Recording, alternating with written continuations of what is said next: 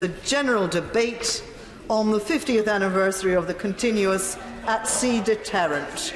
I call the Secretary of State for Defence, Mr. Gavin Williamson. Thank you, Madam Deputy Speaker. Half a century ago, HMS Resolution glided into the Clyde and sailed into the history books. This was the start of our longest sustained military operation, Operation Relentless, and the beginning of our continuous at-sea deterrence.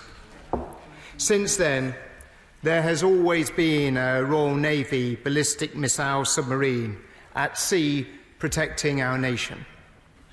And thousands of submariners have followed in the wake of Resolution's crew, conducting vital work, unseen and undetected, every minute of every day. Today, it is for this House to pay tribute to those brave men and women, past and present, who have helped make this operation so successful. We already honour our submariners with a deterrent patrol pin, often known as the bomber pin, giving recognition to their enormous efforts. But we also recognise that we want to go further still. Consequently, we're going to ensure that those who complete 10 patrols will now be recognised with a new silver bomber pin. Future bomber pins will be made from metal taken from HMS Resolution, linking today's submariners with the forefathers and emphasising the longevity and the significance of the 50-year mission. Of course. Thank the Defence Secretary for giving way and congratulating him on bringing such an important debate to the House at this time. Does he recognise that there is a case for going even further and making all of those who've served on bomber patrol eligible for a service medal, given the extraordinary nature of what they have contributed to? I think the honourable gentleman raises an important point, and it's certainly something that I'd be willing to look at. I'm sure the honourable gentleman is aware that it's not, sadly, a decision purely for the Ministry of Defence, but we'd certainly be happy to look at the merits of this and how we give full recognition for all those crews that have served over such a long period of times. Of course. Secretary of State for giving way and for his welcome and announcement and also his response to the honourable friend, the member for Barrow. Could I just make, and this isn't cavilling at it, could he try and ensure that these medals are made in the UK, please?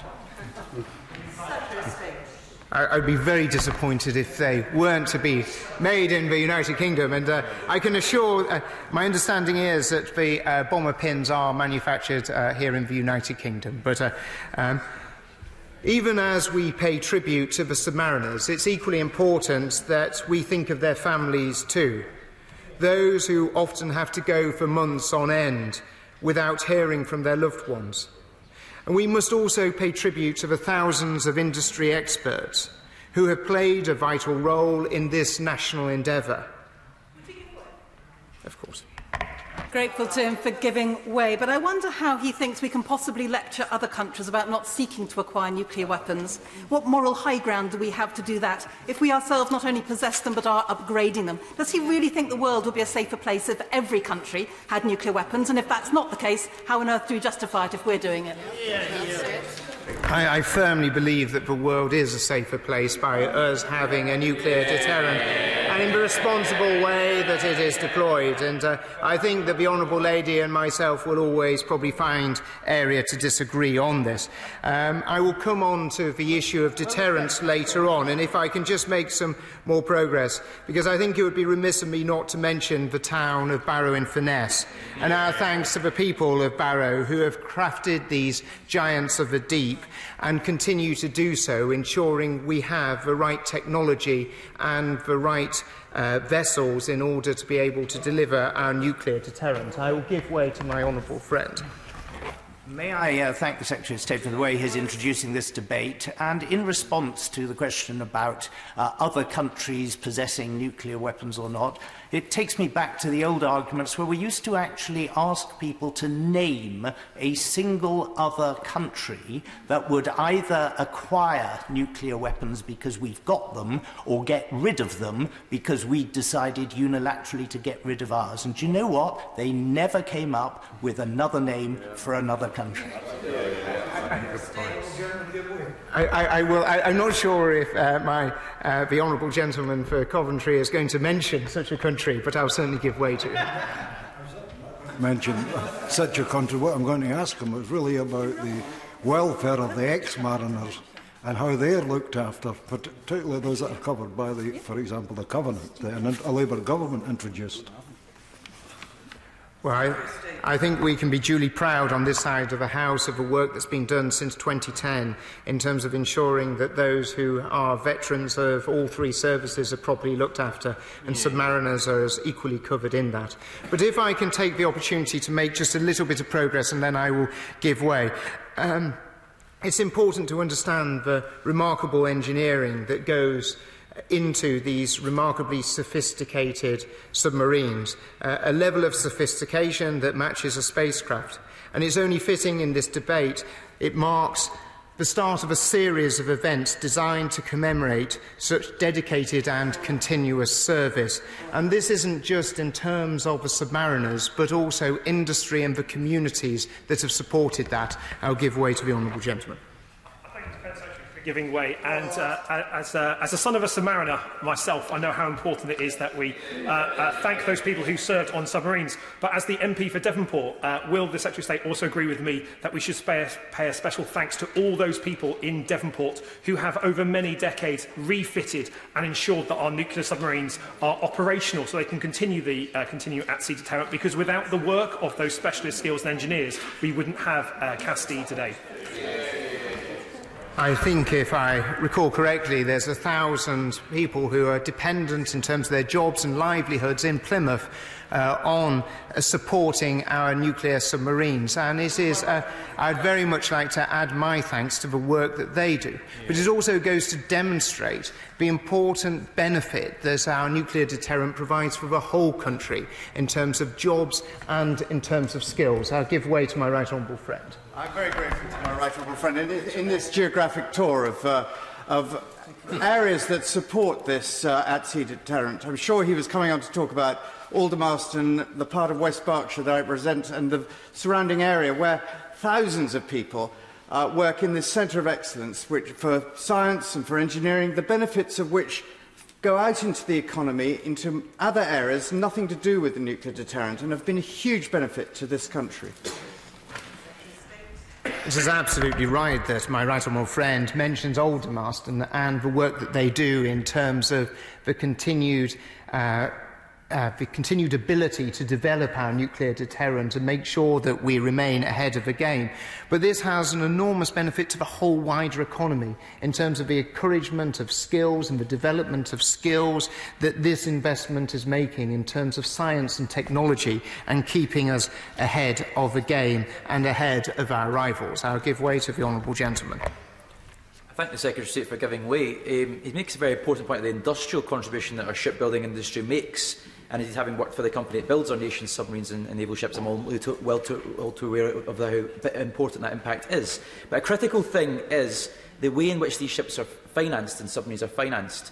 And in fact, they're dependent on in-year financing, and that really disrupts the ability to build the infrastructure that's going to serve these ships through their life cycle. So how are we going to change the way that ships are financed by the Treasury, ensure that we're actually giving them proper project financing so that the companies can build the infrastructure that's world-class to build these submarines and ships for the future? Secretary of State. Well, I thank the honourable gentleman for his intervention. I'll deal with it and then I'll probably make some progress, because I know there's a lot of interest in the House and many members want to have the opportunity to speak. He raises an important point, and that's why the Government has set aside £31 billion to deliver the Dreadnought programme and ensure we have a continuous at-sea nuclear deterrence. That's why we've also built into a contingency in terms of that, because we're very conscious that we want to give the security and the confidence that this is a programme that will deliver in budget and on time. Now, if I can make some progress, it is important that we look and pay our thanks to those who have served on those submarines, for families as well as the whole industry. And next month there will be the Westminster Abbey service recognising the commitment of our submariners. In July there will be a parade at Her Majesty's Naval Base Clyde, and at the end of November there will be a special memorial commemoration at Edinburgh Castle. However, today's debate is important because it also gives us the opportunity to underline why the deterrence still matters so much to the United Kingdom, why it remains very much at the heart of our national security policy, and why it has been one of the rare areas to command popular support across both sides of the House.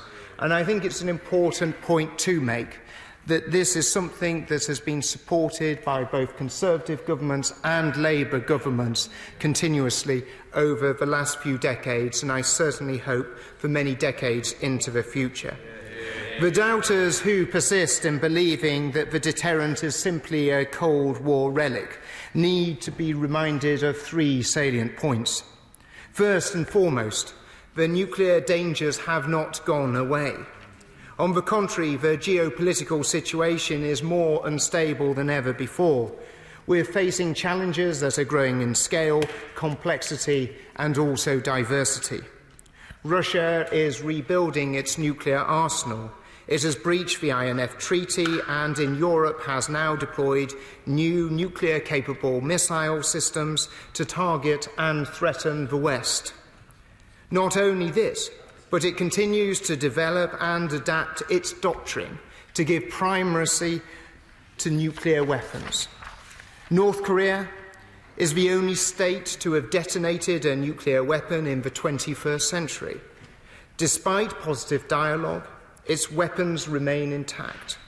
We hope that North Korea will return to compliance with its obligations under the Non-Proliferation Treaty. But the point is that both nations have shown their willingness to rattle the nuclear sabre in the past.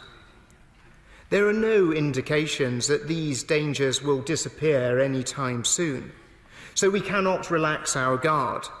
While there is risk to other states developing weapons, we must have a credible response to that threat. And our independent nuclear deterrent, our posture in terms of our nuclear weapons, gives us defences against such actions. It is our ultimate insurance policy. It protects us every day from the most extreme threats to our national security and our way of life. Beyond that, it gives future generations greater strategic options, the power to protect themselves into the 2060s and beyond, whatever may lie around the corner. Next, as last year's NATO summit in Brussels recognised, the UK's nuclear deterrent provides a critical contribution to our alliance. Since 1962, the UK has assigned all our nuclear forces to NATO's defence, a 50-year commitment to the defence and security of every single member of that great alliance, a commitment as strong today as it has ever been in the past. All member states benefit from this capability, which gives the alliance another centre of decision-making to complicate the calculations of our adversaries. In fact, many allies signed the Non-Proliferation Treaty in the late 1960s, safe in the knowledge that they would be covered by that nuclear umbrella that the United Kingdom provides for them. Those who argue we should disarm should consider whether such a move would actually make nuclear proliferation more rather than less likely. Nor could we blame others, such as the United States, for questioning why they should be paying the price for protecting us from nuclear threats? Of course. In my constituency, we are the home of GCHQ, which, of course, has unprecedented and unparalleled security cooperation and intelligence sharing with the United States. Does he agree with me that it's the UK's commitment to the continuous at-sea nuclear deterrent that is one of the foundation stones of that strong relationship which keeps our people safe? It is a point that I'll touch on later, but my honourable friend raises an important point of our nuclear deterrent is a cornerstone of that relationship. It's a long, enduring relationship. It's a depth of relationship that the United States does not share with a single other country anywhere on this earth. And it's that close collaboration that makes us safer as well as our allies safer as well. If I can make some progress, I'm sure the honourable member will appreciate. Indeed, the extent to which our deterrent underpins our special relationship with the United States cannot ever be underplayed. So we should be proud of the fact that we are one of a few nations with both strategic nuclear and conventional carrier capabilities. Proud that those strengths give the United Kingdom influence not just within NATO, but across the world, giving us the capability to influence events in our interest, standing up for our values, standing up for the United Kingdom.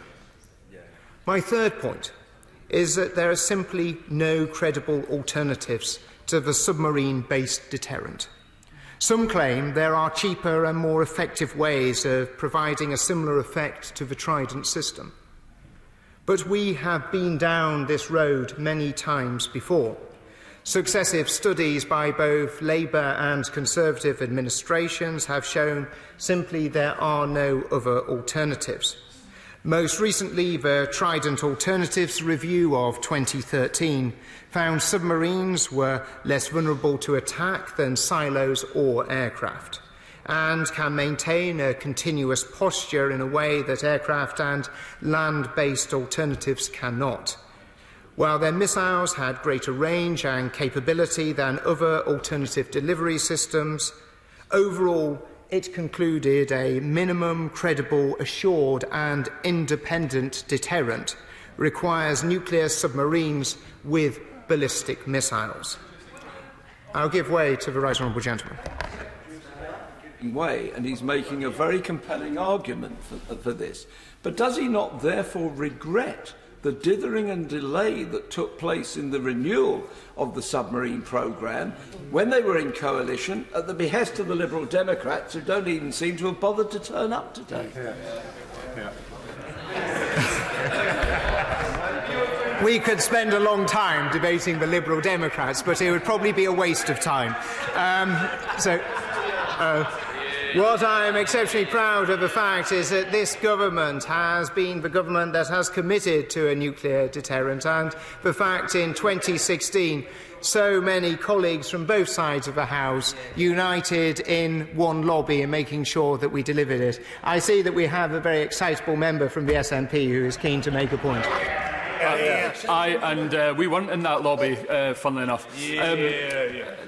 I struggle to see the logic in arguing for multilateral disarmament when simultaneously unilaterally rearming. But my question to the Secretary of State is this.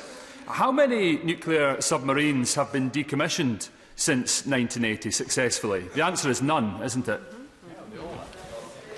So what we are intending to do over the coming year is to see the first decommissioning of submarines. This is an important issue that does need to be addressed, and I know it's something that my honourable friend, the member for Berwick-upon-Tweed, and the honourable member for Plymouth Devonport have been looking at and made some very important contributions to.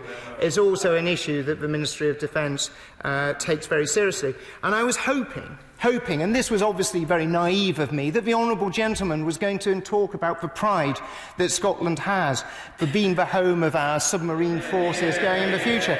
Talk about the fact that the real economic benefit that our continuous at-sea nuclear deterrence delivers Scotland. The fact that we are actually already got 6,800 people employed at Her Majesty's Naval Base Clyde, and the fact that that's going to be increasing to 8,500. It's disappointing that you couldn't talk with a little bit of a pride about the service personnel who contribute so much.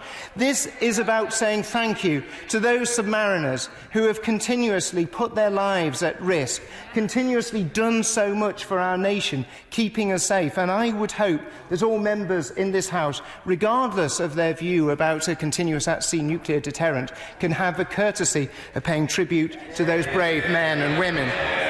Mr. Speaker, we cannot wish away the rise of the atomic bomb, especially with some 14,500 nuclear weapons on this earth. But that isn't to say that we have given up our determination to create a nuclear-free world. On the contrary, we have been at the forefront of arms reduction. Since the height of the Cold War, the United Kingdom has reduced our forces by more than 50%. We have delivered on our commitment to reduce the number of warheads carried by our Vanguard submarines from 48 to 40. And we have decreased the number of operationally available warheads to no more than 120. I've given the Honourable Lady the opportunity to speak. We remain committed to reducing our stockpile to no more than 180 warheads by the mid-2020s. But the reality is that other nations have not taken the hint from the lead that the United Kingdom has shown. Even as we have cut back, others have been creating new systems to get around treaty obligations, or quite simply ignoring the commitments that they have already made. I've already spoken about Russia's breach of the INF Treaty. The truth is, the only way to create global security conditions necessary for nuclear disarmament is by working multilaterally. So our commitment to the deterrent is cast iron. We're spending around £4 billion every year to ensure the ultimate guarantee of our safety for the next 50 years, not least by investing in the next generation ballistic missile submarines, the Dreadnought class. We've made significant progress. We've already named 3 of these state-of-the-art submarines: Dreadnought, Valiant, Warspite. Construction has already started in Barrow on HMS Dreadnought.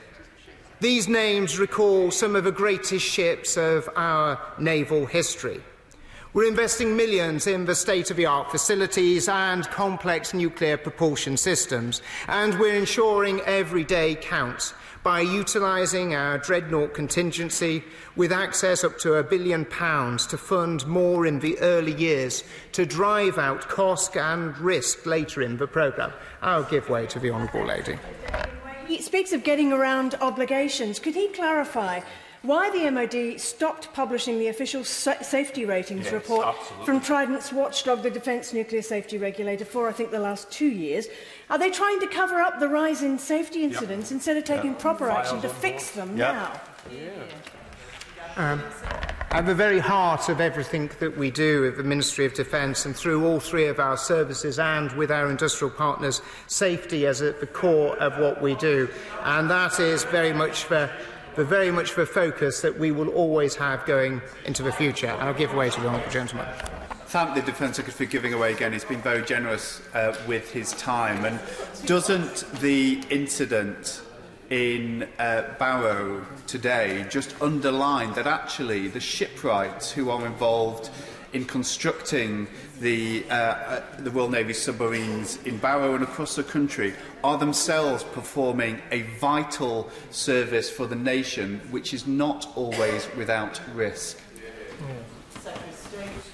This is a national endeavour, and we often talk quite rightly about those who are serving in the Royal Navy, but it is not just the Royal Navy that is supporting it, it is the other 2 services, is the fact that the Royal Air Force, through the P8 Poseidon submarine hunting aircraft, the surface fleet of the Royal Navy, all making sure that our deterrence is safe. And of course, those workers in Barrow who are constructing some of the world's finest submarines that will take to the seas, and our gratitude is deep. And we mustn't forget the 30,000 jobs that are dependent on this.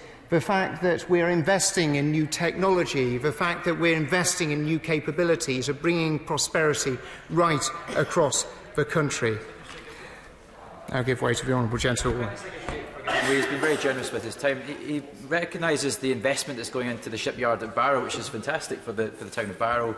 Over £300 million capital investment in that shipyard. So if that was good enough for the Trident Renewal Programme, why wasn't it good enough for the Type 26 programme in the Clyde, where there's been not the equivalent level of capital investment in shipyard infrastructure? Quite simply, that BAE Systems had decided that that level of investment in the Govan shipyard wasn't required. But what we are pleased to do, is the fact that we're making a multi-year investment in Type 26s. This provides an order book for the Govan shipyard going into the 2030s, and it's something that I think most shipyards would look at very enviously.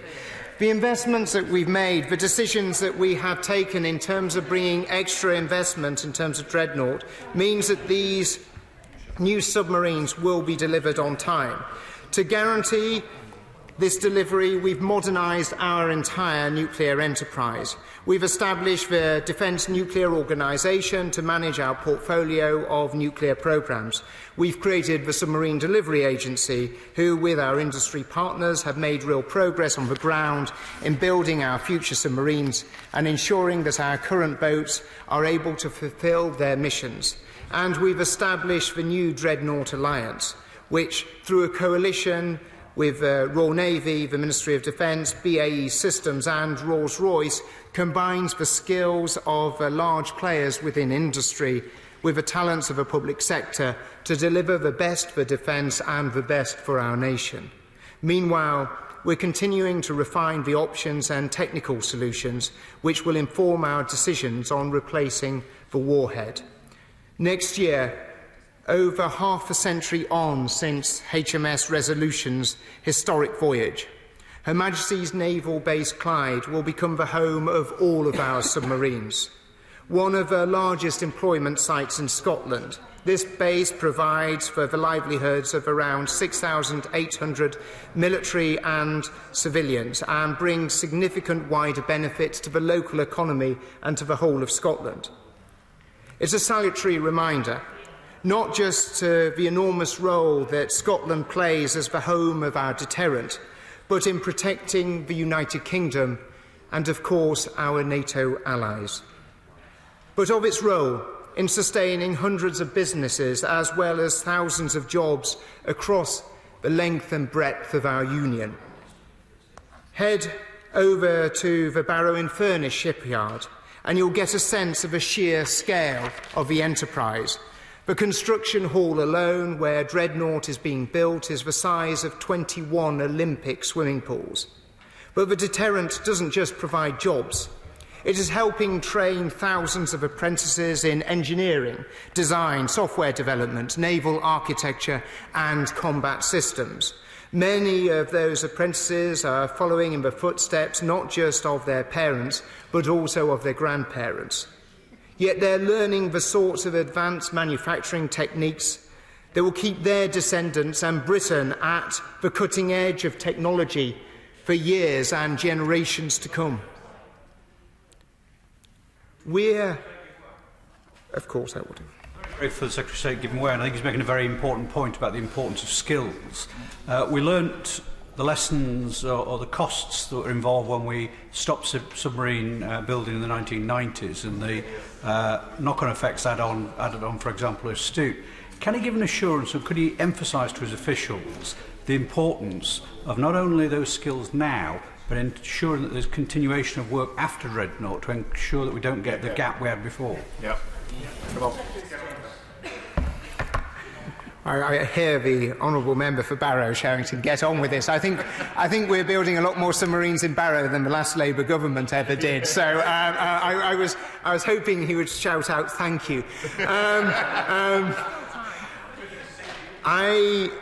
I would like to take the opportunity to underline the important point that the Honourable Member did make, because it is about investing in those skills continuously, and I think Barrow has one of the healthiest order books that it has seen for a long time, and the sense that there is a whole generation, not just of astute, but the Dreadnought-class submarine. And it's important on that future generation, and that's why we're looking at how we're best to take advantage of how we conduct warfare subsurface at the moment, making sure that we'll be investing in the right type of technology in order to keep a competitive advantage over our opponents, but also keeping the skills here in the United Kingdom.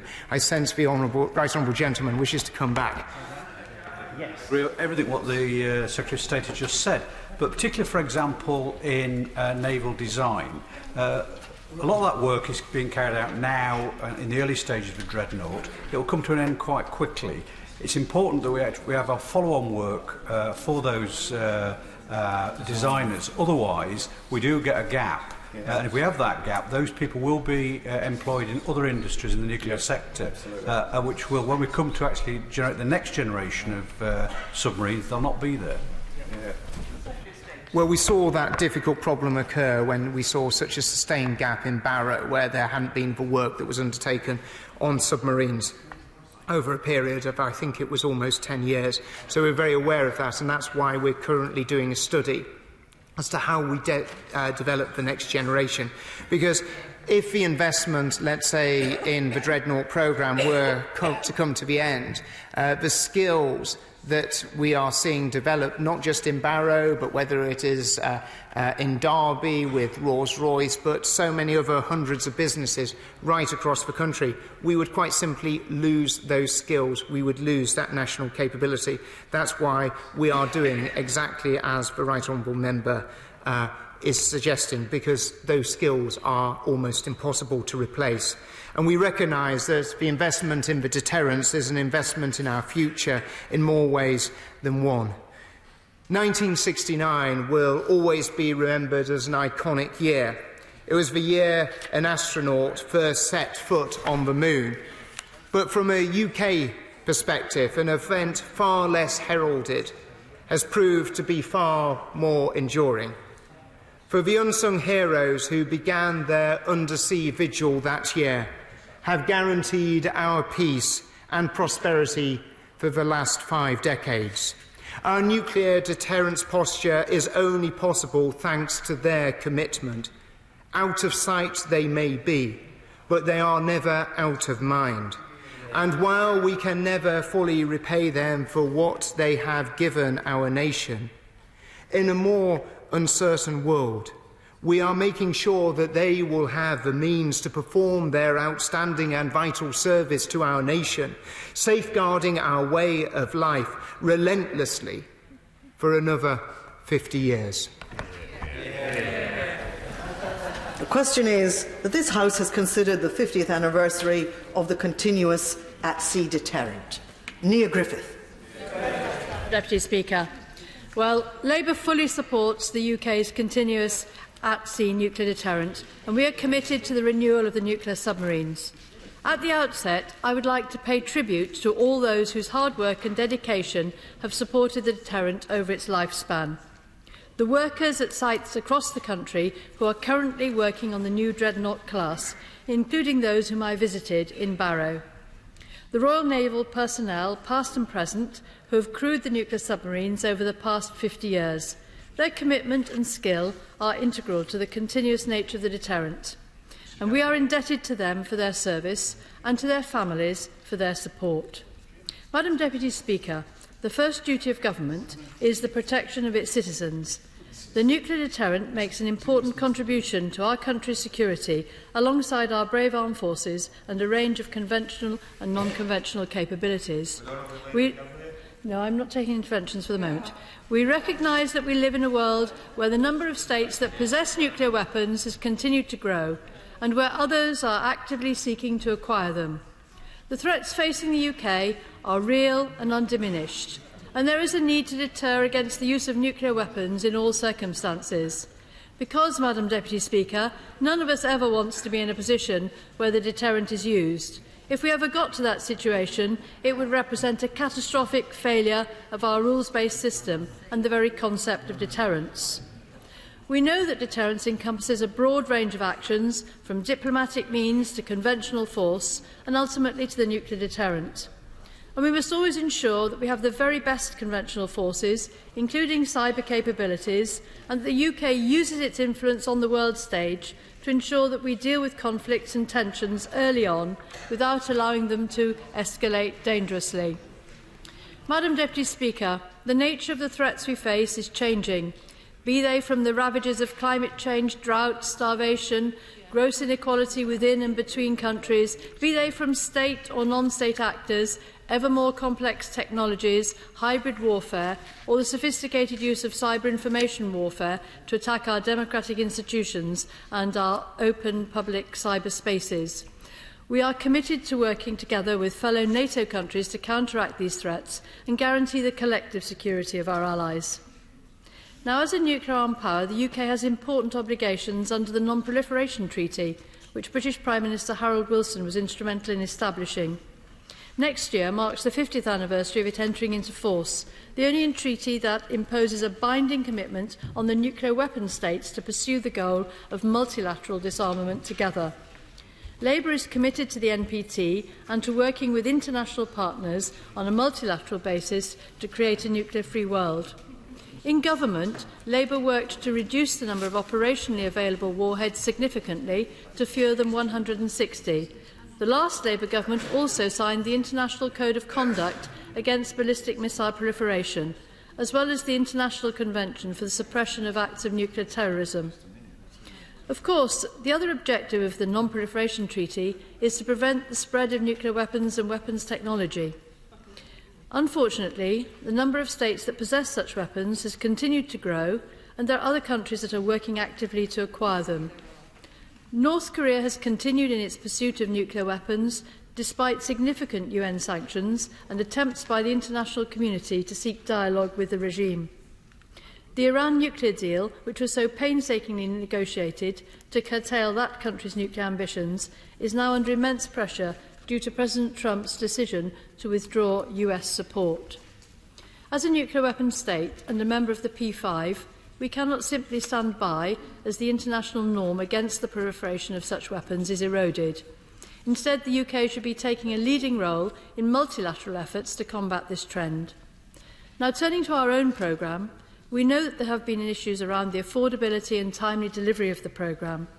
The Public Accounts Committee has said that one-year budget cycles can present issues for programmes such as Dreadnought, and they recommend using this year's spending review as an opportunity to explore longer-term budgeting arrangements for the nuclear programme. So when the Minister does the wind-up, could he perhaps set out the discussions that he's had with the Treasury on this? Now, as well as the Dreadnought programme, Madam Deputy Speaker, we also know that the government is currently in the process of considering options to replace the warheads used in the Trident missiles. And so I wonder if the Minister would be willing to tell the House just when he expects that work to be completed. And finally, now I didn't want to mention the B word, Madam Deputy Speaker, but the Government has acknowledged that elements of the supply chain for the nuclear enterprise are based in other European Union countries. But the level of access we will have to EU markets post-Brexit, almost 3 years since the referendum, is still unclear. In the light of this significant uncertainty, what assurances can the Minister offer suppliers to ensure there will be no impediments to parts crossing borders? So, Madam Deputy Speaker, I would be most grateful if the Minister would address these issues in his wind-up later on this afternoon. Dr. Julian Lewis. Thank you, Madam Deputy Speaker, and I'm delighted to follow two such supportive speeches for the nuclear deterrent and the work of those who have crewed it for the last 50 years. And it is amazing when you think of the combination of high training and long periods of low activity that such personnel have to undergo. They truly are the silent guardians of the country, and we are hugely in their debt. And what's more, Madam Deputy Speaker, most members of this House recognise that fact. And it's worth putting on the record that there have been 2 key votes on the question of the renewal of the nuclear deterrent submarine fleet in recent years. The first was under the Labour government of Tony Blair on the 14th of March 2007, where the House voted by 409 votes to 161, a massive majority of 248, to proceed with the initial gate of the replacement or successor submarine fleet. The second was under the Conservative government of Theresa May, when on the 18th of July 2016, the House voted by a colossal majority of 355, namely 472 votes to 117, to proceed to the main stages of development and production of the submarines. The only issue on which I take a little exception to in the contribution of the Shadow Defence Secretary was one turn of phrase when she said about how appalling it would be if the deterrent weapons were used. And I would gently remind her that the nuclear deterrent is in use every day of every week, all around the year, because the purpose of the nuclear deterrent is to ensure that nuclear war does not break out, because nobody is in a position to attack us with impunity. Of course, I give way first and then second. When you describe this as a deterrent, can you explain to me why it's a deterrent if none of the missiles are actually targeted at any targets? For this very simple reason that it would, in the unlikely event of anyone being mad enough to attack us because we have the ability to retaliate, it would be a very simple matter to target missiles to retaliate against any aggressor.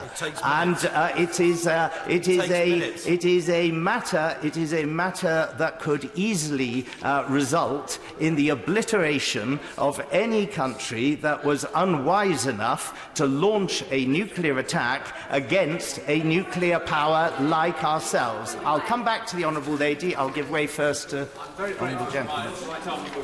I join with him in applauding the speech from the front bench opposite, but does he share with me some disappointment that the Honourable Lady didn't take any interventions, because she might have been able to explain the fundamental flaw in the Labour Party front bench position that you cannot have an effective deterrent if you've committed never to use it, as the Shadow Chancellor and the Leader of the Opposition have done? Well, I accept the fact that the Labour opposition have got a problem with certain key figures who have always been opposed, in principle, to the possession of a nuclear deterrent. But today, in my opinion, is not the day to have that debate. I know that the Honourable Lady, the Shadow Defence Secretary, and indeed every one of the Labour backbenchers that I see opposite me today are wholly committed to keeping this country safe and strong. And if anyone can ensure that the leader of the Labour Party and the Shadow Chancellor are not allowed to undermine the sensible policy that has been outlined from their front bench today, it is this cohort of people, and I wish them the best of luck in that endeavour. I promise the Honourable Lady. Giving way. He describes a situation where if we were to be attacked, we would be able to retaliate. Now, I don't know about him, but if I've been obliterated by a nuclear weapon, I actually don't give a jot whether we obliterate somebody back. So it's not. I'm very sorry to have to explain to the Honourable Lady that the whole point of our ability to retaliate is to ensure that we're not attacked in the first place. And you know, you do not have to have had. You really do not have to have had more than half a century of experience in this to realise that this is bound to be the case. And I wasn't going to quote Professor Sir Henry Tizard, who I've quoted many times in debates before, but it looks like it's necessary for me to do so. And Professor Tizard was the leading defence scientist in the Second World War at the time that atomic weapons were being created. And in 1945, he was supposed, with a committee of leading scientists, including Nobel Prize winners, he was supposed to look forward and see what the future nature of warfare might be. And his committee was not at that time allowed to explore the atomic bomb project in detail, but he insisted on putting in this primary rationale for nuclear deterrence, which holds as firmly today as it did in June 1945. And he explained that the only answer that these senior defence scientists, with all their experience of the Second World War, could see to the advent of the atomic bomb was the preparedness to use it in retaliation, thus preventing an attack in the first place. And this is what he said, and I'm sorry to inflict it on the House again. A knowledge that we were prepared in the last resort to do this, i.e. to retaliate, might well deter an aggressive nation. Duelling was a recognised method of settling quarrels between men of high social standing, so long as the duellists stood 20 paces apart and fired at each other with pistols of a primitive type. If the rule had been that they should stand a yard apart with pistols at each other's hearts, we doubt whether it would long have remained a recognised method of settling affairs of honour. In other words, if you know that you are going to die for a certainty if you launch an attack against somebody else, you are not going to launch that attack in the first place. So I wish to move on. Oh, of course. I thank my right honourable friend for actually taking interventions, and the Secretary of State as well. But in terms of history, and anyone who knows the history of the continuous nuclear deterrent knows that it's heavily reliant upon a relationship with the United States. So, with the present occupant of the White House being such a transactional individual, and with the United Kingdom about to enter into trade negotiations with them, how confident would he be that his government's negotiators won't say trade for chlorinated chicken and access to the NHS? Technically, the serious issue of the United States' role in a nuclear deterrent. Of course, he does know that I fully oppose it, of course. Hear, hear. Can I just say that the honourable gentleman is an admirable member of the Defence Select Committee, and we greatly value his contributions. I don't think that one was his most stellar contribution.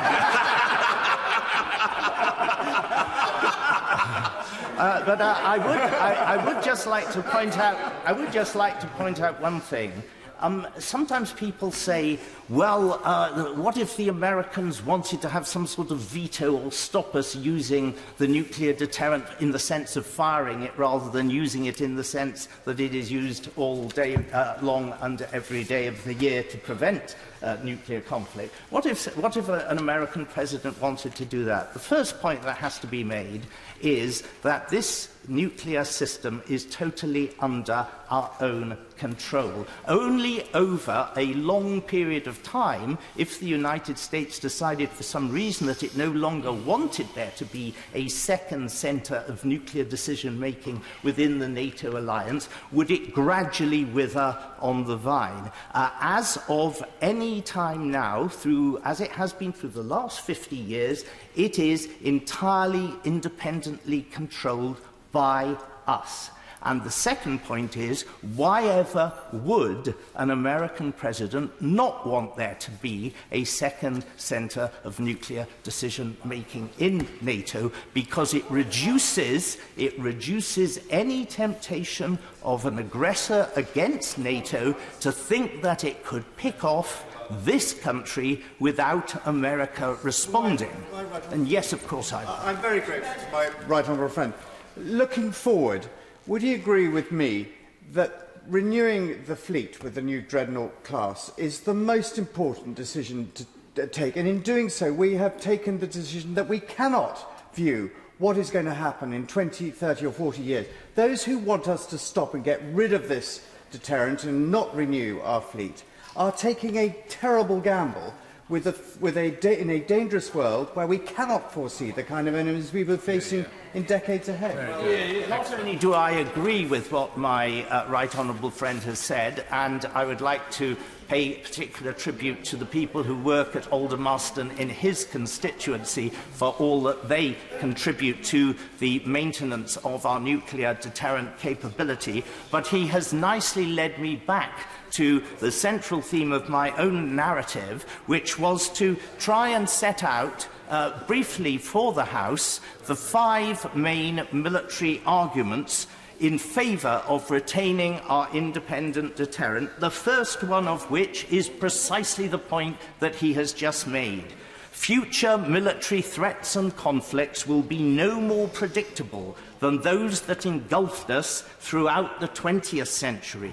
This is the overriding justification for preserving armed forces in peacetime as a national insurance policy, because no one knows what enemies might confront us during the next 30 to 50 years, but it is highly probable that at least some of them will be armed with mass destruction weapons. And the second argument is that it's not the weapons themselves that we have to fear, but the nature of the regimes which possess them. Whereas democracies are generally reluctant to use nuclear weapons against non-nuclear dictatorships, though they did against Japan in 1945, the reverse is not true. Think, for example, what the situation would have been in 1982 if a non-nuclear Britain had faced an Argentina in possession of even a few tactical nuclear bombs and the means of delivering them. There would have been no question of being able to retake the Falkland Islands in that conflict. Of course I will. I thank my honourable friend for giving way. I mean, would he agree with me, because this is such an important point when we speak about our freedoms, that our independent at-sea deterrent has been one of the most important factors in securing freedom and democracy around the world? Absolutely, because if we get into a situation where the United States and the NATO alliance are paralysed in the face of dictatorships armed even with a few mass destruction weapons that cannot be neutralised by the threat of retaliation, then it means there is no prospect of us mounting a defence of any country under attack anywhere in the world, no matter how deserving it might be of our military intervention. The third argument is that the United Kingdom has traditionally played a more important and decisive role in preserving freedom than other medium-sized states have been able or willing to do. Democratic countries without nuclear weapons have little choice but to declare themselves neutral and hope for the best, or alternatively, to rely upon the nuclear umbrella of powerful allies. The United Kingdom is a nuclear power already and is also much harder to defeat by conventional means because of our physical separation from the continent. The fourth argument is that our prominence as the principal ally of the United States, our strategic geographical position, and the fact that we're obviously the junior partner might tempt an aggressor to think of attacking us separately.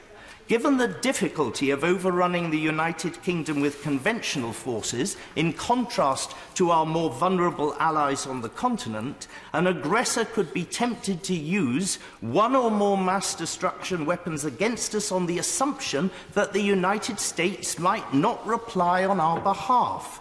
Even if that assumption were false, the attacker would find out his mistake when and only when it was too late for all concerned. An independently controlled British nuclear deterrent massively reduces the prospect of such a fatal miscalculation. Yeah. And the final military argument, Mr. Deputy Speaker, is that no quantity of conventional forces can compensate for the military disadvantage which faces a non-nuclear nuclear country in a war against a nuclear-armed enemy.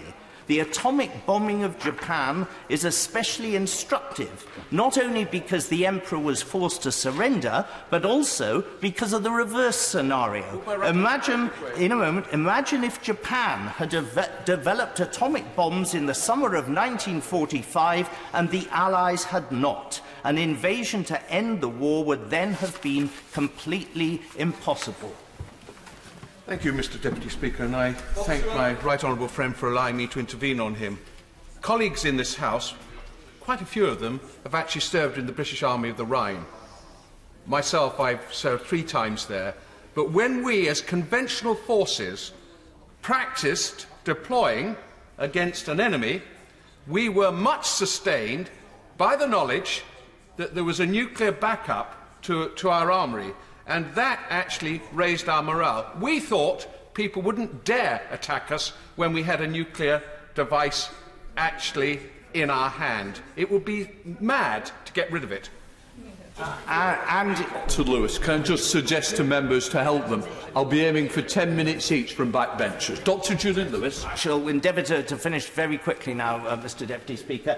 My honourable and gallant friend was absolutely right to think in those terms when he was wearing that uniform. And what's more, honourable members on both sides of this House in very large numbers think in similar terms too. Now, Mr. Deputy Speaker, in order to bring my remarks speedily to a conclusion, I would just point out a couple of the lessons that have impressed themselves on me over the last 35 years of carrying out this sort of debate on this sort of argument, dating from the time when we were replacing the first generation of the submarine fleet, the Polaris fleet, with the second generation, the Vanguard fleet. And I draw from this 5 lessons with which I will conclude. The first is that the concepts of unilateralism and multilateralism are mutually incompatible. One requires abandonment of our own nuclear weapons and nuclear alliances unconditionally, whereas the other will consider nuclear renunciation only if our potential enemies carry out this at the same time. The second lesson is that a nuclear-free world is not necessarily a more peaceful world. Abolition of the nuclear balance of terror would be a curse and not a blessing if it made the world once again safe for all-out conventional conflict between the superpowers. And in military terms, Russia does remain a superpower, regardless of complacent Western analyses of the weakness of her economy. The third lesson is the fundamental divide, and we're seeing this here in this debate today, Mr. Deputy Speaker, between those people within Western societies who believe that wars result mainly from groundless mutual fear and suspicion, and those who believe that only the prospect of retaliation in kind prevents adventurous states from acting aggressively. The fourth lesson is the validity of the hackneyed but nevertheless accurate concept of the silent majority. Although individual polling questions can be devised to produce apparent majorities against deploying particular nuclear systems, whenever the fundamental issue of deterrence has been posed, the result is always decisive. 2/3 of the British people want us to continue to possess nuclear weapons as long as other countries have them, and only 1/4 wants us to give them up unconditionally. And the final lesson is that since fewer than 10% of our people have been undecided in poll after poll on this fundamental issue, it does not make political sense to try and appease either this small group or the much larger number of highly committed unilateralists, such as my friends in the SNP.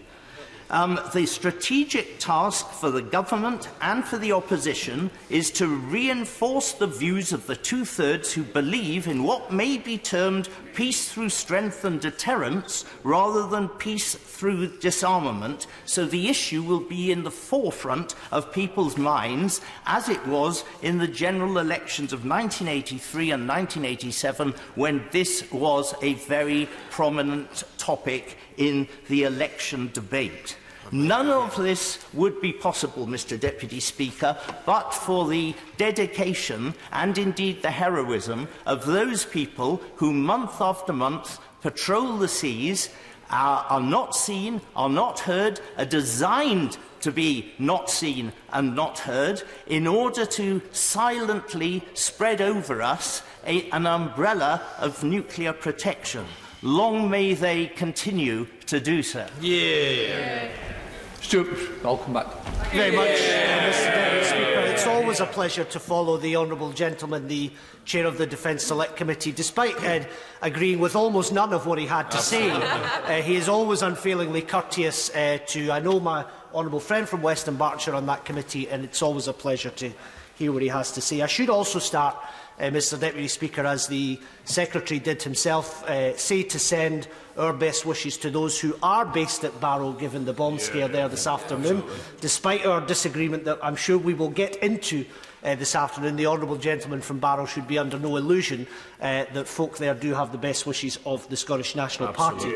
As do, Mr. Deputy Speaker, those who serve in the armed forces, both those who serve on the front line in the Royal Navy, the submariners mentioned by the Secretary, not least, of course, one submariner I will mention by name, former submariner, Fergal Dalton, who is, of course, the husband of the Honourable Lady for Glasgow North West, an Irishman who now serves as a Scottish National Party councillor in Glasgow. Mr. Deputy Speaker, we send our best wishes to all of those who serve, and including those in the civilian staff, those in the Ministry of Defence Police as well. Our disagreement and our quarrel is not with them. Our quarrel is with the political decisions that are taken in this chamber. And, Mr. Deputy Speaker, only in this House of Commons, at this time against the backdrop of a major constitutional crisis, where each day is worse than the last, could it be thought of as a good use of our time to backslap each other on the UK being 50 years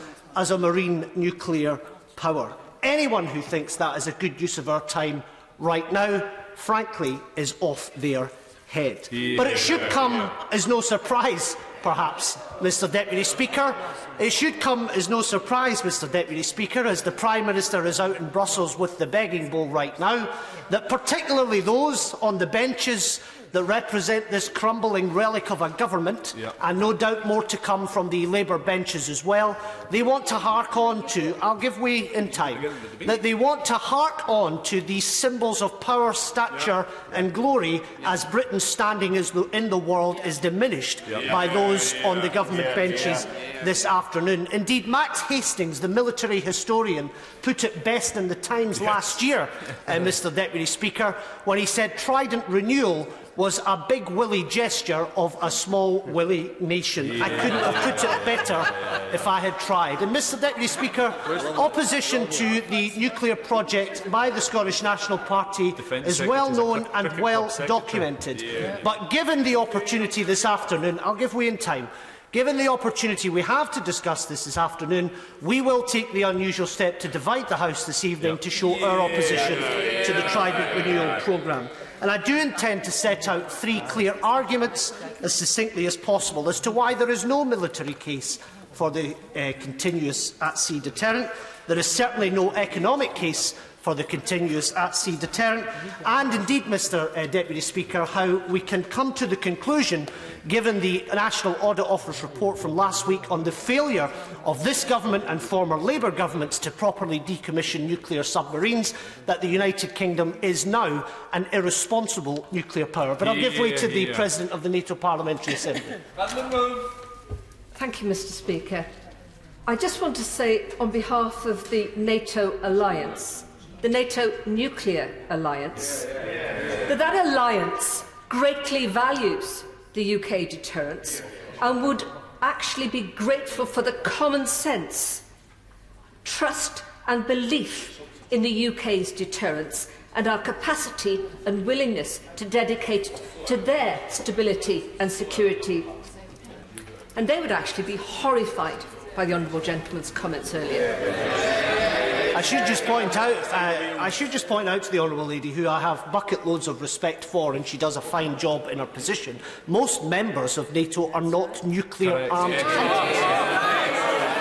So instead, I'll give way to the honourable gentleman in time. But Mr. Deputy Speaker, in opposing the renewal programme this afternoon, we do intend to give voice to the millions outside of this chamber who don't back the ironclad consensus that exists between that party and that party on wasting billions of pounds on nuclear weapons. Mr. Deputy Speaker, on the fact that there is no military case, I want to turn to the recent modernising defence programme, which does represent a missed opportunity to do things a bit differently. I did have hopes that the much-vaunted reforming seal of the Secretary of State, when he did first come to office, would actually be shown to be true, but those hopes were sadly misplaced on my part. Indeed, the MDP programme, which did represent that opportunity to do things differently, has rather perversely actually contributed to the miasma of despair and chaos that hangs over the department that he now presides over. The armed forces remains as small as it was when Napoleon was on his horse. The government is woefully off target, set in its own manifesto in terms of the size of the armed forces, and indeed promises made to the people of Scotland in 2014 on the size of the armed forces are going one way and it's not north. Yet, staggeringly, Mr. Deputy Speaker, this government continues to employ capita to... I will give way to the Honourable Gentleman. He doesn't need to keep shouting at me. I know he's there and I'm going to give way to him. I always do and he knows that.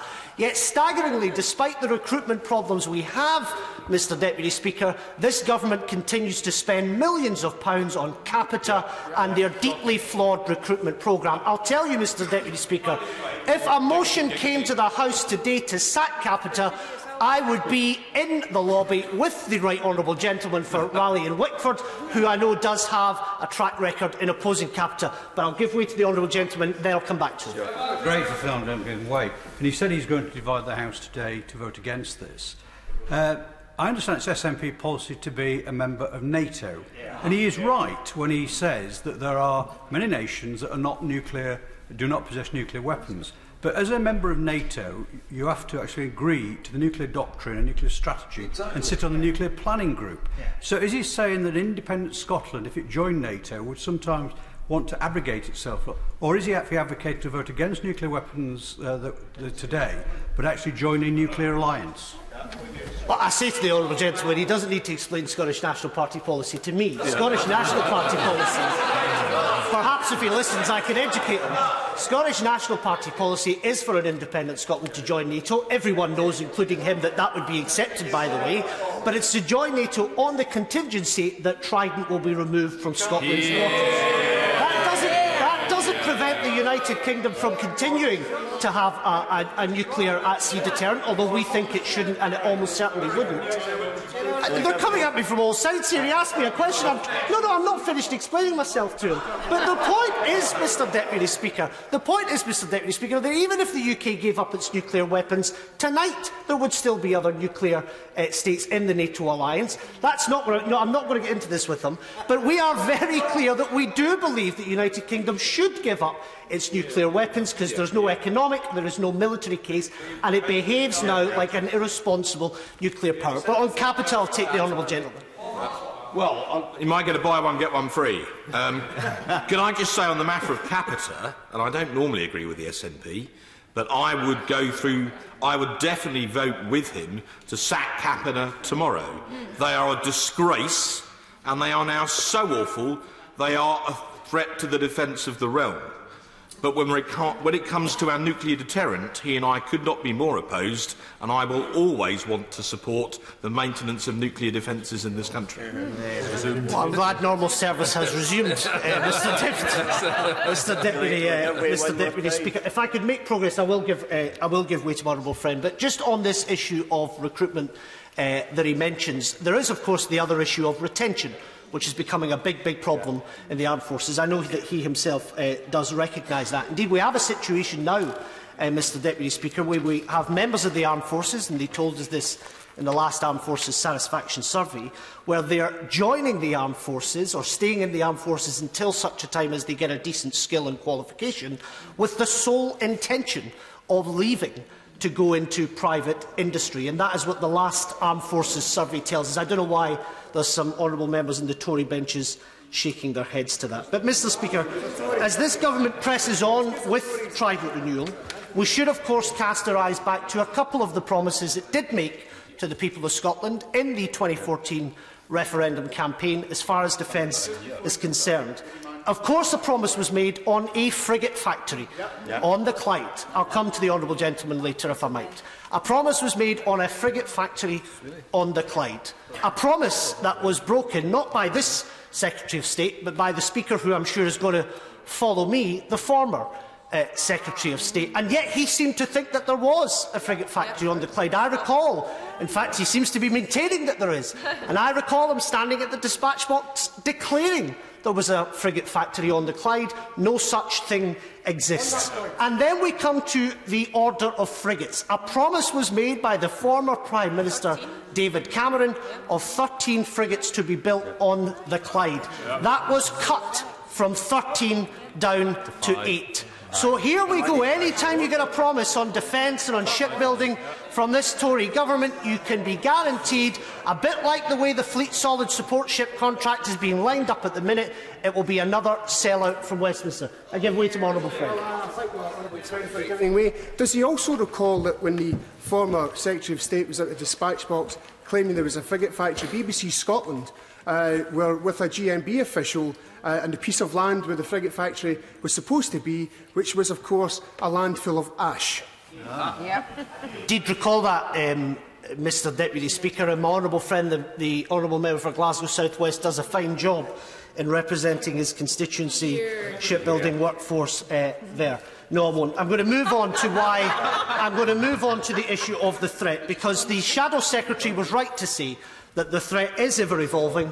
It is, of course, complex. The new SDSR... Sorry, I will give way to my honourable friend. I thank him for giving way. It was just the fact he mentioned the Shadow Secretary then, because it was unfortunate she refused to take any interventions. Now, her opening remarks were that Labour support the continuous at-sea deterrent. Does that not prove what we all know? It doesn't matter what the Scottish branch office do with their pretend motions about being against Trident replacement. It's what the head office down here says, and they have to do what they're told. Do you know, Mr Deputy Speaker, I'm going to come to the opposition, don't worry about that, but I'll say this to people who may disagree with the SNP, and as far as our policy on nuclear weapons goes, you at least know what it is you are getting. Opposition. What you get from Labour is a mess. It depends on whether it's a frontbencher, a backbencher, it depends if it's a Scottish MP or a non-Scottish MP, a member of the Scottish Parliament. You get a mess from Labour as far as nuclear weapons are concerned.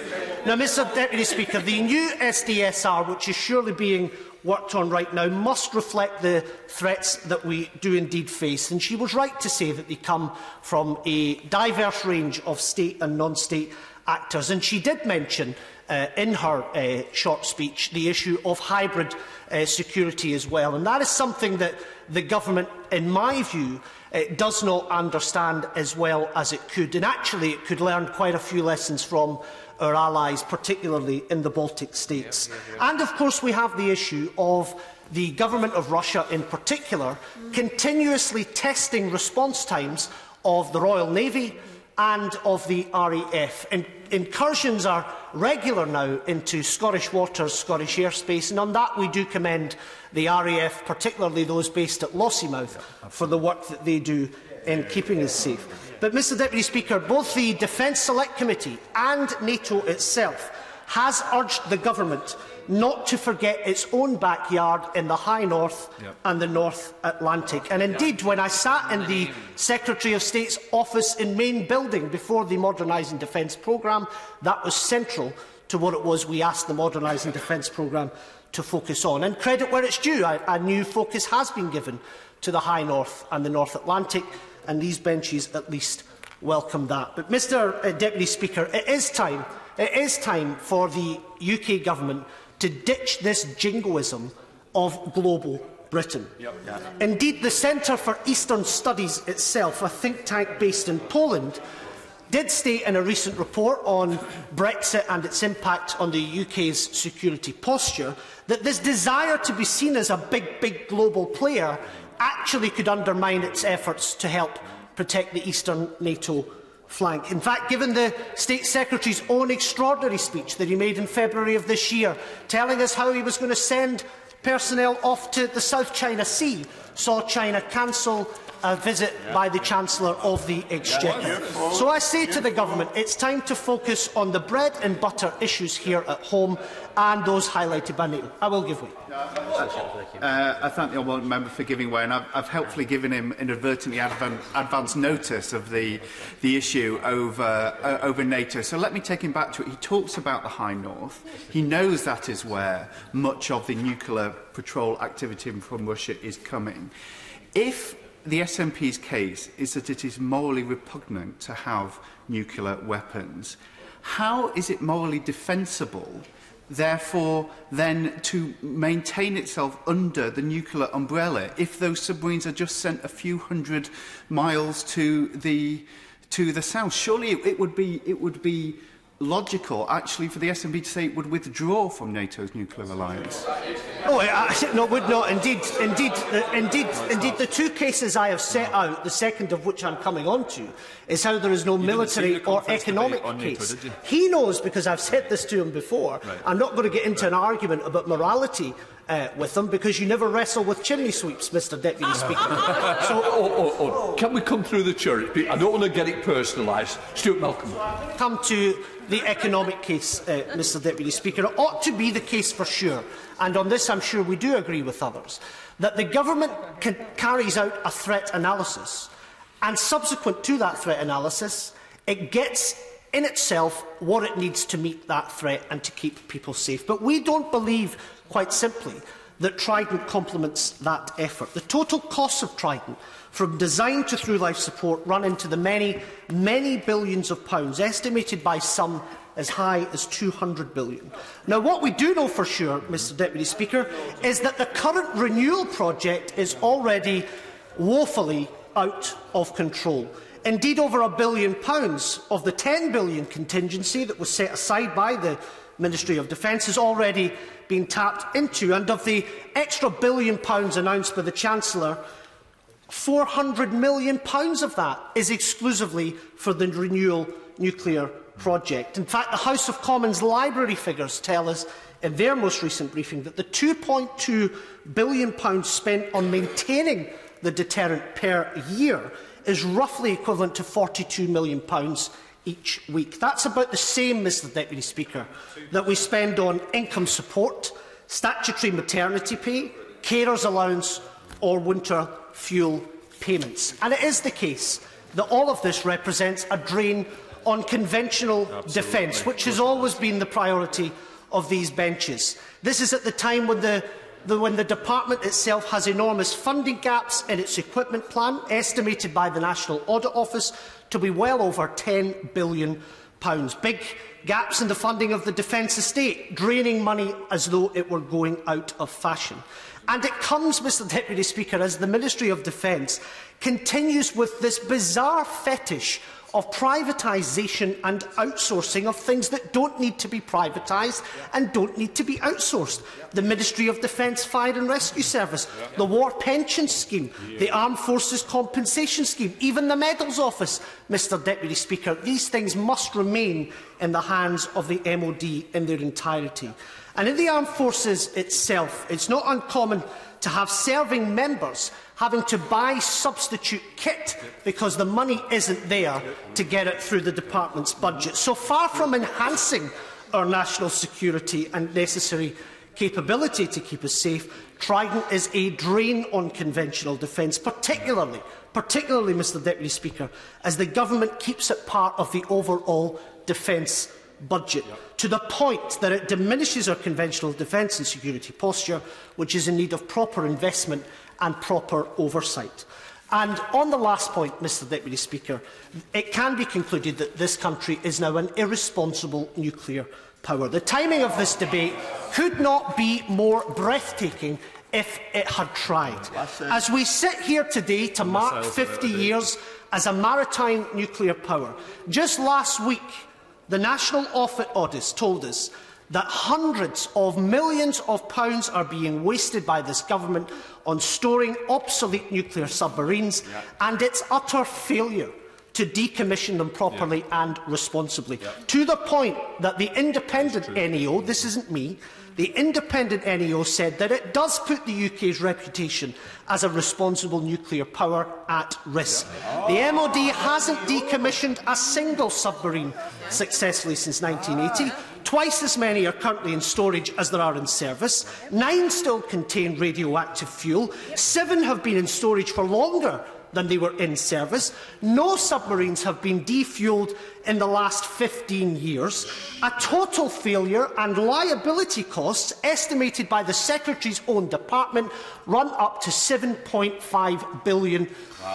And you can be sure, as night follows day, Mr Deputy Speaker, that figure will get higher.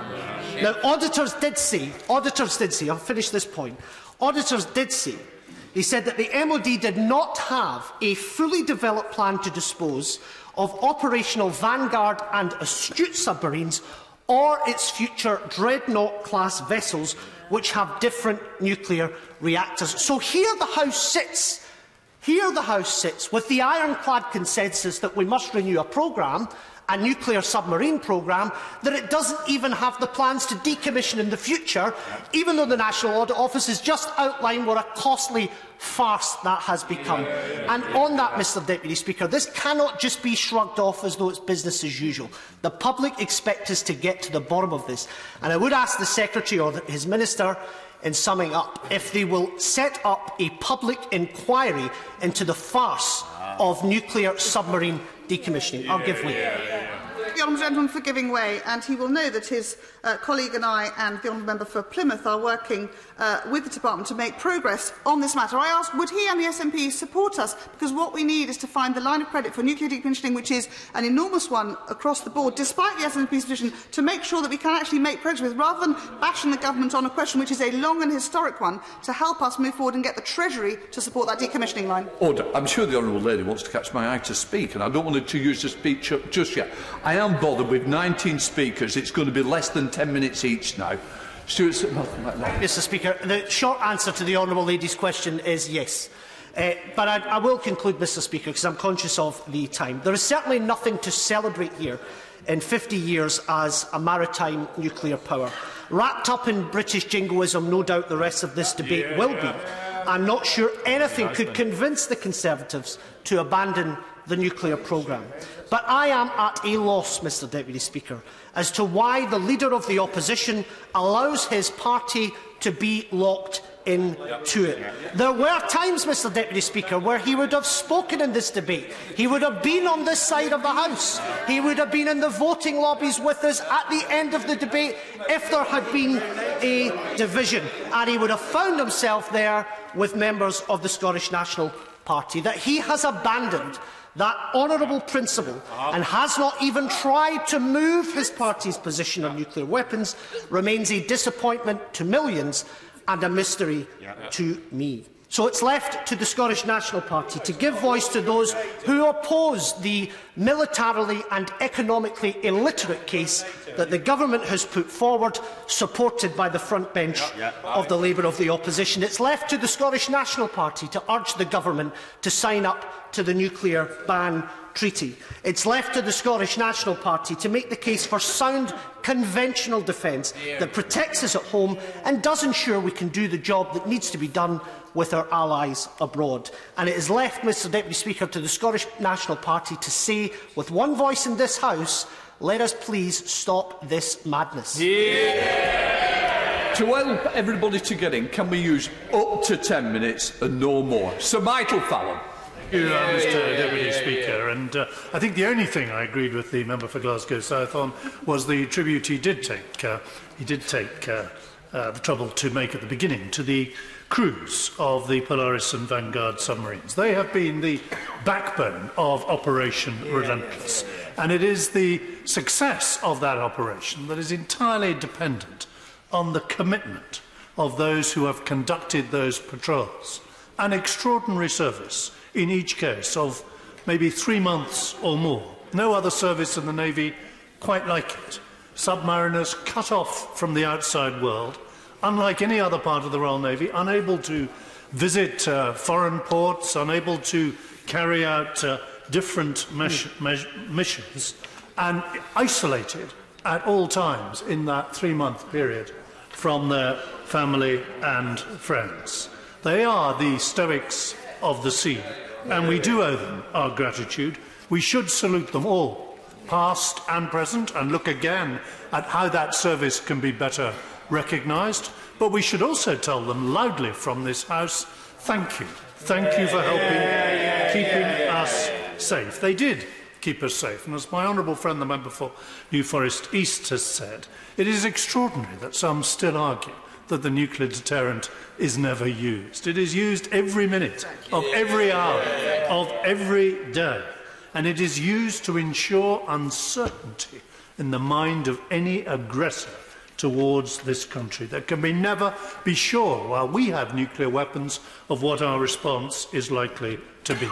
And that was endorsed by this House, again as my right honourable friend reminded us, by a majority of 355, as recently as 3 years ago, when we authorised the replacement of the Vanguard boats by the new Dreadnought submarines. Now, the Prime Minister and I set out the arguments for that renewal 3 years ago, and I'm not going to repeat them, but I will give way in a moment.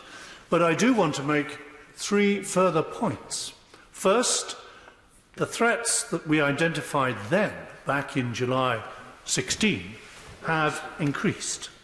Russia has not only intensified its rhetoric, it is modernising its own nuclear forces. It has the ability now to station nuclear missiles in its exclave at Kaliningrad, or indeed in the territory it now controls in Crimea. North Korea has, since that debate, carried out nuclear tests and is developing systems whereby nuclear warheads can be launched from both space and from submarines. And we should never forget that London is as close to North Korea as Los Angeles. Yep. And thirdly, nuclear material is now coming within reach of terrorist groups that wish us and others harm. So our response must be relentless and resolute. Now, I want to... Yes, of course. Thank the right honourable member for giving way, and he rightly drew attention to the overwhelming majority in this House in 2016. Does he now regret that his government delayed so long in actually putting that decision to the House? Well, I was certainly in my period of office. I wanted that decision brought to the House as soon as possible. We were then, of course, as you will recall, in a coalition government, and we spent a lot of time trying to accommodate the wishes of our coalition partners, a party, as somebody has already observed, that hasn't even bothered to turn up to this debate today. Now, look, it is, of course, important each time that we make these renewal decisions that we do emphasise our continuing commitment to the international work of non-proliferation. There is a particular responsibility on those countries that retain nuclear weapons to continue to commit to that particular treaty and to reduce the weapons they hold. That's why I reduced the number of warheads on each submarine from 48 to 40.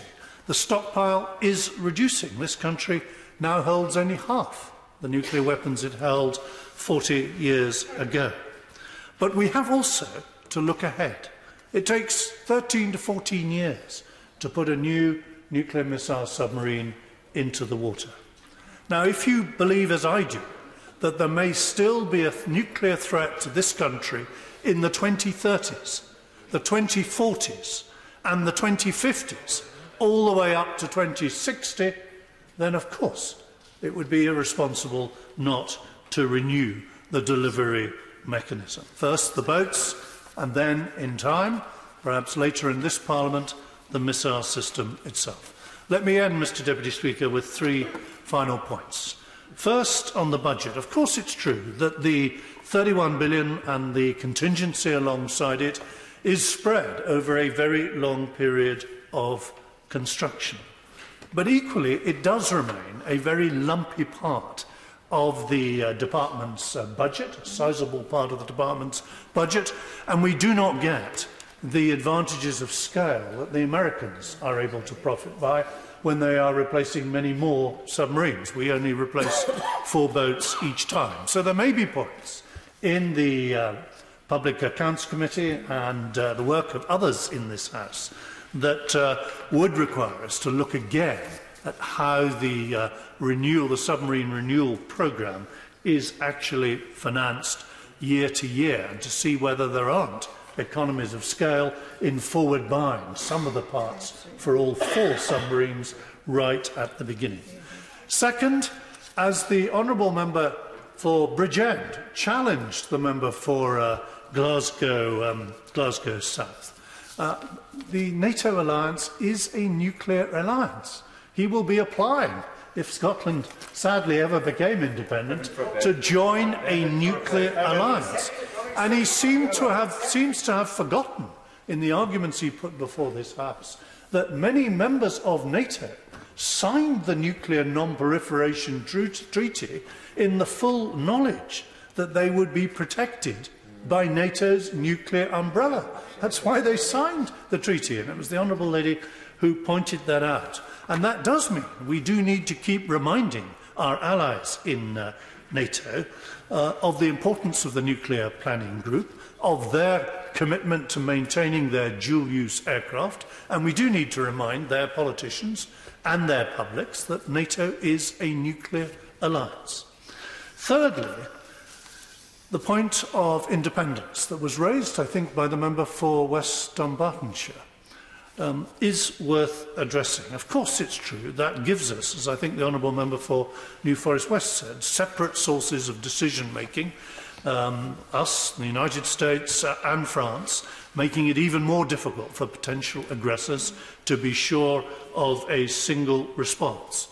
But it is also important that this nuclear deterrent of ours is independent, because we cannot be sure of threats that may emanate simply against our shores and nobody else's.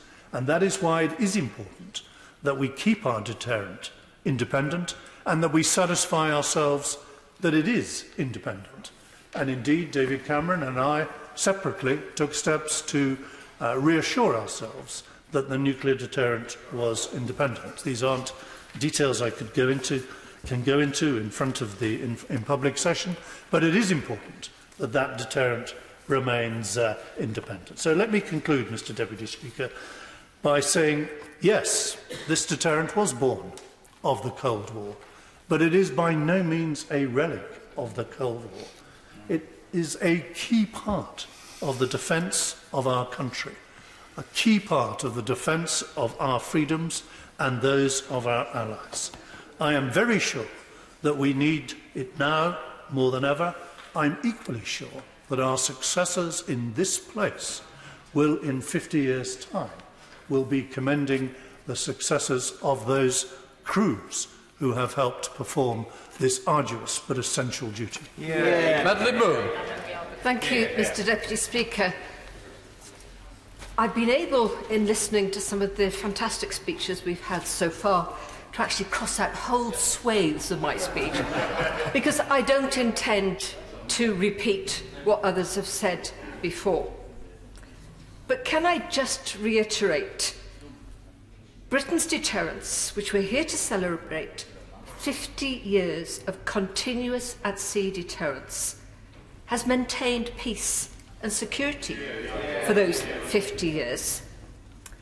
And that many will talk of the NATO alliance and it being a nuclear alliance. And I can say that not one member of NATO has ever stood up in the Parliamentary Assembly and said, let's get rid of it. We don't need the British alliance. We don't need the British deterrent. Quite the opposite. But the one thing that I have dedicated myself during my presidency to doing is to reminding people what NATO is, what its role has been in keeping peace for the last 70 years, and why it is critical to the defence and security of the United Kingdom and of the rest of the alliance.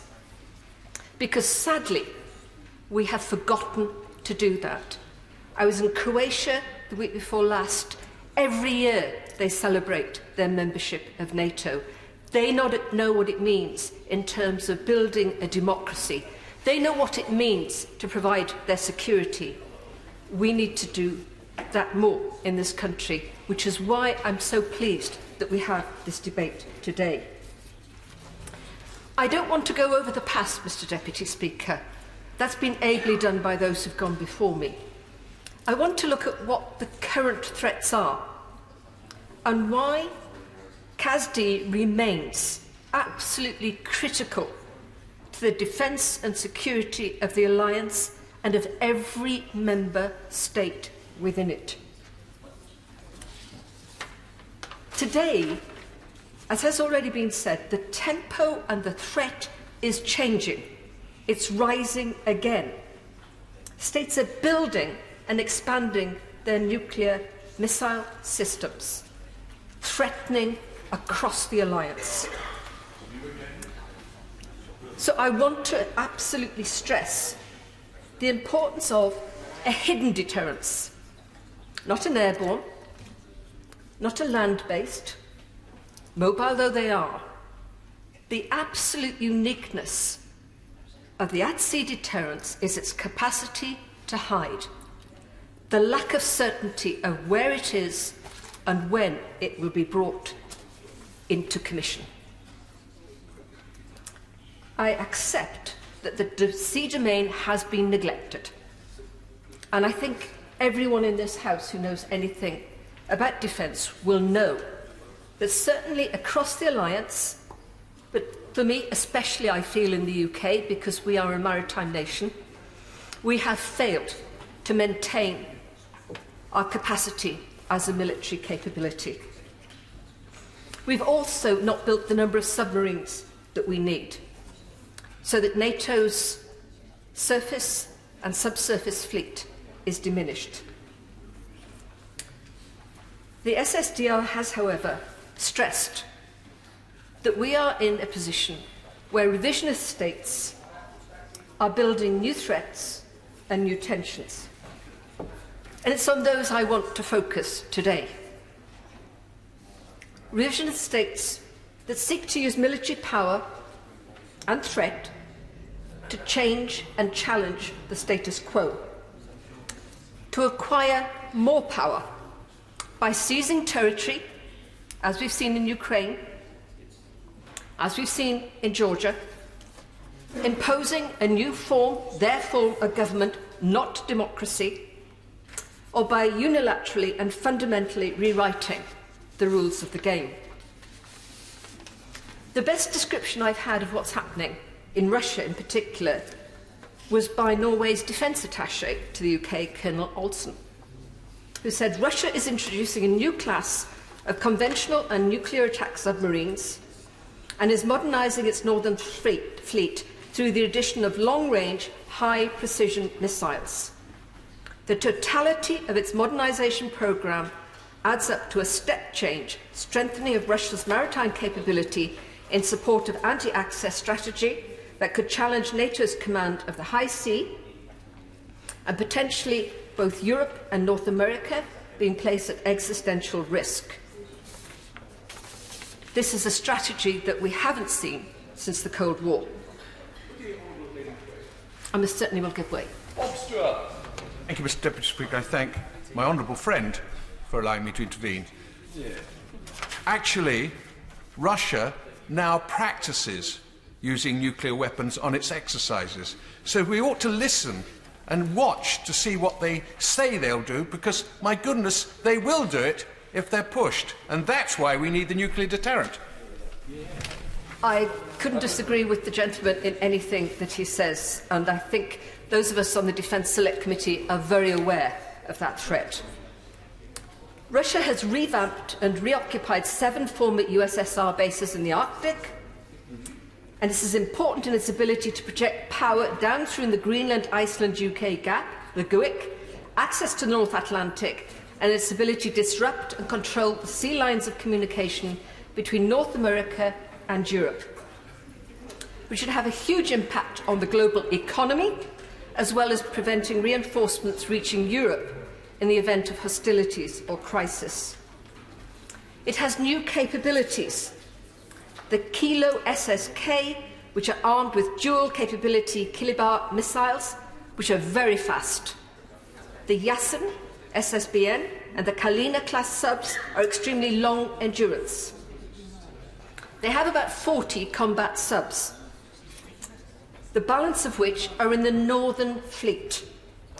And added to this impressive new subs are modern patrol boats, frigates and destroyers, all joined by new ability to deploy submarines by stealth, exploring underwater cables and exercise electronic warfare jamming.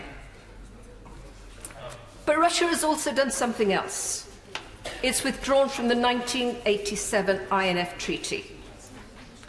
The US and NATO argue that Russia has violated the Intermediate Range Forces Treaty by testing and deploying a prohibited intermediate range cruise missile. Russian officials deny the missile in question, the 9M729, can fly that far.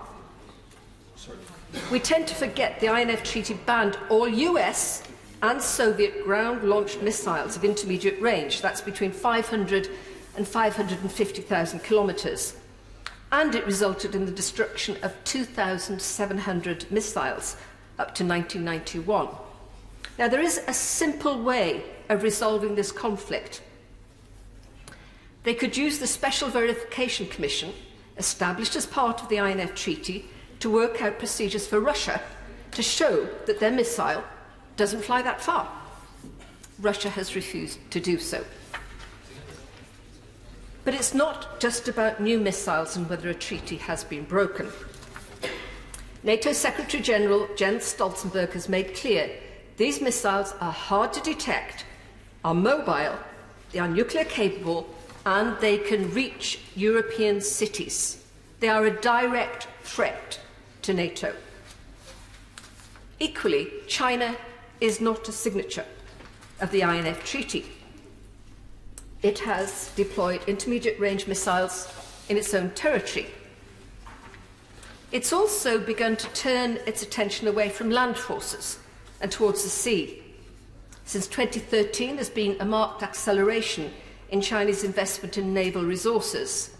In 2017, it overtook the US as having the world's largest navy, whose reach goes beyond traditional strategic interests in the South China Sea. That navy includes an impressive number of submarines. According to the US Congressional Research Service, about 60. Not all carry nuclear warheads, but China is reporting to look to diversify the structure of its nuclear forces and to have a credible deterrence. Alongside this fleet, China has opened its first overseas military base in Djibouti and continues to develop interest in bases across the Indian Ocean, and also has an ambitious strategy investing in commercial ports around the world. The Hudson Institute estimate that 10% of all equity in ports in Europe are now owned by Chinese companies, including Ukraine, Georgia, and Greece. Much of the strategy is economic, but it brings with it defence threats. So, in 50 years, that deterrent has kept us safe. We owe a huge debt of thanks, not just for the past, but for the future, to those men and women in the silent service, in our industrial base, who have continued to keep peace and security and stability and prevented nuclear war for over 50 years. Thank you, Mr. Speaker. It's a great pleasure to follow the Honourable Lady for Bridgend, who's painted a very clear and well-informed picture of the current threat that we face. And it's a pleasure for me to speak in this debate to mark 50 years of the UK's continuous at-sea deterrent. I last spoke on this subject in the debate on alternatives to Trident under the coalition government, and it was a most unusual debate in that it began with the then Liberal Democrat Chief Secretary putting forward one position which would put CASD at risk, and me closing the debate putting another position forward to sustain CASD for the foreseeable future. And I recall colleagues at the time, perhaps on all sides of the House, being somewhat bemused at the novel idea of ministers pulling in opposite directions. I had firmly wished that those days were behind us.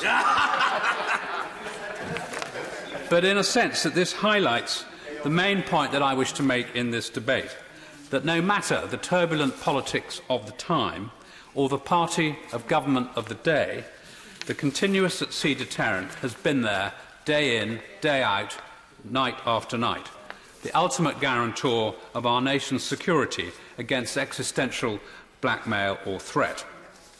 And I'd like to start my remarks today, Mr. Deputy Speaker, by adding my personal tribute to the Royal Navy personnel who've made Operation Relentless the longest sustained military operation in this nation's history. With each boat having 2 captains and 2 crews, allowing continuous deployment, there are a large number of personnel on whom we rely and who perform to the highest standards in challenging conditions described by other honourable members already.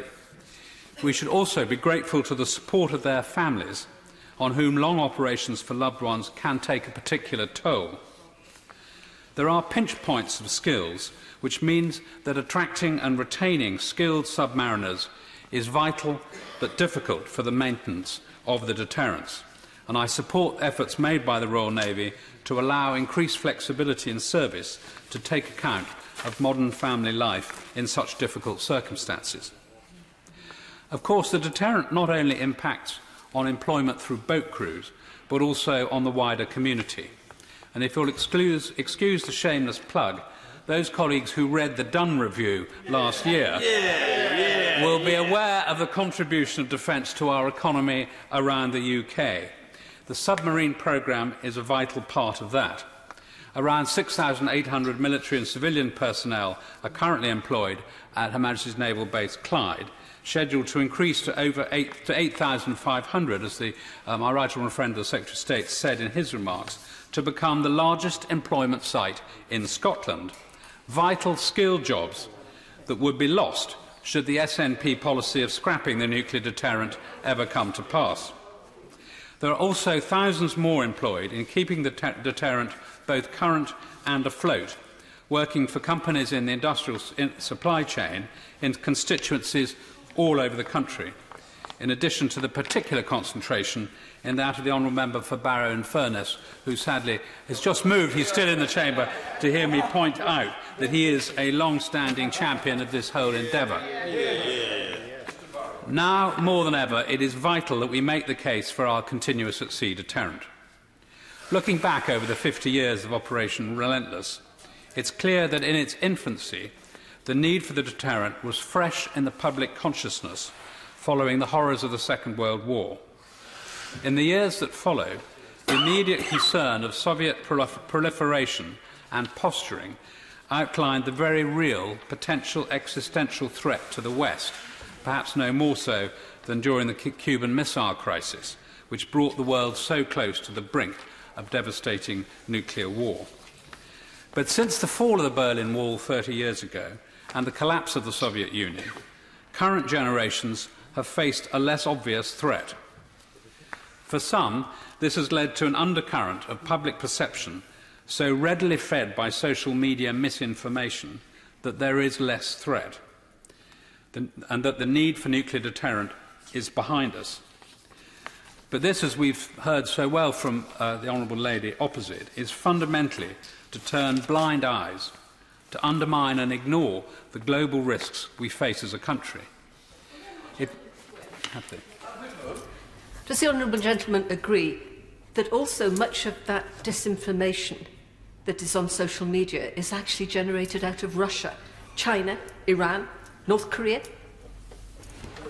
I think the Honourable Lady is quite right to point out that the nature of warfare and threat has changed. It's no longer purely a direct kinetic effect. It is taking place in the airwaves all around us, and it will take effect not just through social media, but the potential to disrupt vital national infrastructure is becoming a tool of conflict for the future. And that's one of the challenges that we, as a nation, I feel, have to face up to more than we have to date.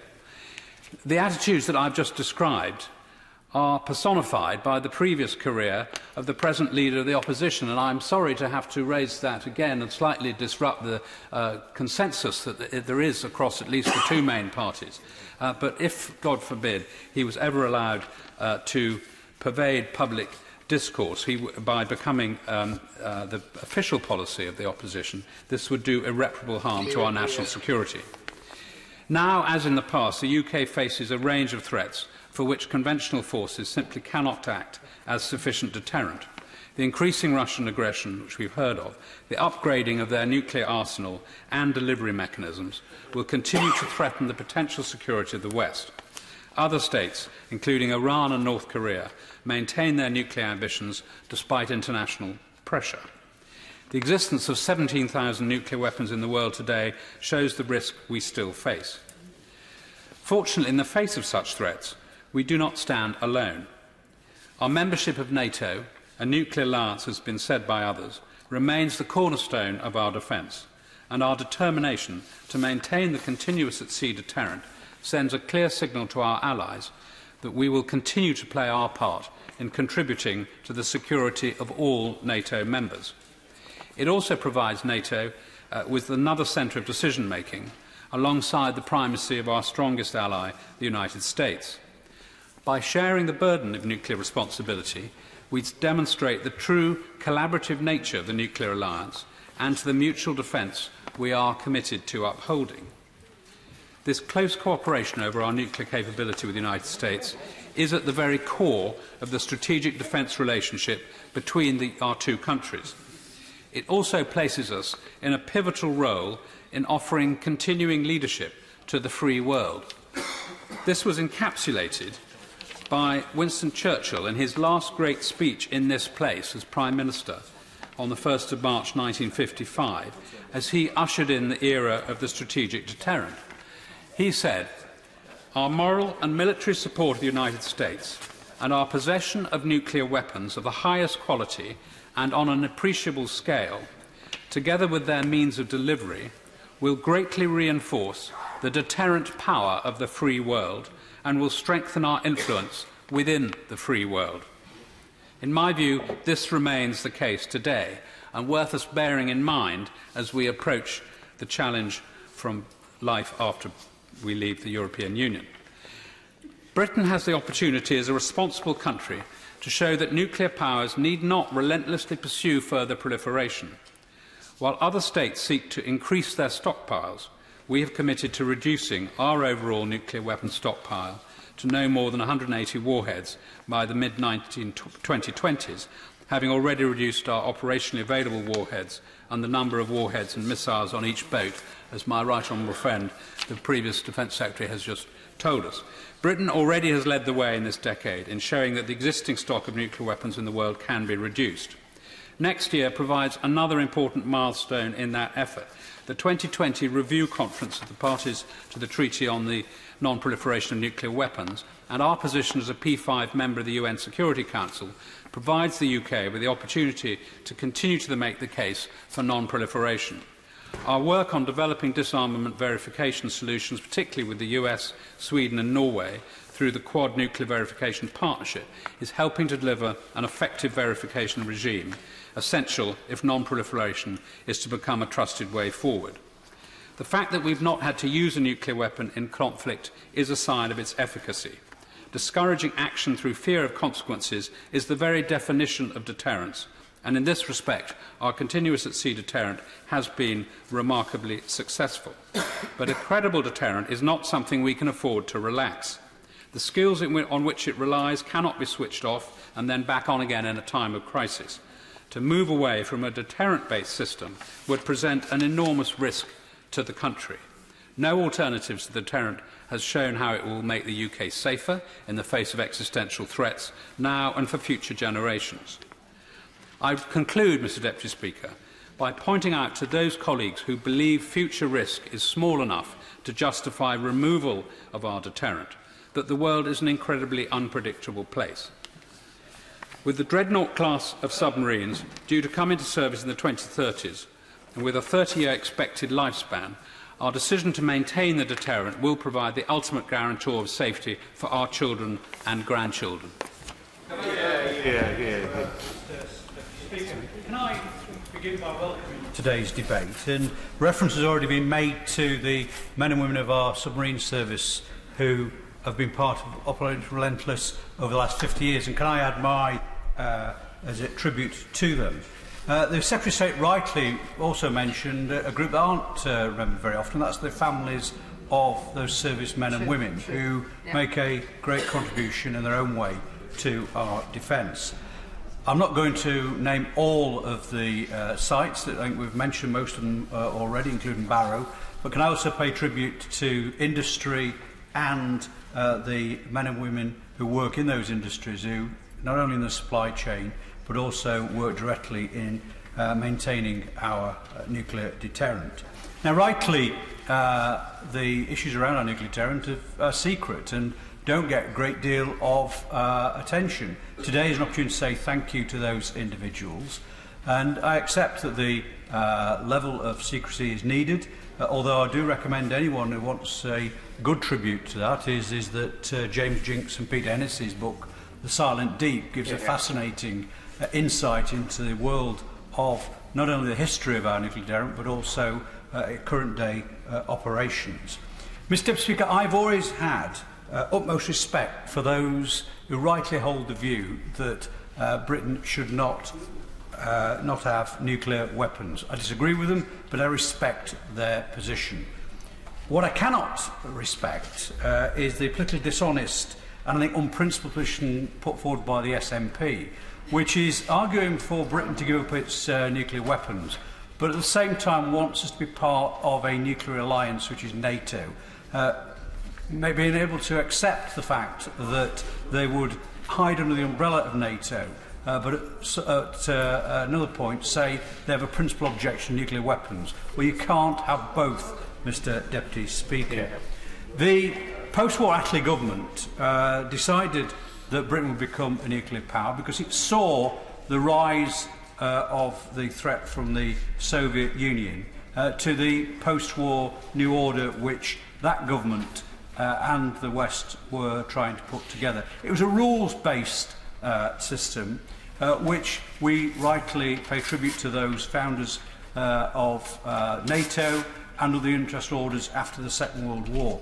People like Attlee, who lived through the Second World War but also saw action at Gallipoli during the First World War, were determined that this country, in the new nuclear age, would not be vulnerable to harm from those that who threaten this nation's security. And that has always been a long tradition in my party. I know recently there's been much veneration on the left of the 1945 Labour government, but this part of the story seems to conveniently get airbrushed out. But certainly the formation of NATO and our nuclear deterrent not only set the course in terms of our security then, but has dictated it over the last few generations. And I think it's one, and some of the principles that were underlined there in terms of, for example, the issue around mutual destruction and deterrence has borne evidence of the fact that we have not had a nuclear conflict throughout that period. My honourable friend for the member for Bridgend outlined the nature of the threats which face us today. Yes, is it a different time to 1940? Yes, it is.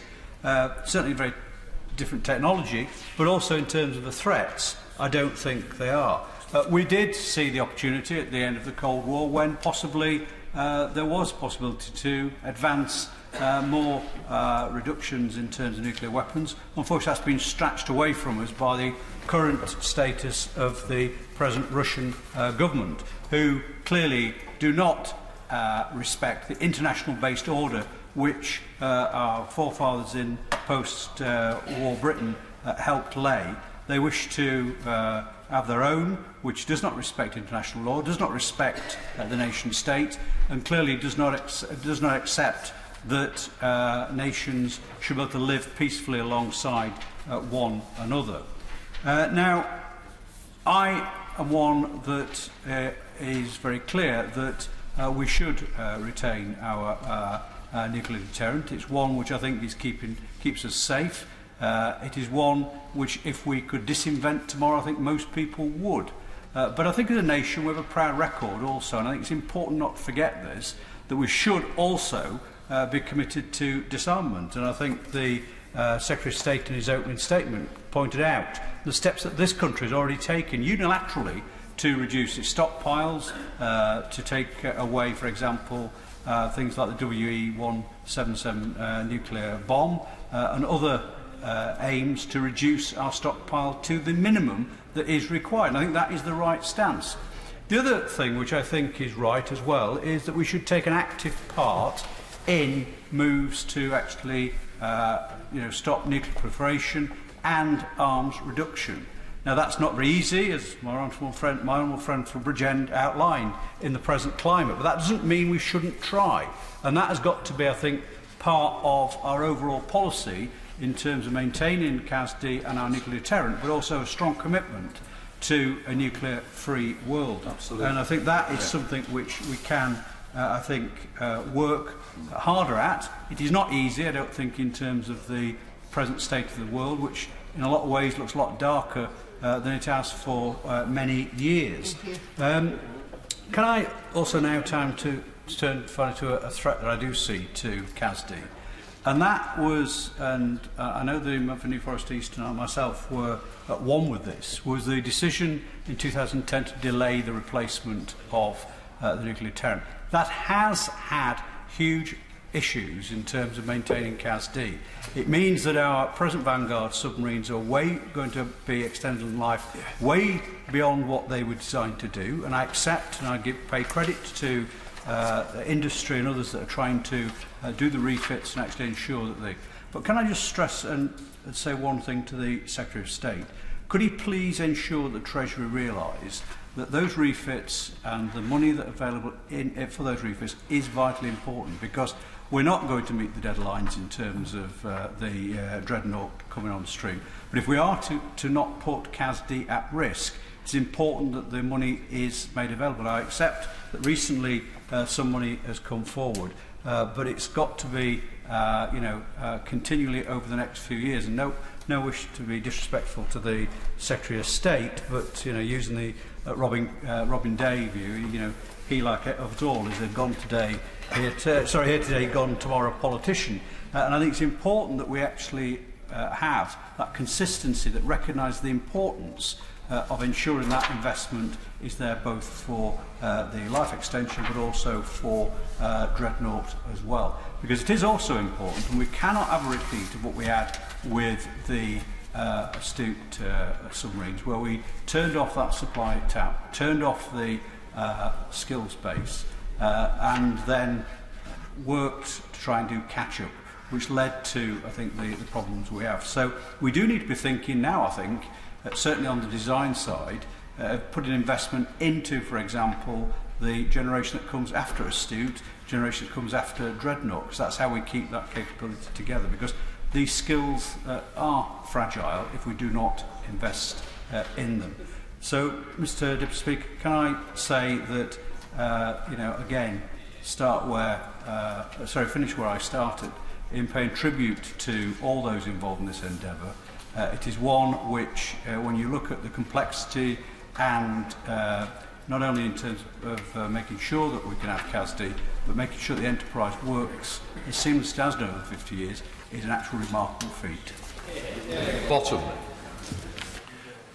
I'm not as qualified as many to speak in this debate. What I would like to do is to remind those who want to look into it further they should read the book Peace with Honour by Alan Alexander Milne in 1934, where A.A. Milne, who had served continuously in the First War, wrote the reason why war should become unacceptable. He argued for pacifism. In 1940, he wrote a book called War with Honour after he had rejoined and explained what's gone wrong. In the middle of his book on Peace with Honour, written in 1934, he imagined a situation where Germany attacks the United Kingdom in 1940. He asked what would happen if Russia said they would come and join in on our side, but would set various conditions. I think we have to understand that people have been thinking about these issues rather more deeply than some of the remarks I think we heard from the Scottish National Party. But I want to leave them on one side and move on to the other great person who could deal with the constitutional, the policy and the moral principles of nuclear deterrence, who was Sir Michael Quinlan, who was Permanent Secretary at the Department of Employment when I served there as a junior minister. He then moved back to the Ministry of Defence, which was his real home. And both in his time working for the government, before he got moved to the Treasury, in 1980 or 81, he wrote some words which were not known to be his at the time. Our task now is to devise a system for living in peace and freedom while ensuring that nuclear weapons are never used either to destroy or to blackmail. I don't think anyone has yet made the serious case that our abolition of the continuous at sea deterrence could actually do much to reduce the possibility of blackmail or the risk of destruction. I give way to the Honourable Lady. I do thank the Honourable Gentleman for giving way. Could I remind the House just about the Budapest Memorandum? Ukraine gave up its nuclear capability of 1,700 warheads, large number of capabilities. And in return, Russia, US and the UK agreed to secure its stability and safety. How the leader of the NATO parliamentary delegation has made the point better than I could, and I'm grateful to her for doing that. I occasionally speculate what would have happened if not Mr. Putin, but his predecessor, had become president of Russia. If Nikolai Kovalov had become president, things might not be so rough now, and they wouldn't have been so rough for the Ukraine. But that's not the issue. We have to prepare for whatever happens in any major country around the world, and we have to remember that one of the reasons why we had our independent deterrent was to give a second place of decision-making, that people couldn't just rely on the Americans being prepared to respond, but that we might if we had to. I hope we never do have to. I commend to the real people who want to be real students or policy operators field to get the collected correspondence of Sir Michael Quinlan, to actually go through the essays or the chapters in the book edited by Francis Bridger in 1983, to which Michael contributed a chapter. It followed on from the work of the Catholic Bishops' Conference in the United States, and I think all of them have guidance for us now. It doesn't say what we have to do in the future, but it gives us the reason of where we've been in the last 50 years, and I join with others in paying tribute to the submariners and to the people in the dockyards and the like who've kept the deterrence going. One of the proudest times of my life was when I gave a dinner in 2003, 2 years before the 200th anniversary of Nelson's death at Trafalgar, where I sat down with 2 Marine generals and 38 admirals. Those admirals were there representing the people of all ranks who had served and all the people who were civilian contractors who had helped. We thank them. Thank you, Mr Deputy Speaker. And I'd like to start by saying that as a Member of Parliament for Argyll and Bute, which takes in Her Majesty's Naval Base Clyde at Faslane, that although I am and I always will be implacably opposed to nuclear weapons being in Scotland or indeed anywhere else for that matter, for so long as we remain part of the United Kingdom and the UK Government insists on possession of these weapons of mass destruction, then I'll put on record my gratitude for the dedication and the professionalism of the Royal Naval Service personnel, the MOD Police, the MOD Guard Service and the civilian workforce at the base. And let me reassure them and the wider community that as Scotland moves towards its independence, that the naval base at Faslane will have a bright future, a bright non-nuclear future, because the SNP has never and will never advocate the closure of Faslane. The strategic location of the Faslane base, which allows speedy access out into... I'll take an interest in a moment. The strategic location of the Faslane base, which allows speedy access out into the North Atlantic, while still being close to the large centres of population in central Scotland, will continue to play a vital role in Scotland's future defence post-independence. I will give way. I was very curious to hear the honourable gentleman's comments. I was just interested as to what he was planning to put in Faslane if they weren't nuclear submarines. Because they are what creates the employment and the wealth in that area. Going straight, man. Maybe we should take our act on to our Secretary of State, because not only will Faslane continue as the main conventional naval base for us, our allies and our friends, but it will also serve as a tri-service headquarters of an independent Scottish armed forces. The plan could not be clearer. The SNP, I will in a moment, the SNP plan could not be clearer that the security of the North Atlantic and the High North is paramount, and we will work with our allies and our friends to improve not just their security, but our own security. I will give way. Fascinated to hear about the SNP's plans for the future of Faslane. Perhaps you might go a little further and indicate to us how much a future SNP government would want to spend on developing a Scottish Navy. I mean, it's been laid out time and again. The Scottish Government is absolutely committed to the security of our borders. And I find it astonishing, I find it absolutely astonishing, the patronising tone of the Better Togetherites, who seem to think that somehow Scotland is somehow uniquely in the world incapable of defending itself and its people as part of greater allies. I will give way.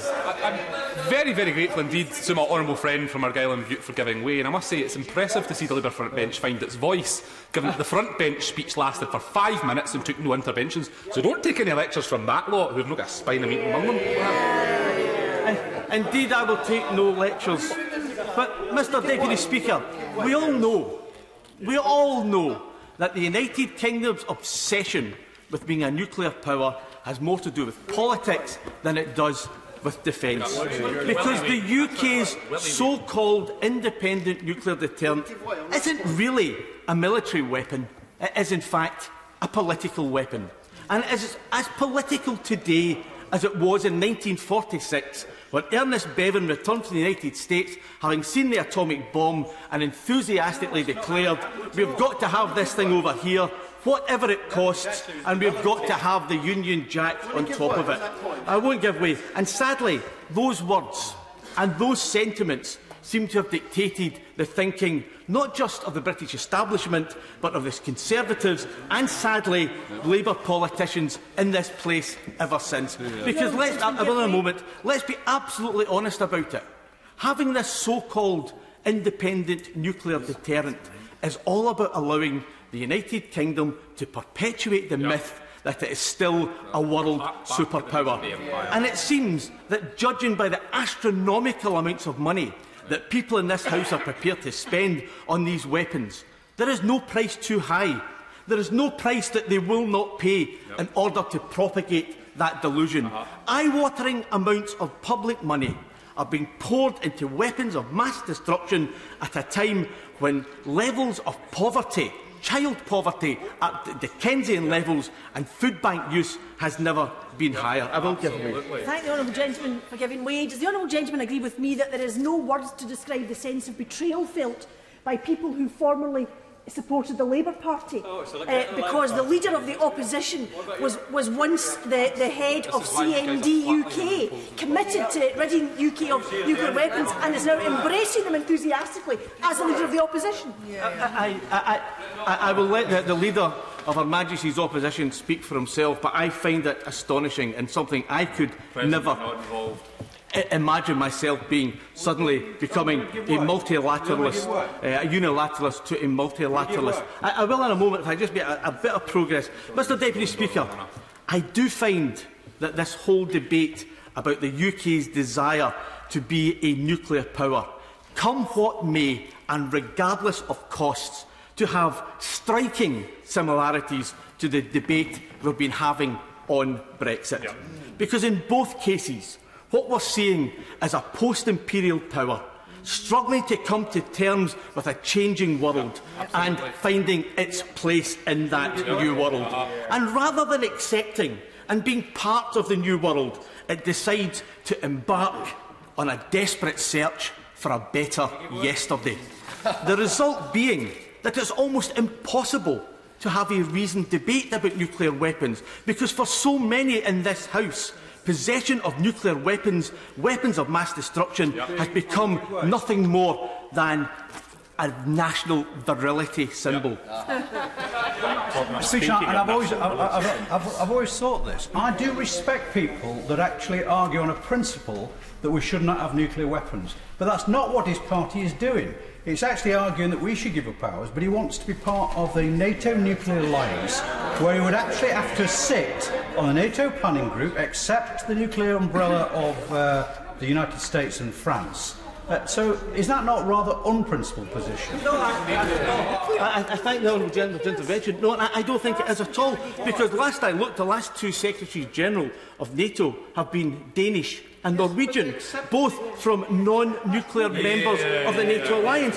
And you know, the logical extension of the Honourable Gentleman's argument would be that NATO would somehow shun an independent Scotland on the stance we are taking.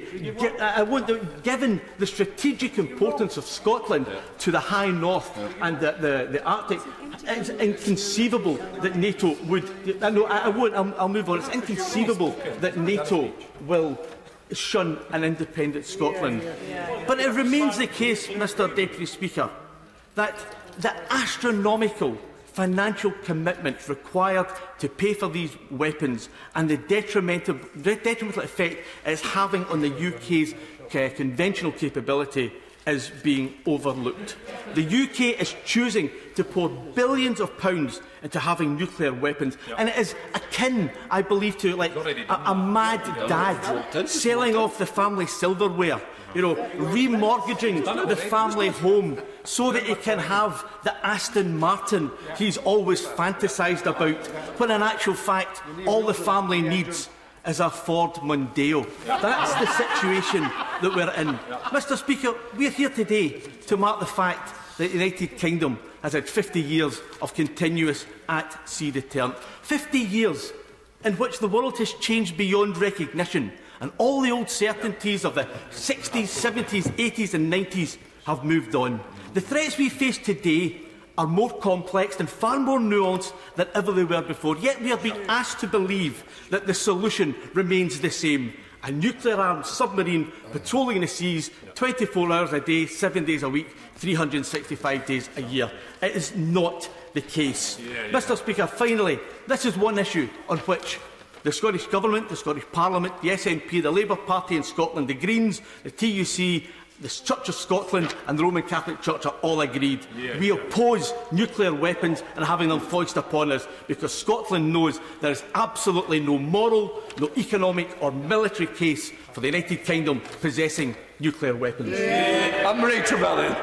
Thank you, Mr Deputy Speaker. It's a great honour to be able to speak in this debate today, to have the opportunity to share with the House and all those who follow our proceedings a little of the unique and extraordinary commitment and sacrifice of those who serve in our Royal Navy submarine service, delivering our continuous at-sea deterrent, our silent service.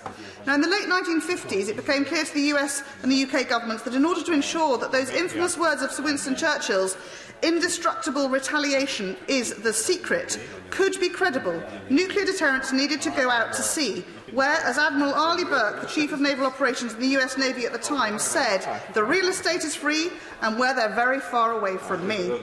The creation of Polaris meant a deterrent system which could be effective because it was capable, reliable, available and invulnerable. And most importantly, because there was the political will to use it in extremis. I always describe our nuclear deterrent as the most effective weapon of peace ever created, Mr Deputy Speaker, because by its existence and invulnerability it fulfils the modern function of military force to prevent war. Once the power and destructive force of nuclear weapons had been created and demonstrated, those charged with trying to maintain global order and peace after 2 world wars had to find a way to harness the awesome and terrifying power of these weapons to reduce future risks to populations around the world. Mr Deputy Speaker, we've been running CASD for 50 years. And it happens at the sharp end because the submariners who man our strategic deterrent agree to go to sea below the waves for 100 days or more at a time, in the harshest of watery environments, in the depths of our seas and oceans, in a long metal tube reminiscent of a caravan with no windows. It's cold, it's pitch black, the sea is unforgiving and corrosive, and there are inordinate pressures on the submarine hull. Just consider for a moment that when the sailor closes the hatches as he enters his vessel, he will not be physically able to open them again until they resurface. The pressure of the water at depth means that once you're in, there is no getting out again until you resurface, for months at a time. Madam Deputy Speaker, the thing most feared by submariners at sea is not the external pressure on their metal tube, or the lack of fresh food or milk, or the lack of internet, or the inability to get Amazon to deliver. No. What any submariner fears most is fire. The whole submarine will fill instantly with smoke. Noxious smoke, creating zero visibility, where you can't see your hand in front of your face. Choking, acrid smoke from burning oil or plastics. So the relationship and interdependency between every member of the crew in a submarine is like no other team on Earth, or indeed even on the sea. They have only themselves to rely upon. They eat 4 meals a day together, frozen, dried, tinned food after the first few days uses up all the fresh milk, fruit and vegetables. They work 6 hours on, 6 hours off, every day, and get into a warm bed for 4 hours sleep, which is normal, since the previous occupant will have just got out to go back on duty. It's not your average work routine. Madam Deputy Speaker, we take completely for granted our ability to keep in touch with family and friends, more so than ever nowadays.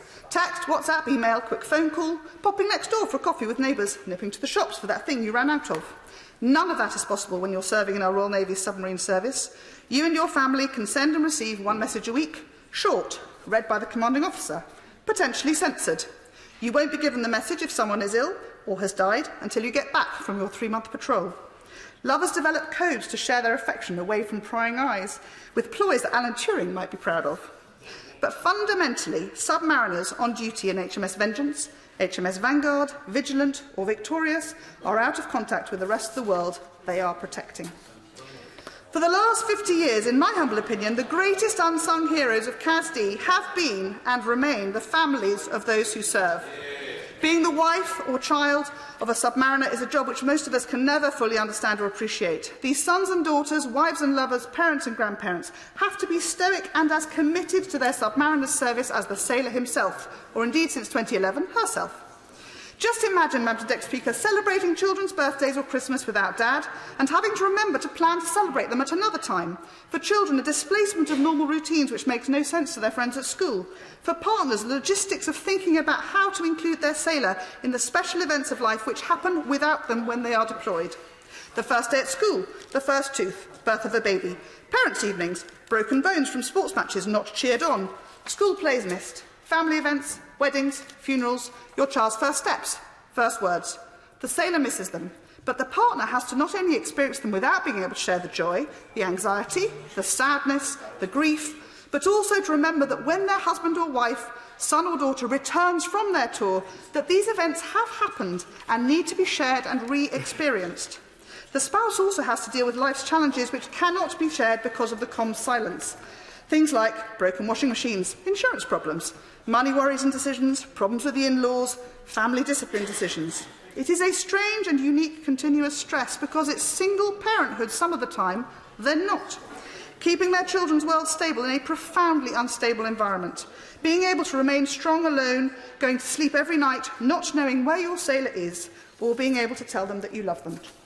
For the sailor who has been isolated from all these ordinary, normal, day-to-day activities, a return to normal life after 100 days underwater in a pressured tube, living with a nuclear reactor and fellow sailors in very close proximity, can be really challenging. Normal life is noisy, full of confusion and complexity, and full of events and news and gossip and change of which they have no knowledge. And so it falls to their spouse or parent to try to help them to adjust back to shore life just for a while before they deploy again. Madam Deputy Speaker, we have submariners who man our bombers. The SSBN, a subsurface ballistic nuclear vessel, as NATO describes them, tour after tour, some serving below the waves for 20 years. Extraordinary commitment by those who serve, but also by their families, who silently wait for their return and keep their world going while they are away. Madam Deputy Speaker, the continuity of delivering our strategic deterrent is critical to doing all we can as key NATO allies to maintain global peace. In the last 50 years, whether the world has been more or less stable, the White Ensign has commanded respect and admiration around the globe. The challenge of actually delivering the continuous strategic deterrent, one achieved by the Royal Navy since HMS Resolution began this continuous deployment rotation, continues to elude many nations' navies. It requires a commitment from our manpower, from industry's ability to provide engineering resilience, a political strength in the national psyche, and the sheer will to meet all those challenges. Every second of every minute, of every hour, of every day, of every week, of every month, of every year since April 1969, which is when I was born. So for the whole of my life, there have been submariners willing to serve under the sea and families willing to patiently wait for their return in order to deliver the continuous at-sea deterrent on our behalf.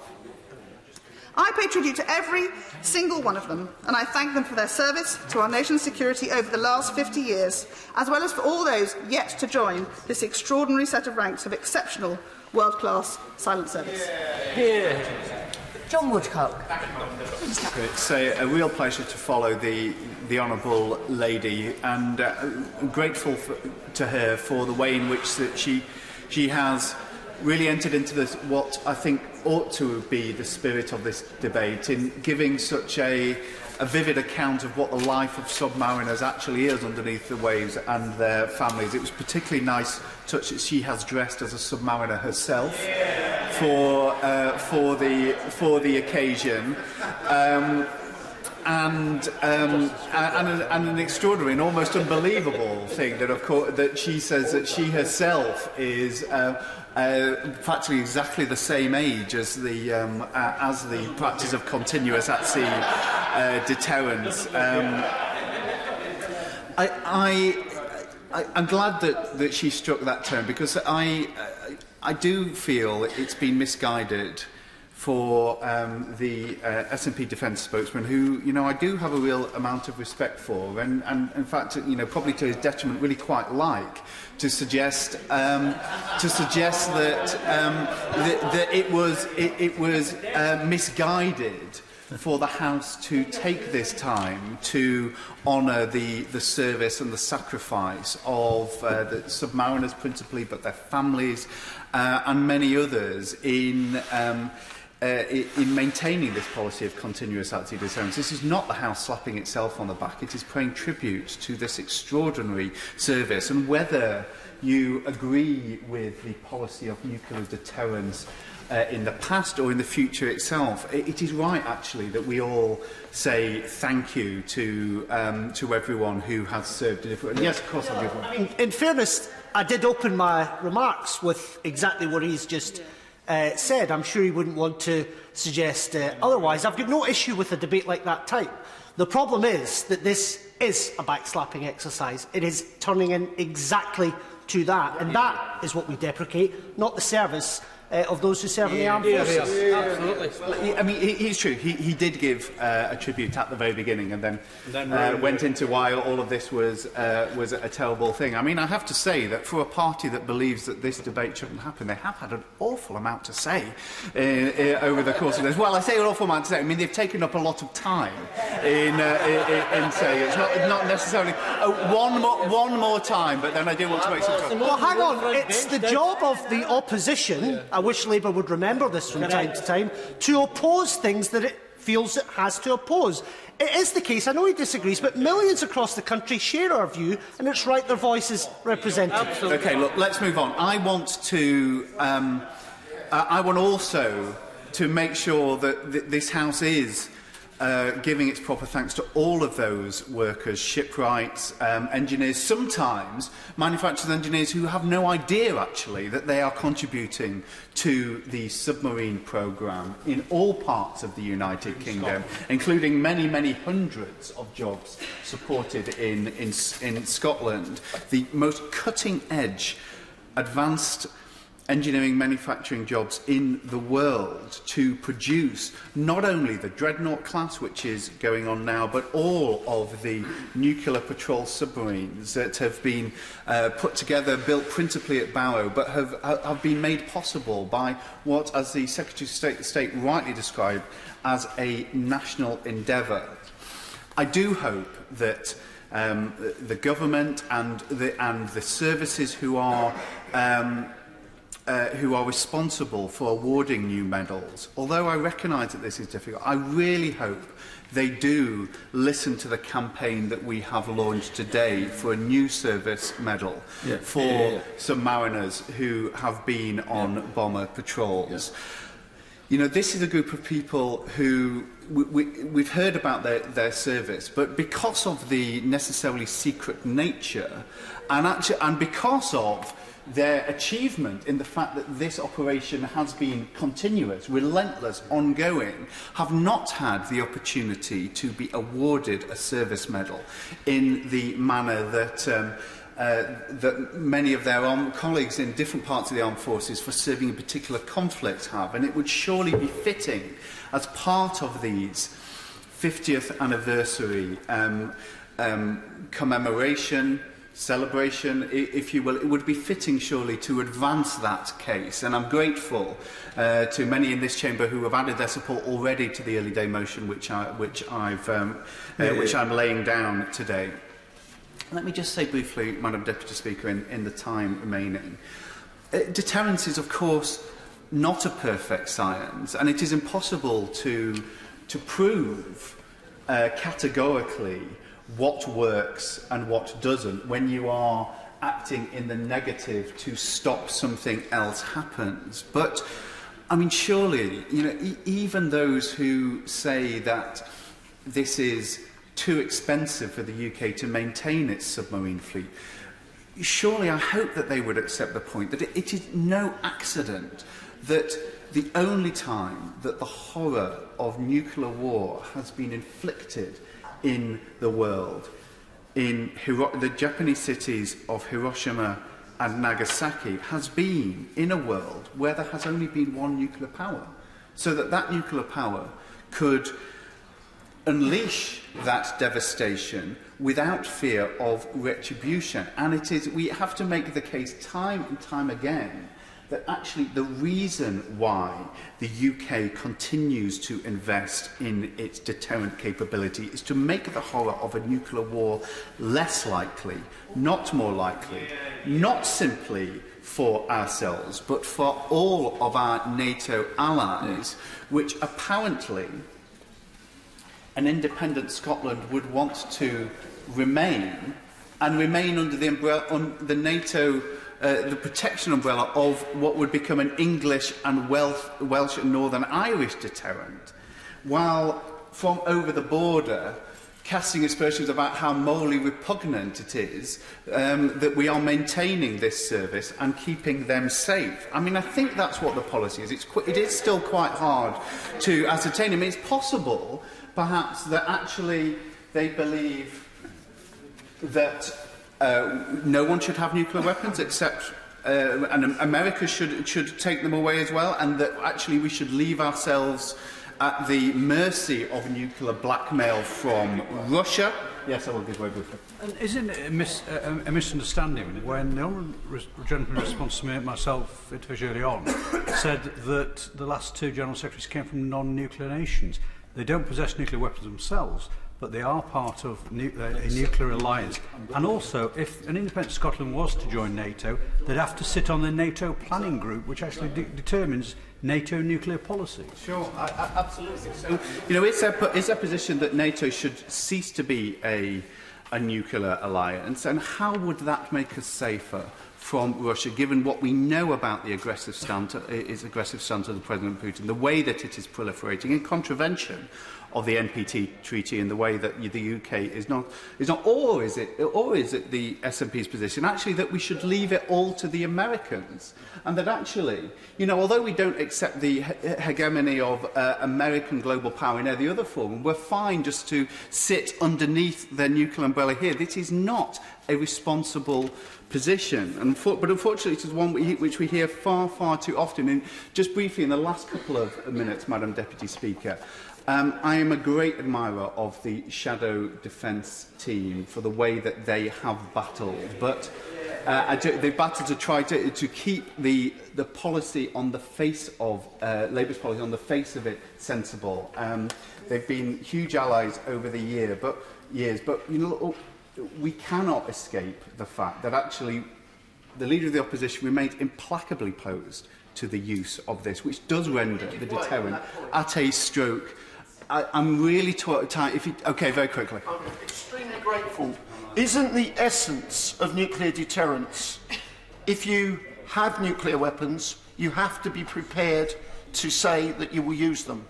And doesn't having someone who says that they will never use them under any circumstances undermine the essence of that deterrence policy? It does, absolutely. It makes it very hard to imagine why a future Labour government would continue to pour the billions of pounds which will be needed to maintain the deterrent once it has rendered it useless. My time is up, Madam Deputy Speaker, so I will leave this to others. But let me just once again thank the people of Barrow in particular for the amazing work that they have done in servicing the nation for over 100 years of nuclear submarine, 50 of them which have maintained our policy of continuous at-sea deterrence. Mark Francois. Thank you very much, Madam Deputy Speaker. I'm very grateful to have caught your eye in this important debate, firstly as a member of the Defence Select Committee, but more importantly in this context, as my father, Reginald Francois, was a naval veteran. Although he served on minesweepers, as did the chairman of the Defence Select Committee, incidentally, rather than as a submariner. The silent service, as they're sometimes referred to, or the men who wear dolphins, a part of the elite of the Royal Navy, itself the senior service, and have played a fundamental part in the defence of this country for over 100 years, since submarines first went into action in the First World War. The history of the Royal Navy's submarine service since the end of the Second World War was brilliantly summarised by Lord Peter Hennessy and James Jinks in their recent book, The Silent Deep, which tells a story of immense professionalism, bravery and courage, not least during the difficult and tense periods of the Cold War, when submarines regularly travelled up around the corner, as it was known in the submarine service, to conduct surveillance on their Soviet counterparts based on the Kola Peninsula. And as a senior naval officer reminded me recently, President Putin's father was a submariner. And that's one of the reasons why the Russian submarine service now benefits from such massive reinvestment. The book is an inspiring tale of men, and now vitally women too, who give an unstinting service to their country down the decades and have helped to keep us free. An epitome of this would be the crews of our deterrent submarines. Firstly, the Resolution class, armed with the Polaris missile, and then its latest Chevelin upgrade, and then the Vanguard class, armed with the Trident D5 missile, which, because of the delays in the decision to proceed with the Dreadnought class, which many have referred to, are now likely to have to serve for up to 37 years, 13 years longer than their original design life, to maintain CAS-D. Forgive me, gentlemen, but take it into the tea room next door if you don't want to listen. While I was the Minister of State for the Armed Forces a few years ago, I had the privilege of visiting one of these submarines based at Faslane, and I remember being taken aboard by the submarine's commander and walking across the missile casings whilst boarding the boat. And I was very conscious of the massive destructive power that was sitting beneath my feet. It was fascinating to be taken on a tour of one of these boats and to have an opportunity to meet members of a highly specialised and extremely dedicated crew who were part of Operation Relentless. As my honourable friend from Berwick-on-Tweed pointed out so well, these sailors have been prepared to be parted from their families for months at a time, maintaining a lonely but vital vigil in the ocean depths, ready to unleash, if ultimately necessary, unacceptable levels of destruction on any potential enemy, and by so doing help to deter them and to keep us free. We must never take those very special people or their stoic families for granted, and we should remember that there are retention issues in the service, and I would say to ministers they must be very mindful of that if we are to maintain CASD in the future. I believe some members of CND have in the past argued we've spent a great deal of money for something we will never use. But like others, including the previous Secretary of State, I believe the reverse is true. We use this system every single day in order to provide the ultimate guarantee of our national security. So it is only right, and it isn't backslapping, that on the 50th anniversary of these vital patrols, we in the House of Commons have an opportunity to pay heartfelt thanks to admire the dedication of those who have manned these boats so professionally on our behalf down the years. Part of the continuous At Sea Deterrent programme involves having nuclear attack boats on occasions to protect the deterrent submarines, and this duty will increasingly fall to the Astute class of SSNs. The Astutes are incredibly capable boats, on at least a par with the New Virginia class in the United States, and are arguably even better, thus making them the most effective attack submarines in the world. However, this capability does not come cheap at a current price of around £1.25 billion per boat. Unfortunately, the history of the Astute programme has been a chequered one, with both cost escalation and chronic delays in the production of the boats. It's sadly true to say that BAE Systems, and I'm not looking to enrage the member for Barrow, have not covered themselves in glory on the Astute class, and unfortunately neither have Rolls-Royce, whose transfer of the production of the nuclear steam-raising plant across Derby to its Rangeway facility cost some 2 years' delay in delivering the reactors, which had a major knock-on effect on the timeliness of the whole programme. And as a result of the delays to Astute, there have been serious issues about the availability of British SSNs over the past 5 to 10 years. I will not, to reassure the Secretary of State, discuss classified matters on the floor of the House, but suffice to say, very briefly, because I'm under tight time, suffice to say that when our friends from the north have come visiting, we've not always been prepared to welcome them in the way that we should have done. I'll give way very briefly. One of the real problems, and if he was in here only perhaps listen to what I raised, was one of the issues was that the Conservative government in the 1990s didn't order submarines. They turned off the skill base and investment that was needed. And isn't that a lesson that we should learn for the future? And certainly not just blame BAE Systems and Rolls-Royce. I will meet the honourable gentleman halfway. It's true that the delay in orders had an effect, and I'm not denying that, but there were also management issues too. That's had the unfortunate effect that the venerable Trafalgar class of SSNs have had to be run on at very considerable cost. The final Trafalgar is currently due to leave service in around 2022, and the 7th Astute boat is not due to enter service until 2024. Now, in fairness, to respond to the honourable gentleman's point, I know that the senior management of BAE, right up to and including the chief executive, are fully aware of the problems on the programme and have taken executive action to try and address them. My point is I hope they will continue to apply pressure to bring the boats into service as soon as possible, and it's vitally important, Madam Deputy Speaker, that we learn hard lessons from the Astute programme to make sure the Dreadnought programme runs effectively to both time and cost, as the defence of the realm demands no less. So in summary, Madam Deputy Speaker, I wish again to pay fulsome tribute to those men and women of the Royal Navy who have selflessly carried out their vital task for 50 years so that those of us in the United Kingdom could sleep safely in our beds at night. We owe a great debt to those who wear dolphins, and it's very appropriate in the House of Commons this afternoon we salute them.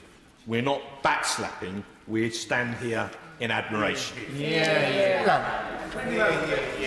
And the member for Glasgow South at one stage said he didn't want to get involved in struggles with chimney sweeps, which seemed to somehow make a nod towards the concept of deterrence in that regard. However, he spent most of his speech, as is normal, I'm afraid, with contributors from the Scottish National Party, in attacking Labour Party policy and the Labour Party, more about internal politics in Scotland, I feel, than actually the national issue that we're discussing here today.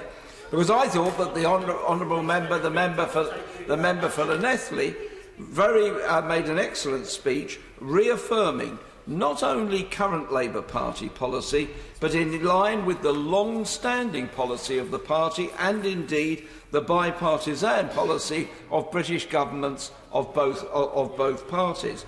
My right honourable friend, the member for Durham, drew attention to the record of the Attlee-Bevan government in developing the nuclear deterrent, not, as seemed to be implied, in some bombastic gesture, but actually in response to being cut off from nuclear information by the McMahon Act, where they had to make a decision as to whether Britain was going to maintain an independent capability, and made the right decision.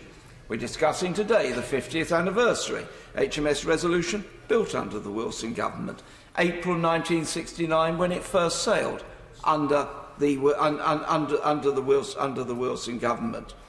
Like the last Labour government, as again has been mentioned, resolution carried overwhelmingly in this House to renew that capability.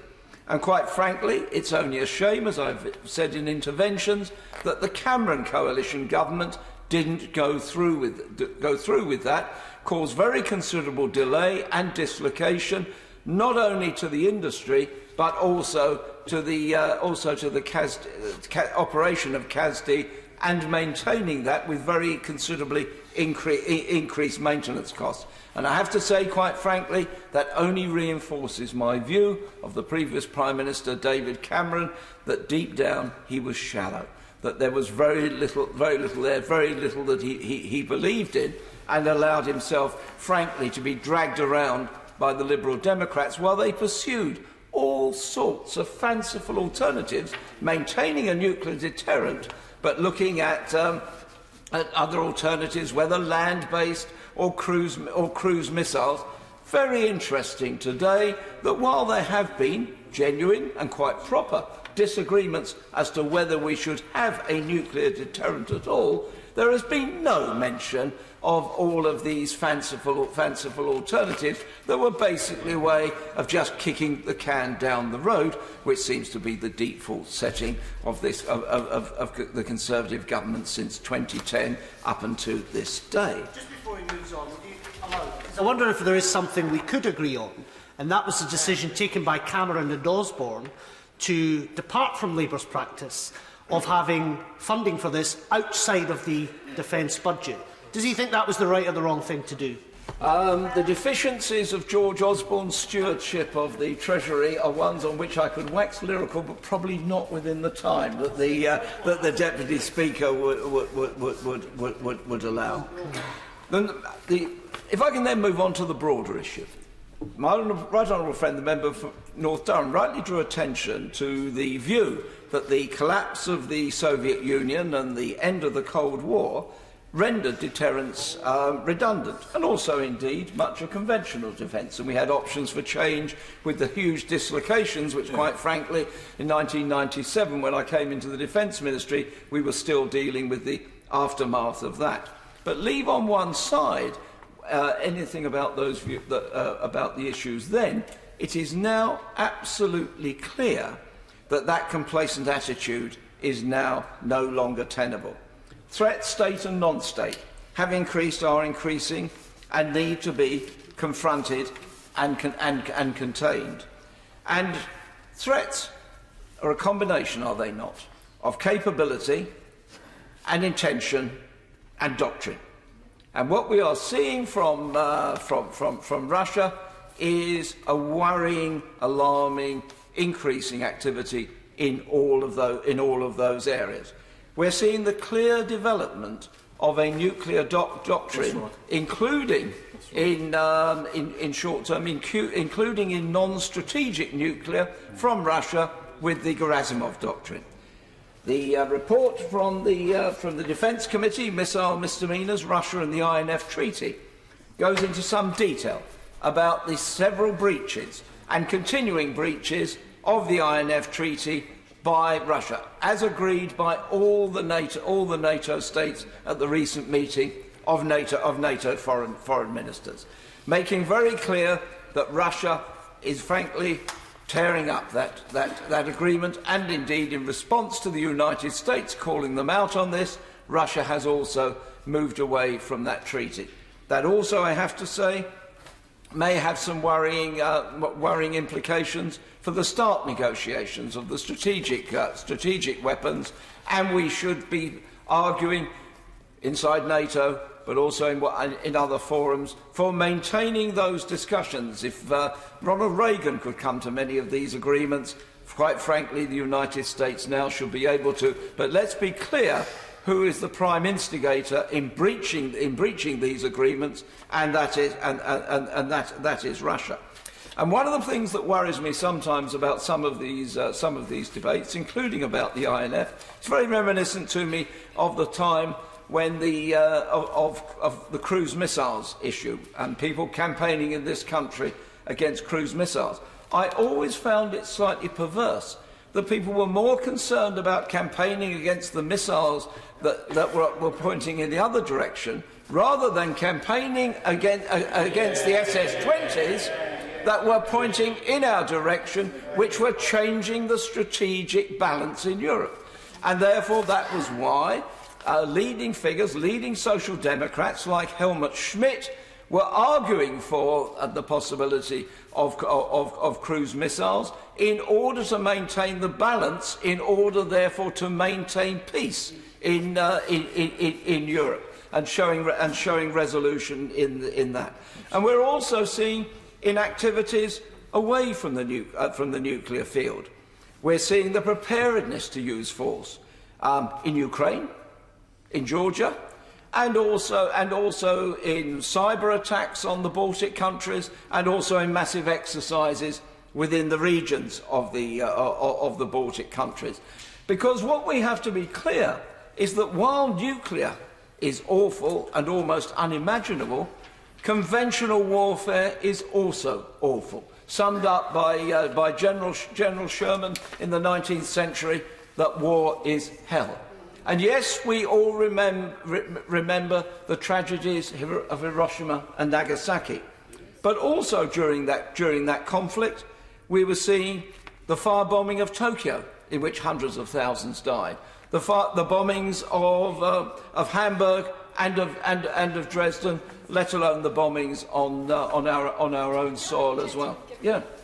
Is he suggesting that indiscriminate bombing is actually okay and an acceptable part of warfare? Quite the opposite. Quite the opposite. To say that warfare results in devastation and huge loss of life, as indeed we are seeing in Syria today. And the honourable member for Worthing drew attention to the seminal work of Sir Michael Quinlan on nuclear strategy. One of the points he made very strongly in all of his works was that conventional warfare, particularly with modern technology, had awful consequences, and therefore that it is warfare that we have to be trying to contain and, if not abolish, and rather than just focusing on one aspect of warfare, that's the important issue that we have to address. And so maintaining the police, the peace, it's true, some believe that's achieved by disarmament, or indeed by pacifism. I would argue that history demonstrates that peace is better maintained by preparedness and vigilance. That is why continuous at-sea deterrence has been so critical in keeping the peace for the last 50 years, and also why we owe so much to those who operate it around the clock, those who build and maintain it around the country.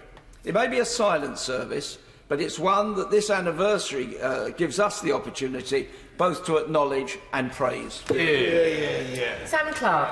Mr. Speaker, it's an absolute pleasure to follow what I thought was a really excellent speech from the Honourable Gentleman. He absolutely sums up the ethical as well as the practical case for why we need continuous at-sea nuclear deterrent. And I think that it's been a really good debate. Indeed, I'd like to particularly praise my right honourable friend, the chairman of the Select Committee, who I thought also set out very crisply why we need to do this, why it is so much in our strategic interest to make sure that we have this level of protection.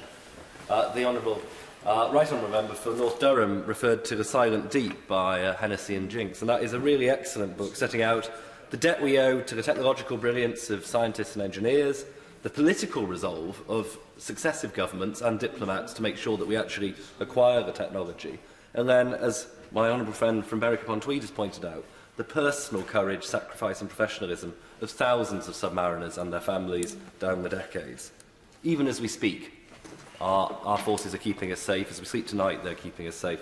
That is a debt that we can never really adequately repay, and the least we can do is spend time in this House today to put on record our gratitude and thanks for their service. Churchill referred to the Spitfire as a machine of colossal and shattering power, and of course these submarines are, in their own way, our modern answer to that. It's a power we all hope and pray will never have to be unleashed. But as the honourable member pointed out in his speech just now, the mere fact of its existence makes not just nuclear war, but all war less likely. If you think about the 1960s, the 1970s, and the superpower conflict between the United States and the Soviet Union, it seems to me that almost inevitably at some point that would have flared into a conflict had it not been prevented by the fact the consequences of that conflict would have been unthinkable. The act of crossing into West Berlin would have come at too high a price to pay, and that remains still the fundamental basis for why we need the deterrent. In the world we live in today, Theodore Roosevelt's adage that you should walk softly and carry a big stick seems to me to have never been more apposite. There is the presence, we must acknowledge, of real evil in our world, intense and increasingly unpredictable. Whether it be Iran, North Korea or Russia, we all know that there are malign forces in this world who will not act by the rules that we would act by, who will not live by the values that we would live by, who set very little value by the sanctity or dignity of human life. And that is what we are up against. That is the choice which, as democratic politicians in one of the most powerful countries in the world, it behoves us to make. And I think we will be failing not just ourselves, but the rest of the world, were we to duck that responsibility. There was a window in the aftermath of the fall of the Soviet Union where, of course, we heard much talk about the peace dividend, but I'm a great believer in what Vice President Cheney said when he said that the only dividend of peace is peace, and we shouldn't in any way attempt to do defence on the cheap or without the resources and the tools to make sure that we can keep ourselves safe. And that's why it's so welcome, of course, that the decision to launch the Successor Class programme has been made. And indeed, as the Chairman of the Defence Committee pointed out, as my honourable friend for Rainier Wickford pointed out, it's crucial that we get regular updates and focus on continuing that programme at pace, because we cannot afford further slippage. We are already, frankly, right at the limit of what we can expect the Vanguard class to continue to deliver. It's also why it's so important that we have brave Labour MPs on the other side making the case for why we need the strategic nuclear deterrent, because as we do know, this is not a debate for partisanship. Yes, I will. Thank the honourable member for giving way. I don't regard it as an act of outstanding courage to be up speaking in support of long-standing and current Labour Party policy. I am absolutely delighted that he regards this as an item of faith that it will indeed be pursued. But we know that we have a leader of the opposition, a shadow chancellor, a shadow home secretary, indeed a shadow defence secretary who voted against the motion of the 18th of July 2016 in which this House pledged to renew the deterrent. So I think there is question over this, and anyone who's seen, certainly in my own part of the world, the actions of Labour activists, the noises they make, don't suggest to me that this is in any way a question settled beyond doubt. And so I think it is important. I pay tribute to him for making that case. It should come from both traditions. Well, I know it's become policy in the Tory party to be pick and mix on which policy you actually support, but there's one thing I would say about the leader of the opposition that he's made very clear, being a leader, is that he sees the primacy of the Labour Party conference and its policy. On that note of great unity, let us resolve the matter there. I very much hope that the right honourable gentleman is listening to this debate and that he does indeed heed the wise words of the honourable gentleman. Quite simply, there is no value to being morally pure if you're dead, and that is something which I think we need to underscore time and again in this debate. Our way of life in the West, compassionate, sometimes chaotic, but above all free, is underpinned only by the security of our defences. That is the ultimate litmus test of our ability to continue to live our lives free in the way that we want to. And I do think that the debt that we owe those people who, unheralded, frankly, and very often forgotten about, including, frankly, by me, I can't be alone in taking it totally for granted that we have that deterrent ability. And when you actually think about what it requires of families, of the sailors involved, to live that life day in, day out for years, it does bring it home how much they've contributed.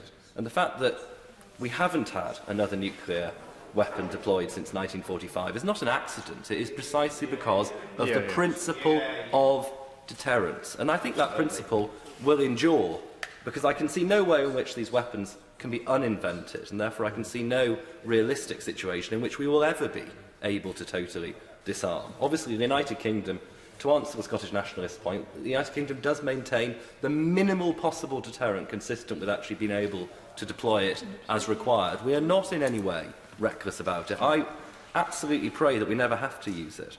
But the point stands that we must make the message very clear to the rest of the world. We would use it if this country or our allies were attacked in such a barbarous fashion. And that applies not only to direct nuclear attack, but to biological or chemical weapons as well, because those are things which do need to be understood to be abhorrent weapons, and we must have the ability to counteract if required. I will, of course, give way. Very briefly, I'm afraid to say he's wrong when he says that the government isn't reckless. It hasn't decommissioned a nuclear submarine since 1980. The National Audit Office itself said last week it's at the risk of becoming an irresponsible nuclear power. So he's just wrong when he says that. No, this debate is about the principle of deterrence. I mean, look, on the decommissioning of the boats, I'd be on the decommissioning of the boats, the MOD will make provision to make sure they're put away. But the point about this debate is that is underway. But the point is, look, the question that's got from a sedentary position. I'm getting heckled, so I can't hardly. Well, by all means. Just to say, he should speak to his colleague. Perhaps he can educate him. The principle of this debate is about whether we should be having the nuclear deterrent. The Scottish nationalists, for a mixture of bizarre sort of loathing, self-loathing of this country, and political opportunism. No.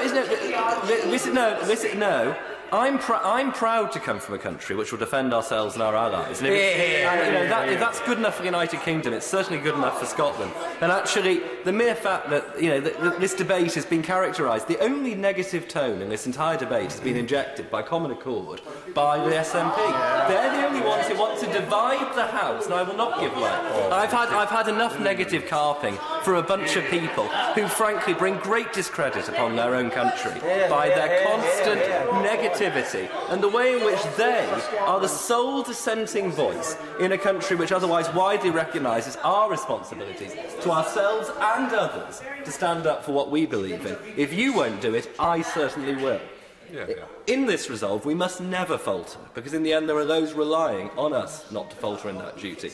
And we mustn't falter in our duty of gratitude, respect and upholding a military covenant to those who discharge this duty on our behalf. We're very fortunate to have them. We're very fortunate to have the deterrent. Long may it continue. Vernon Coker. Thank you very much, Madam Deputy Speaker. It's a pleasure to follow the honourable member for Middlesbrough South and East Cleveland. I wanted to start my contribution for a few minutes to make a couple of what I consider to be really important points, but also to start with, I think it's really good that the British Parliament is discussing this fundamental issue, and most of the speech I've agreed with. I've disagreed with the Scottish National Party, but I think it's really important that we recognise that sometimes we need that clash of view, that clash of opinion, in order to establish better public policy. And I say that as somebody who utterly supports the continuous at-sea deterrent. And I utterly support the fact that it is representative, it is to an extent a political declaration of the importance of our country on the world stage. And I have no problem at all with actually stating that. That is not an old-fashioned view, as was stated. That is not a view that somehow we shouldn't be proud of saying in this Parliament. We are a senior member of NATO. We are a senior power in the world. And we are a member of the permanent, we're a permanent member of the Security Council.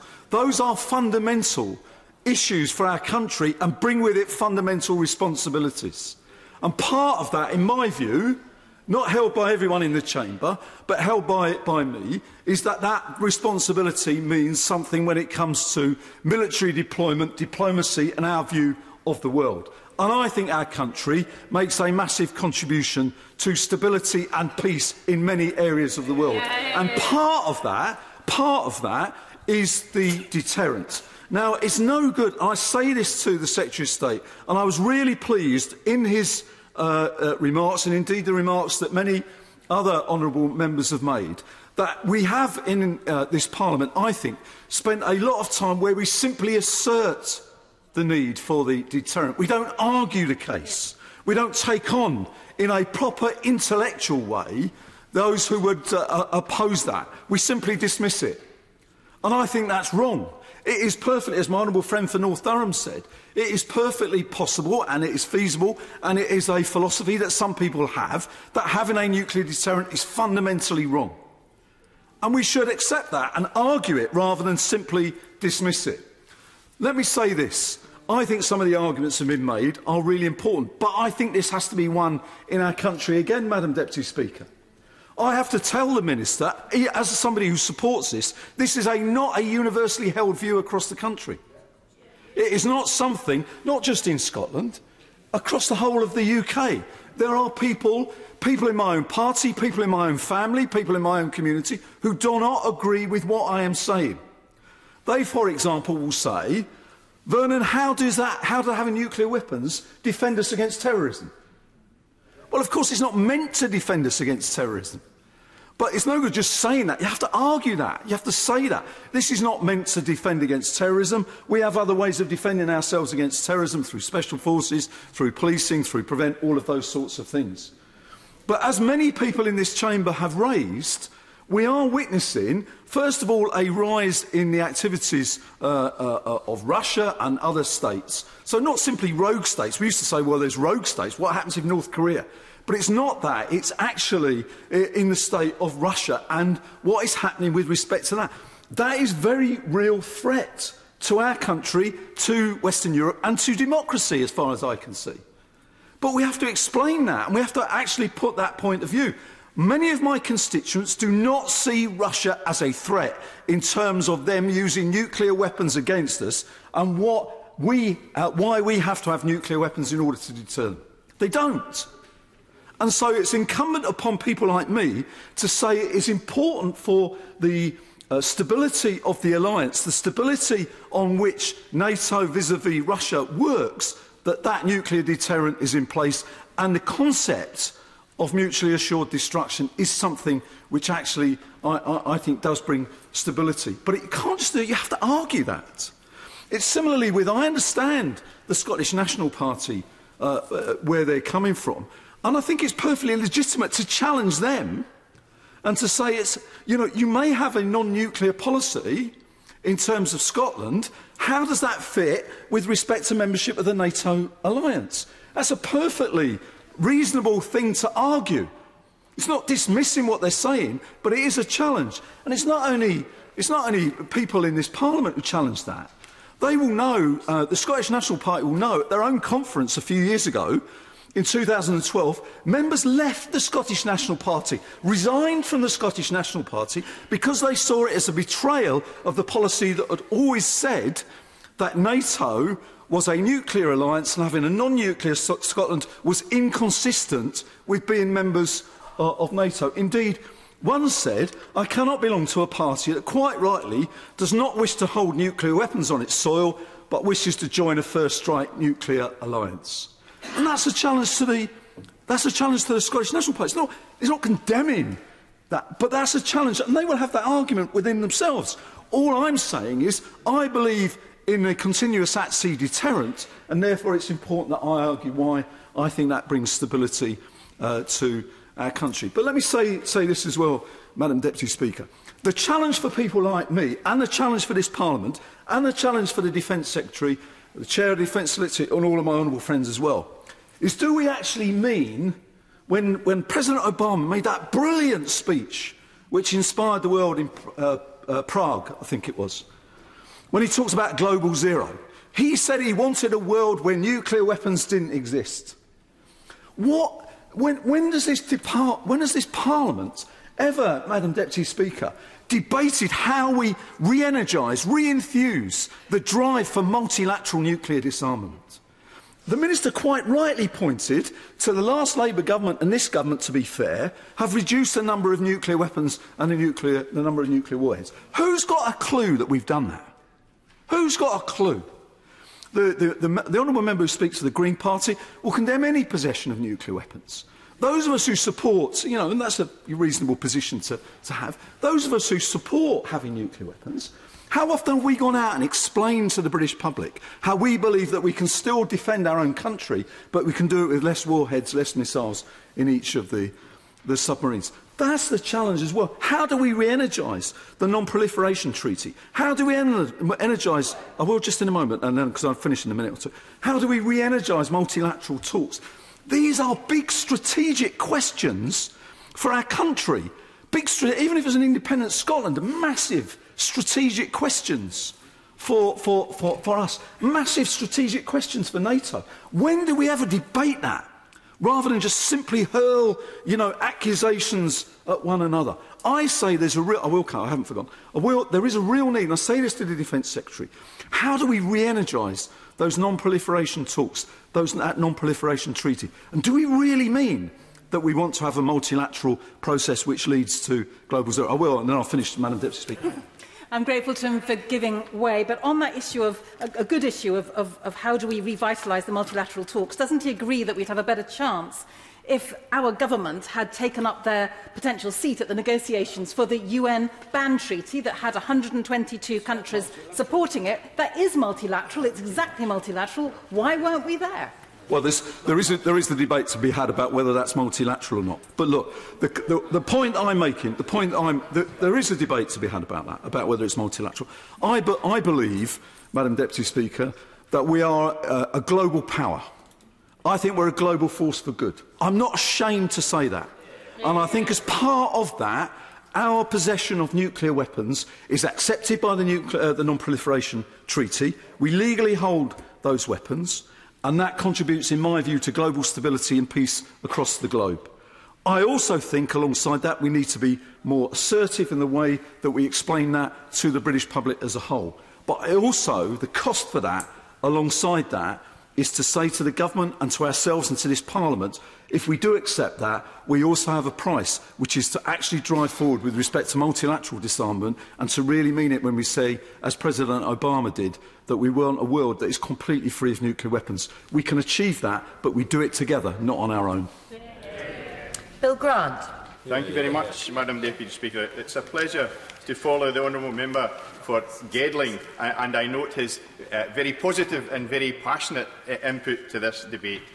Madam Deputy Speaker, the United Kingdom has a very proud naval tradition spanning several centuries. Various classes of ships, and more recently, modern submarines, together with their highly trained crews and enhanced weaponry systems. They have served to effectively protect our island nation and its people, either offensively or defensively, as the intelligence gathering, assessments of risks and dynamics so determine. Going forward, I trust that the Royal Navy's own stated aim to be guardians and diplomats remains to the fore, a stabilising influence to prevent rather than to engage in conflict, unless, of course, needs must, and then, and only then, to be used as a last resort. I note the former battleship HMS Dreadnought in 1915 was the only one of its class to ram and sink an enemy submarine, proving itself as a powerful deterrent and perhaps the reason for a later UK submarine to bear the name Dreadnought. as a continuing stark reminder of powerful deterrence. The Royal Navy's ballistic missile submarines having kept the United Kingdom and its people safe for over the last 50 years, or indeed half a century. Indeed, the Dreadnought programme is referred to as maintaining the UK's posture of continuous at-sea deterrent, as it will replace the Vanguard class in or around the 2030s, initially with existing Trident missiles. It is, Madam Deputy Speaker, worthy of note, and it's been said before, that since 2010 this Government have reduced the number of operational warheads available to our submarines, and that, I believe, is a step in the right direction. The UK's strategic nuclear deterrent is located proudly in Scotland, at Her Majesty's Naval Base in the Clyde, and for some that may prove very controversial, for others it may be a form of military NIMBYism, though the facility provides significant employment opportunities, and as I understand it by 2020, that Scotland is set to host the entire Royal Navy submarine fleet, leading potentially to the numbers of military and civilian employees increasing from approximately 6,800 employees to a staggering 8,500 jobs in Argyll and Bute in Scotland. Excellent. It would be remiss of me if I failed to mention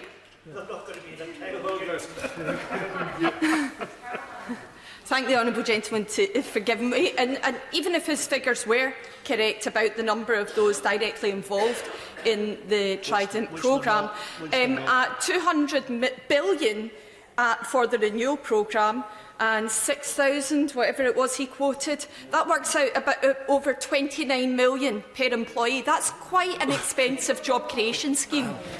I thank the Honourable Lady for that intervention. I'm not sure what abacus she's bought or where she's purchased it. I would return your abacus or calculator back to where you bought it and ask them to check it that it is indeed accurate. Will my honourable friend give way? Certainly. I think the point that's been made here by my honourable friend is that you don't put a price on safety and security and the ability to be able to sleep at night. These people give their lives and it impacts on their families in order that they can keep us safe. It's a peripheral benefit that there are jobs for the people of Scotland, and I find it demeaning to say that that's not a fair price to pay.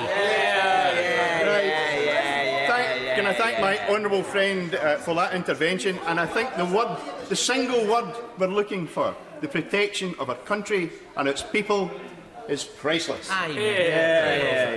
It would be remiss of me if I failed to mention the delayed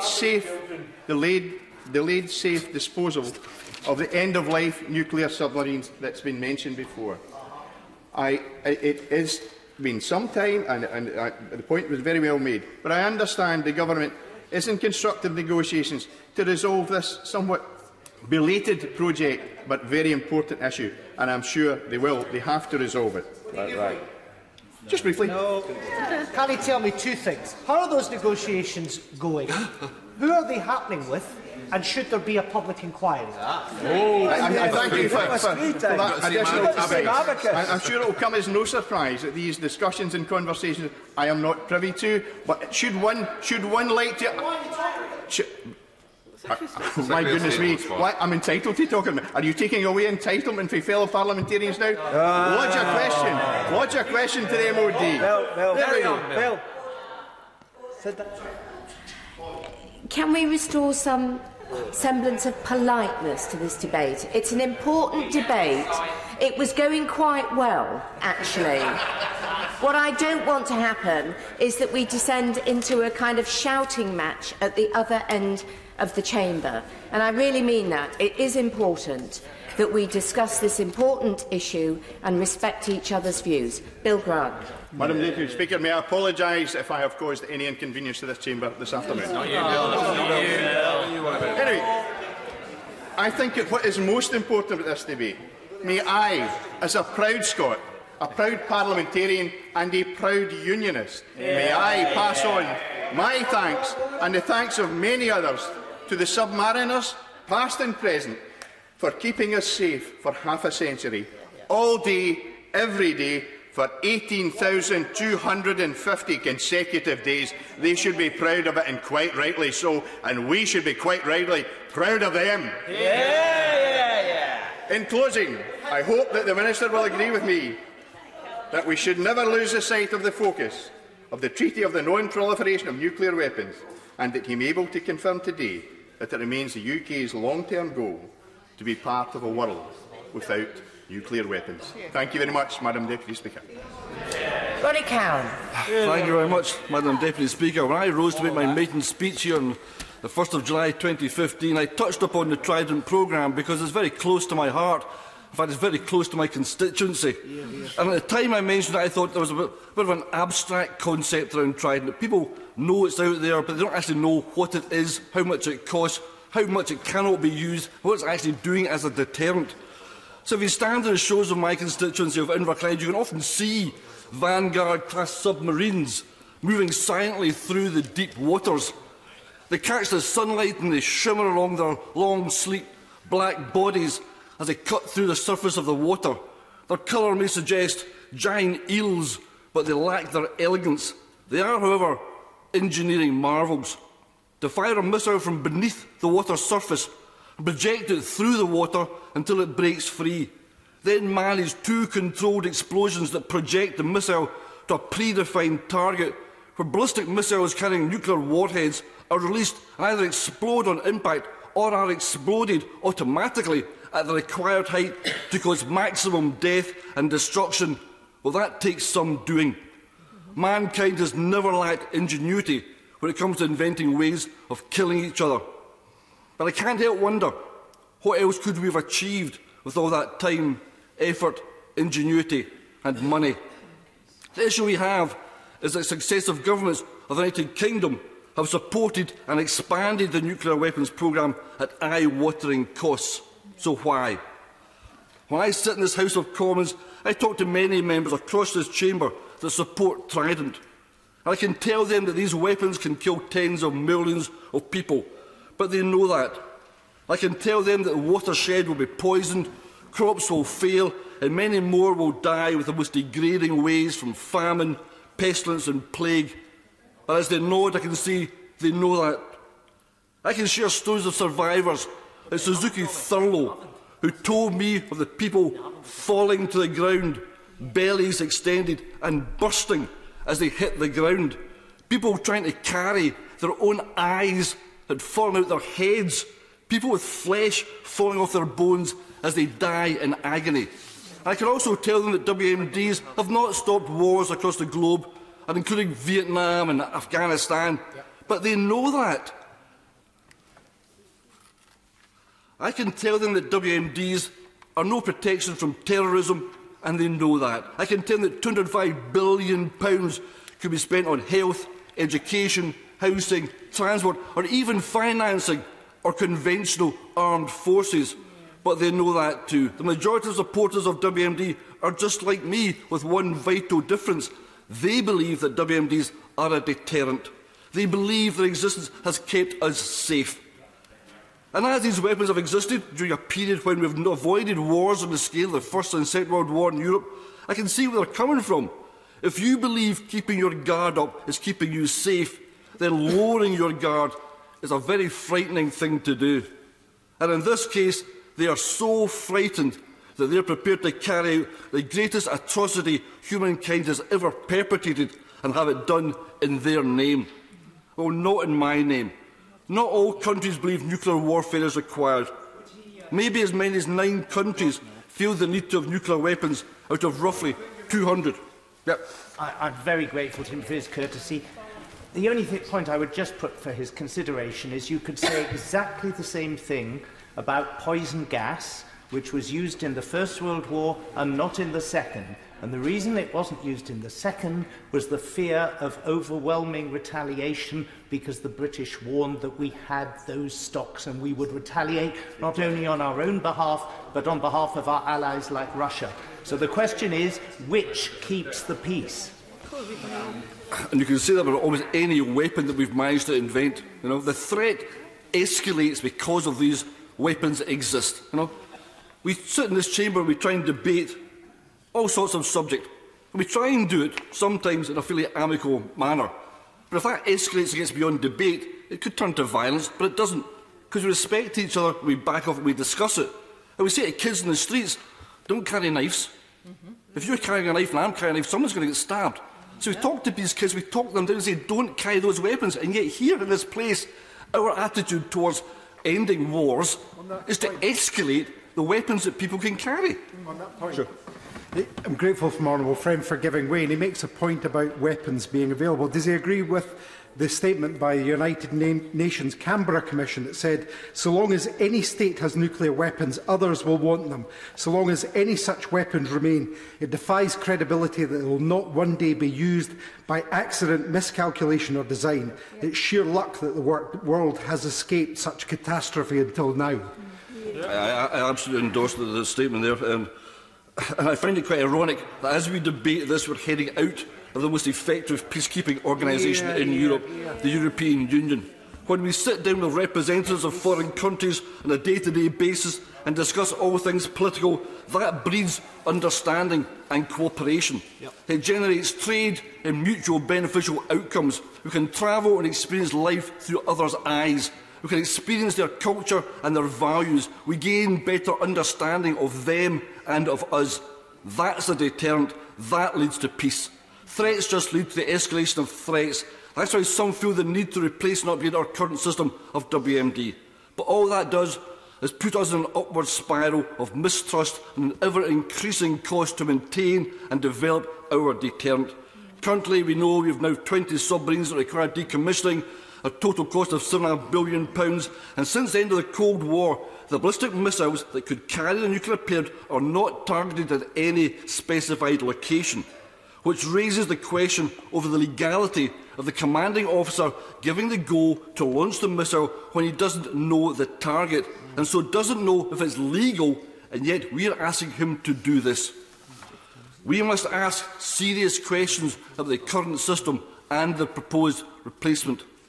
The advent of underwater drone technologies and the cyber capabilities could render submarine-based nuclear systems obsolete. And can we guarantee that through advanced cyber attacks, these weapons could not be turned on us? It can't be denied that the manufacture of submarines, missiles and other ancillary components of the Trident programme have created and supported many jobs over the years, and that people employed in that sector are right to raise concerns about their employment futures. But these people should not be held to ransom. They should not be financially blackmailed. It is not beyond the wit of man to utilise the existing skill sets and retrain others to build a conventional navy, one that is fit for purpose to defend the unique coastline and waters of the United Kingdom, because currently we don't have one. That is what we shall do in an independent Scotland, removing the Trident programme and replacing it with a military base in Fastlane and Coalport, one that fits the needs of a small, independent nation situated in Northern Europe in the 21st century, employing the current workforce and actively working towards creating a more stable planet where peace, love and understanding are valued more than weapons of mass destruction. Stephen Kerr. Thank you, Madam Deputy Speaker. I'm grateful to be able to follow the honourable member for Inverclyde, and I do respect the passion and the conviction that he brings to his argument. I do fundamentally disagree with him. I thought the debate was opened really superbly by the Secretary of State, and I thought his predecessor, the Right Honourable Gentleman, the member for Sevenoaks, gave also an outstanding speech, as has someone I think we can rightly call appropriately in the Chamber, President Moon, the Honourable Member for Bridgend. But I do rise to speak in this debate because it presents a matter of principle for me and for many of my colleagues. And I should say at the very outset, we've heard a lot of things from the SNP benches during the hours of this debate, but I assure the House they do not speak for Scotland. The SNP are not Scotland, and they do not speak for the majority of Scots. It is the first and most important duty of the state to ensure the safety and security of our country, and it is my firm belief and contention that the continuous at sea deterrent is essential to this purpose. There is indeed a clear moral case for this deterrent, and I thought that the honourable gentleman, the member for New Forest East, gave a superb speech outlining that, and I certainly don't intend to go over any of that ground. I thought his speech was exemplary in making that case. But it is our responsibility as parliamentarians to ensure that we are safe as a country, and not only that the peace is preserved, but the cause of peace is promoted in the world. And peace is preserved through strength. That is the lesson of history. It is threatened by weakness. I thank the Honourable Gentleman for giving way, and he's absolutely right. The fact of the matter is, possession of nuclear weapons by the United Kingdom of Great Britain and Northern Ireland, and by other countries through NATO and the Western world, is the peacemaker, because that's the deciding factor for other countries not to attack. So nuclear power gives peace, and that has been lost in this debate by some people in this chamber. Well, I'm grateful to my honourable friend for that intervention, because history does show that when there is a balance of threat in the world, then there is a very real deterrent that prevents aggression. Yes, I will give way. He talks about history and peace. Can I just remind him that during the Cold War, 25% of the UN's peacekeeping force came from the 4 Nordic countries. What's wrong with a defence posture similar to them? I think, as I'm going to come on to in my speech, I think that we are indeed peacekeepers and peacemakers because of our commitment to freedom and the defence of freedom. And we are protected and ensured against aggression by our collective will and our collective commitment to stay strong. And that also means that we have to be prepared to commit resources to that end. And while we undoubtedly have the best armed forces in the world, and we're rightly proud of them, and as I've heard the Secretary of State say on a number of occasions, they represent the best of us and the best of our union, and we're rightly proud of their operational capabilities and the reach. I do worry that they're simply not big enough for everything we ask of them. And I would remind the House, which I know needs little or no reminder of this, but behind our men and women in the Queen's uniform, there are families. Now, Scotland's national motto is, and I hope that you'll forgive me my schoolboy Latin, is Nemo me impune lacessit.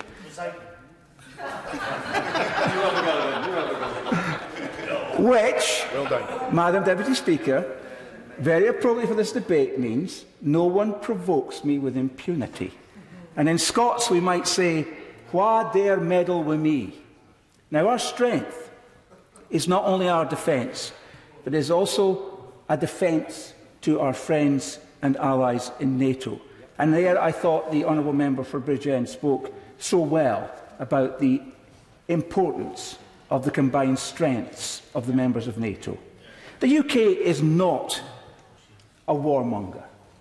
We take our obligations on nuclear non-proliferation seriously and remain as a country committed to the long-term goal of a world without nuclear weapons. And I thought that the contribution from another one of my friends on the other side of the House, the member for Gedling, was an outstanding contribution in respect to that issue.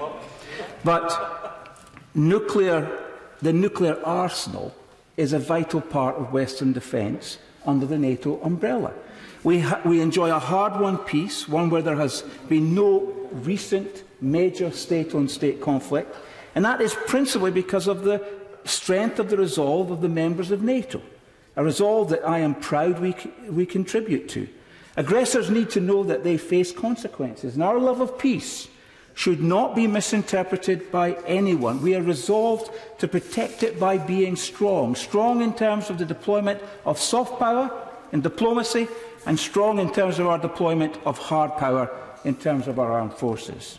Our security, Madam Deputy Speaker, is put at risk from those who simply would dismantle these capabilities. We don't, and we shouldn't glory in weapon systems. This country rightly does not parade its missiles, as some countries do.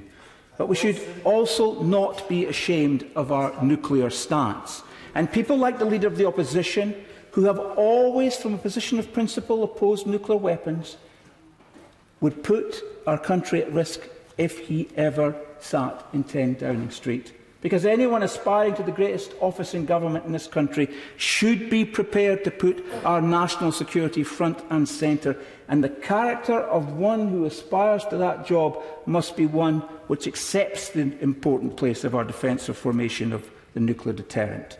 Now, the SNP position on this is clearer than Labour's, and it derives from their position on independence. Now, what honourable members need to understand is the SNP, for the last few years, have been busy trying to build a wide coalition of support in Scotland to break up the United Kingdom. And they do that by pivoting and contorting and doing whatever they have to do in order to mop up as much support as they can. It's not so long ago that the SNP were not just not in favour of NATO, but they were anti-NATO. And it was Alex Salmond persuading his followers that they needed to be more realistic about the mood of the most conservative nation in these British Isles, namely the Scots, that they would never wear the idea of us walking away from our obligations and responsibilities as free people to other free people in the world. He persuaded them that they needed to embrace the idea of NATO. And they have this half-hearted position while saying that they will be on NATO on certain conditions, and those conditions would make them unsuitable and inappropriate to be members of NATO. Now, there are many principal proponents of disarmament, and in the SNP, yes, I will, since I've mentioned. But is it his policy that if Scotland voted or votes in future for independence, that it shouldn't be a member of NATO? I will do everything in my power to make sure that Scotland remains part of the United Kingdom. And it will be with my last breath that I make the argument for my country remaining part of the most successful union in hundreds of years. Now, I recognise that I am running out of time, and so I will use the time left simply to say this. I have great respect for those who serve in our armed forces. I've met many submariners and former submariners, and I cannot help but be impressed by their courage and resolve. The life that these people have chosen to lead in the defence of our country at sea is one of sacrifice and commitment. And they are at sea for many months, separated from family and friends, and in cramped and, I would say, claustrophobic conditions. So, Madam Deputy Speaker, there is no doubt in my mind about the need for a nuclear deterrent continuously at sea. The world has changed and will continue to change, but the insurance policy of our nuclear submarine fleet and the missiles and weapons they carry is still an essential part of our national defence. We enjoy peace, a hard-won peace, but it is a watchful peace that requires eternal vigilance of our submariners and our armed forces and security forces, and the support of our nation's Parliament. They deserve our support. Karen Monaghan. Madam Deputy Speaker, and if I could start by declaring my interest. My husband served on Trident submarines for most of his 17-year service in the Royal Navy. His final post before retiring was as the wheel in HMS Victorious. He brought her through refit in Devonport, sea trials from Faslane, and carried out the 2009 DESO firing off the coast of Florida. Now, there are rumours that during nuclear firing chain message authentications, jelly babies are consumed. This is not something that my husband would confirm before this debate. However, following the DESO firing, Victoria's re-entered full service in 2009, and following an extremely busy year, the crew carried out a deterrent patrol over Christmas 2009. And it gives me great pleasure to say that my granny's Christmas tree went on that patrol in 2009. And my husband, when he finally left Victorious, forgot to take my granny's Christmas tree. So I wonder if there's any crew members of Victorious that are able to confirm whether that Christmas tree, a little white optical fibre fellow, still is on Victorious. Another thing the MOD stole. For his role in this process, my husband received the Sink Fleet Commendation, an award which still hangs proudly in our home in Whiteinch in Glasgow. But despite the pride I have in my husband's service, my opposition to Trident has been constant. Whilst as a teenager my views were formed over the Cold War and fears of mutually assured destruction, and my earliest political campaigns, long before I ever thought to consider Scottish independence, were against Trident. Over time, the indiscriminate nature of these weapons that are designed to cause such widespread devastation, has meant that I can never and will never support Trident nor its successor. This is regardless of whether we can afford these platforms, and frankly, as conventional forces are being cut to the bone, we simply cannot. In fact, our maritime capabilities are so depleted that we no longer have any major warships based in Scotland. This is at a time when threats from Russia are at their greatest in a generation. We have repeatedly had to rely on our allies when incursions do occur.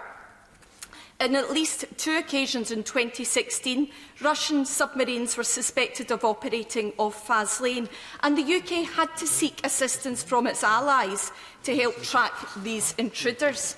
So these incursions fit a pattern of Russia testing defences, seeking crucial information about the Vanguard boats, namely the acoustic signature which allows these boats to be tracked. If Russia were able to obtain a recording of the signature, it would have serious implications for the UK's deterrent. But are we increasing conventional capabilities to help deal with this? No. We decided to scrap the entire fleet of Nimrods. And whilst the Nimrods will eventually be replaced by the P8, the first of which is expected in Lossiemouth in 2020, we have literally been playing Russian roulette for the last 10 years, and will continue to do so unless we increase conventional capabilities, particularly around the north of Scotland. Because if we were to find ourselves under attack, as has happened in Crimea, our defences are being whittled down to 2 options. We can either nuke them, or we can chase them away with pitchforks. How on earth does this make us safer? Now, the honourable member for Stirling in his contributions have said that the SNP do not speak for Scotland. OK, we may speak for some of Scotland, but our position on Trident is supported by the Scottish Government, by the Scottish Labour Party, by the Scottish Greens, by the Church of Scotland, by the Catholic Church in Scotland, by Scottish civil society. I would suggest it's the Tories that are out of kilter with the Scottish people on this. But this is a debate to commemorate the 50th anniversary of continuous at-sea deterrent. I take no pleasure in the money and resources that have been funnelled into this vanity project to the detriment of other parts of our armed forces. A vanity project that allows Britain to have a seat at the big boys' table at the UN. I take no pleasure in the money that is thrown into the maintenance and into the successor project, while at the same time we see child poverty at the highest level that many of us have ever seen in our lifetimes. But I do want to pay tribute to the men and now the women who have made the commitment to serve. People often talk about the difficulties of separation of the 3-month patrols. Well, those who have a partner on one of these boats will know that in many ways the patrol is the most settled time. The work-up period and testing, false starts, defects mean that families cope with massive upheaval in the lead-up to the actual patrol, repeatedly saying big bye-byes, only to have partners return the next day, children not really knowing if this is the time that Daddy will disappear. This puts an enormous strain on families and relationships, a strain that is not always recognised. And it's time that the MOD considered the realities of modern-day families. In the past, partners and families would live close to the base with a ready-made support network. However, recognising that spouses have careers of their own is important to a modern-day armed forces. Submariners do an incredible job and are the most highly skilled personnel in the armed forces. They have many career options on leaving. So retention issues leave serious skill shortages in the submarine service. The MOD have said that no submarine goes to sea without the minimum complement of suitably qualified and experienced personnel required to operate the boat safely, and that vacancies are managed to ensure that safety and operational capability is never compromised. But this is done off the back of submariners. Severe shortages of suitably skilled personnel meant that in my husband's last year in the Navy, he had 6 days leave. That included weekends. This is simply not sustainable. There comes a point when pride in serving cannot make up for poor conditions of service. Ultimately, many choose between service and seeing their children grow up. So I would argue that despite the money being thrown at Trident, its ultimate demise will be caused by a failure to support the personnel and because of gaps in critical skills. So as we mark 50 years of the continuous at-sea deterrent and recognise the dedication of those serving in the silent service, I would say that the time has come to invest properly in cyber, in conventional defence and in our personnel. And despite campaigning actively against the platform, I and those on my benches here pay tribute to those who have and continue to serve. Caroline Lucas. Thank you very much, Madam Deputy Speaker, and it is a real pleasure and honour to follow the Honourable Member for Glasgow North West, because I think she speaks with a real authority about these issues and speaks also very eloquently, and I'm very glad to follow her. I'm happy to speak as well in my capacity as the chair of the cross-party parliamentary group on nuclear disarmament. Let me put on the record at the very top of my speech that I'm very happy to pay tribute to the submariners and their service for this country, and indeed for their families and the sacrifice that their families make, which the honourable member has set out very, very clearly. But I don't think there's any contradiction between paying tribute to that service and also being very clear that, for me, nuclear weapons are abhorrent. Others have said during this debate that it's inconsistent to have a nuclear deterrent if you're not prepared to use it. I absolutely agree with that, and I'm very proud to say that I would not, under any circumstances, use nuclear weapons. Still less would I support the Prime Minister's position of a first use of nuclear weapons. I believe that nuclear weapons are indiscriminate, they are illegal, and they are obscene.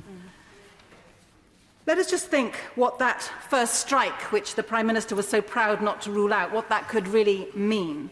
The heart of a nuclear explosion reaches a temperature of several million degrees centigrade. Over a wide area, the resulting heat flash literally vaporises all human tissues. At Hiroshima, within a radius of half a mile, only the remains of most of the people caught in the open, the only remains of them were their shadows burnt into stone. People inside buildings will be indirectly killed by the blast and the heat effects as buildings collapse and all inflammable materials burst into flames. Immediate death rate in that area will be over 90%. Individual fires will combine to produce a firestorm as all the oxygen is consumed.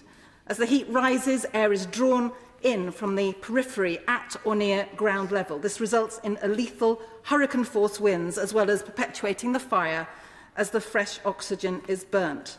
The contamination, Madam Deputy Speaker, will continue potentially for hundreds of thousands of years. The Red Cross has estimated 1 billion people around the world could face starvation as a result of a nuclear war. So let us be very clear. I hate all war, but there is something particular about nuclear war, and simply saying that it's in the same category as other forms of war, I think, is wrong. I think what is wrong as well is to say that we can't uninvent things that have already been invented. We have seen what has happened when it comes to chemical weapons that have been banned, biological weapons have been banned, cluster munitions have been banned. And if there was more of a support from countries like the UK, I believe that nuclear weapons could be banned as well.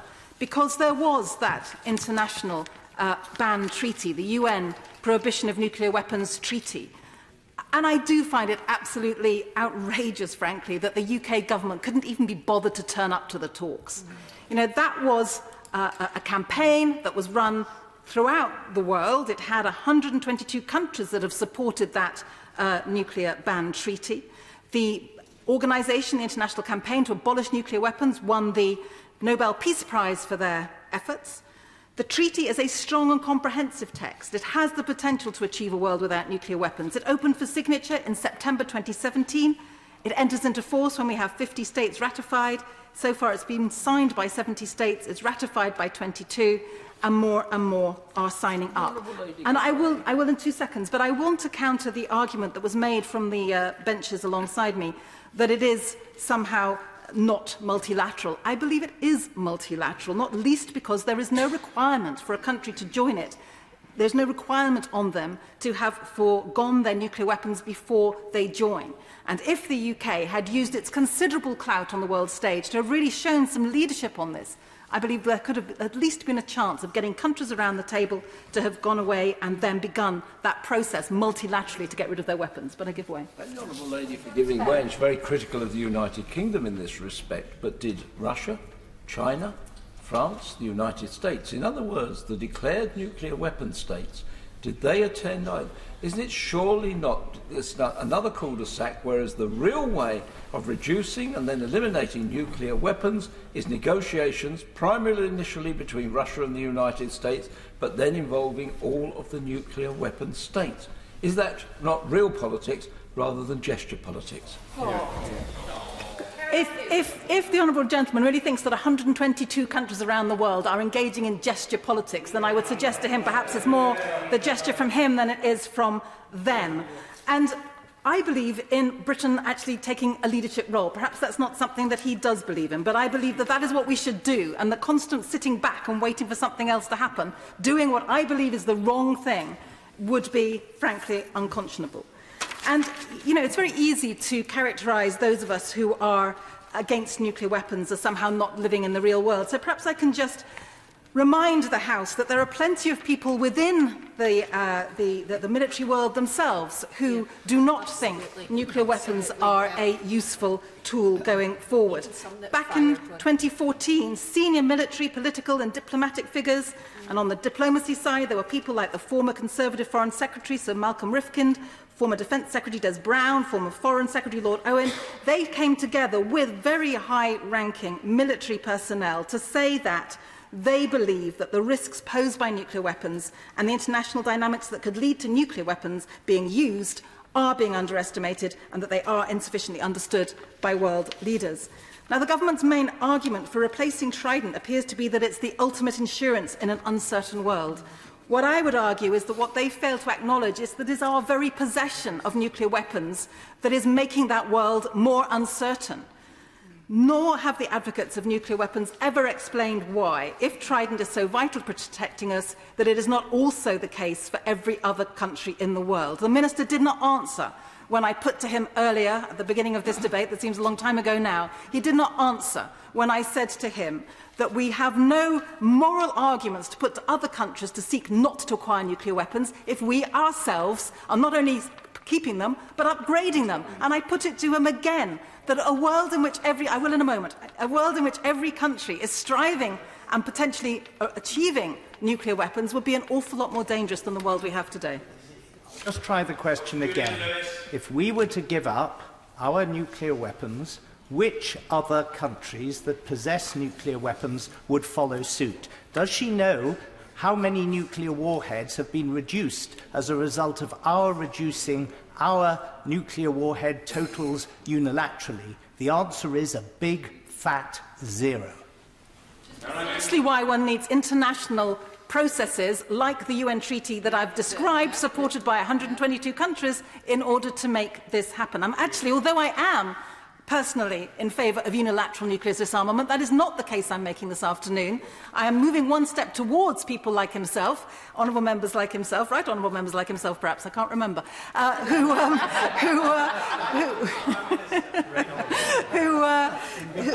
I completely understand are not ever going to be persuaded about unilateral nuclear disarmament, but whom I hope might be willing to engage in a serious argument about multilateral nuclear disarmament.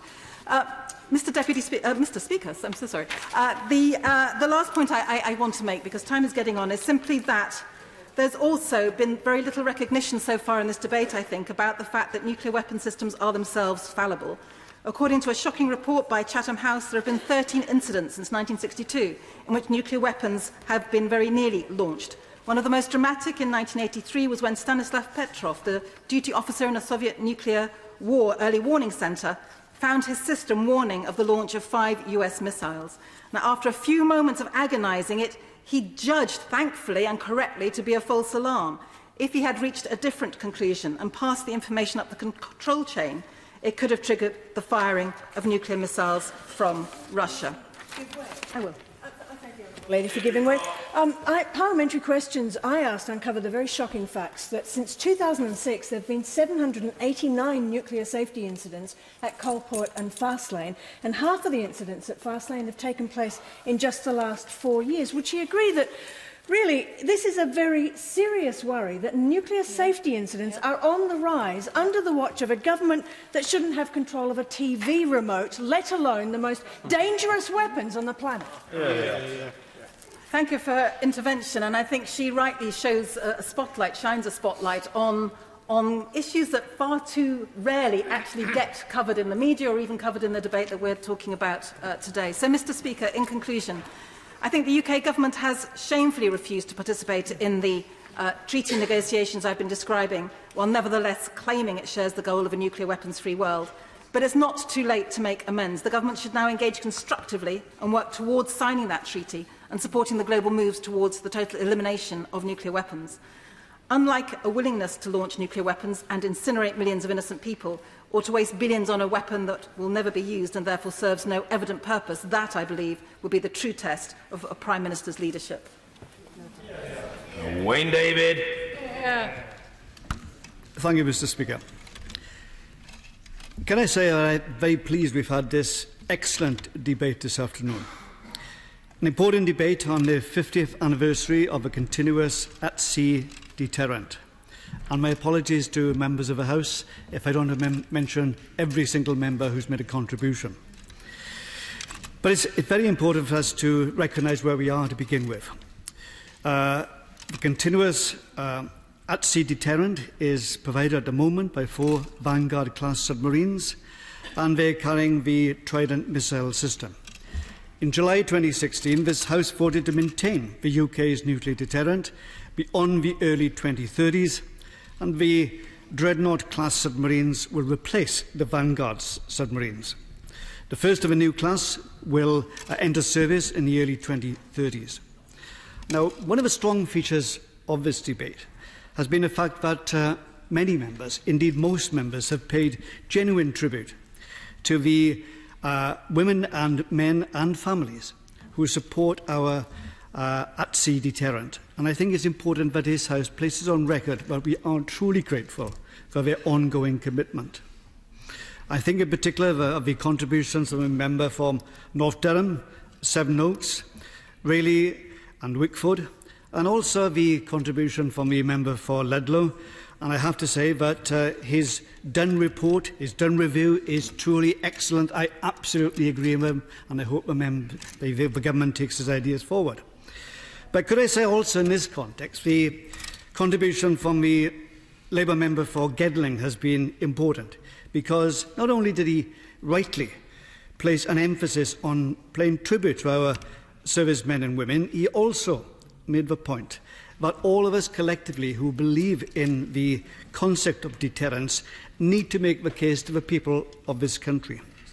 He also made the point that it's very important that we stress that none of us want to keep nuclear weapons. We're not in favour of nuclear weapons. What we want to see is a peaceful world, and we want to see an impetus given to the process of multilateralism. I'll give way on that point. Can he tell the House then why it is that not a single Labour Member of Parliament has spoken out against nuclear weapons in the debate this afternoon? Because I take it as a granted we're all against nuclear weapons. None of us want to see nuclear weapons being used. The most effective way to preserve peace, however, is through the concept of deterrence.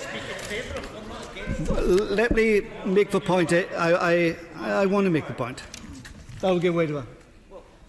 Thanks, my honourable friend, giving way. The alternate position being the SNP's position, which wants to the UK to give up its nuclear weapons, but quite happy to be secure under an umbrella of the European NATO umbrella. He makes a very important point, and I will come on to the SNP's interesting position in a moment. But could I say that the case for the nuclear deterrence of this country is overwhelming? It has been put forward with some eloquence and determination by the members for Berwick upon Tweed, by Barrow and Furness and others. But I have to say that the case has been particularly well put by the chair of the Defence Select Committee, the member for New Forest East. And I'd like to quote from an article, in fact, the Right Honourable Member wrote back in 2006. And in it he said, and I quote, "The purpose of a British nuclear deterrent remains what it has always been, to minimise the prospect of the United Kingdom being attacked by mass destruction weapons. It is not a panacea and is not designed to forestall every type of threat. Nevertheless, the threat which it is designed to counter is so overwhelming that no other form of military capability could manage to avert it." Now, I think that was true when he wrote it. It's certainly the case today. And in that context, could I also refer to the fact that this is a debate which has gone on for a number of generations. It is not a new debate about deterrence. And in that context, I'd like to refer to the fact that my predecessor was a man by the name of Morgan Jones. He was the first conscientious objector to be elected to Parliament. He represented Caerphilly, and I've produced a book on it. It's coming out and to be available in all good bookshops in 3 weeks' time. But in the early 1930s, Morgan Jones, a strong pacifist in the First World War throughout the 1920s, came to the conclusion, reluctantly, that it is necessary to defend freedom and protect democracy by Britain rearming and being prepared to stand up against the evil of fascism. That's an important lesson which we should not forget today. Some people would argue that the world has changed over the last few years. The polarisation which we saw between East and West, between the free world and the so-called communist world, is no longer marring the globe. We've also seen the emergence of non-state players, Al-Qaeda and ISIL. But let's be clear that the world has changed, yes, but the threats of non-state players are still with us. But what we have seen recently is the development of an old style, new style of nationalism, particularly with regard to China and with regard to Russia. And I do pay tribute to the way the member for Bridgend has highlighted these facts very, very clearly. We see China becoming increasingly assertive in the South China Sea, the East Sea as the Vietnamese refer to it. We've also seen Russia being increasingly assertive, and I have to say duplicitous as well, with regards to Ukraine, Estonia and many other places as well. But I have to say, although the case for modern deterrence is overwhelming, one of the interesting points of this debate is the position which has been articulated by the Scottish National Party. If anybody wants to have their cake and eat it, it is them. We've heard from the members of the SNP from Argyll and Bute and from Glasgow South that they want nothing to do with. They want Britain to abandon its nuclear deterrence, but they themselves, as a member for North Durham has said, nevertheless want to continue to be a part of NATO, which of course is a nuclear alliance. So, yes, please, yes, I'm delighted to. Grateful, because whilst his position is that the workers of the world should ignite, the position of the Scottish Labour Party is the same as the position of the Scottish National Party. Yeah. So, can you explain why they're wrong and he's right? Well, I have no doubts whatsoever, but this is not a devolved matter that I'm aware. The policy which counts is a policy of the British Labour Party. And I would just like to quote the manifesto on which all Labour members were elected, said very clearly in 2017, Labour supports the renewal of a Trident nuclear deterrent. As a nuclear-armed power, our country has a responsibility to fulfil our obligations under the Nuclear Non-Proliferation Treaty.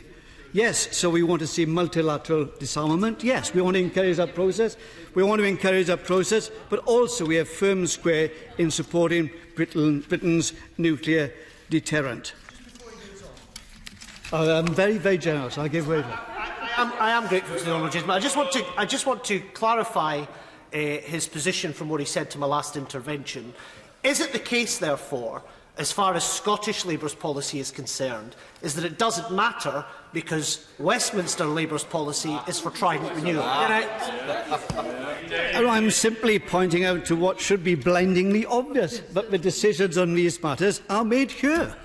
Of course, we all want different points of view being expressed.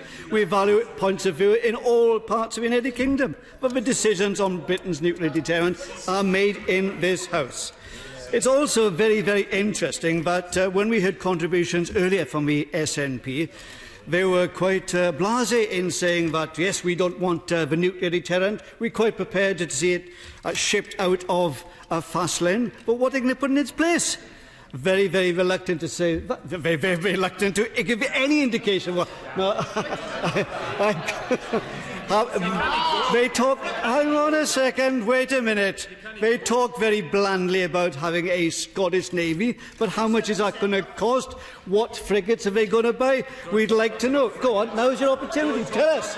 Frigates. Well, let me make one thing perfectly clear. And he should remember this as the party that did put up a poster boy, I don't see him in his place, for the Better Together campaign, is that when we make promises in shipbuilding, unlike him or the law opposite him, they won't be broken. Yeah. Well, that's a cardinal example of the SNP being unwilling or unable to answer a straightforward question. All talk, no action, full of hot air. That's why the SNP are getting nowhere fast in Scotland. But could I say this? There is one question I want to ask of the government before I sit down, and that is with regard to the cost of the Dreadnought programme. We heard earlier from the Secretary of State that it is to cost £31 billion, and a contingency is built in. But not so long ago, we had the report from the National Audit Authority, which pointed out that this was an extremely expensive programme, which it is, and of course it is inevitably putting a huge strain on the MOD's overall equipment plan. We know that the MOD budget is facing enormous difficulties, so I'm asking the Minister in his response if he could make any comment about the cost of this and precisely how any future escalation of costs will be built in. But I ask him also to return to this question which has been often put and often discussed, and that is whether or not this whole programme should be outside of the MOD's budget.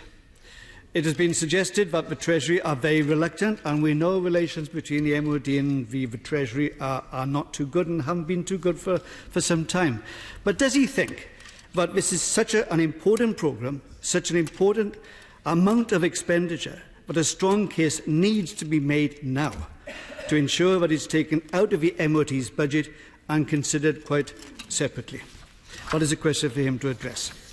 But could I say, Mr. Speaker, in conclusion, that I think this has been a good debate this afternoon. We have all paid genuine tribute to the men and women who have kept us safe in this country. But, Mr. Speaker, we live in a world which has changed profoundly since the decision of Clem Attlee and his government to give the UK an independent nuclear deterrent. But deterrence is still vitally important, and the best way to maintain deterrence and therefore maintain peace is through our continuous at-sea deterrent. Thank you.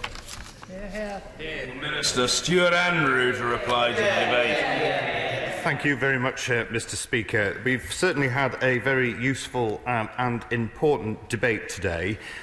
We've heard passionate arguments both in support of our continued at-sea deterrent, but we've also heard very passionate arguments against.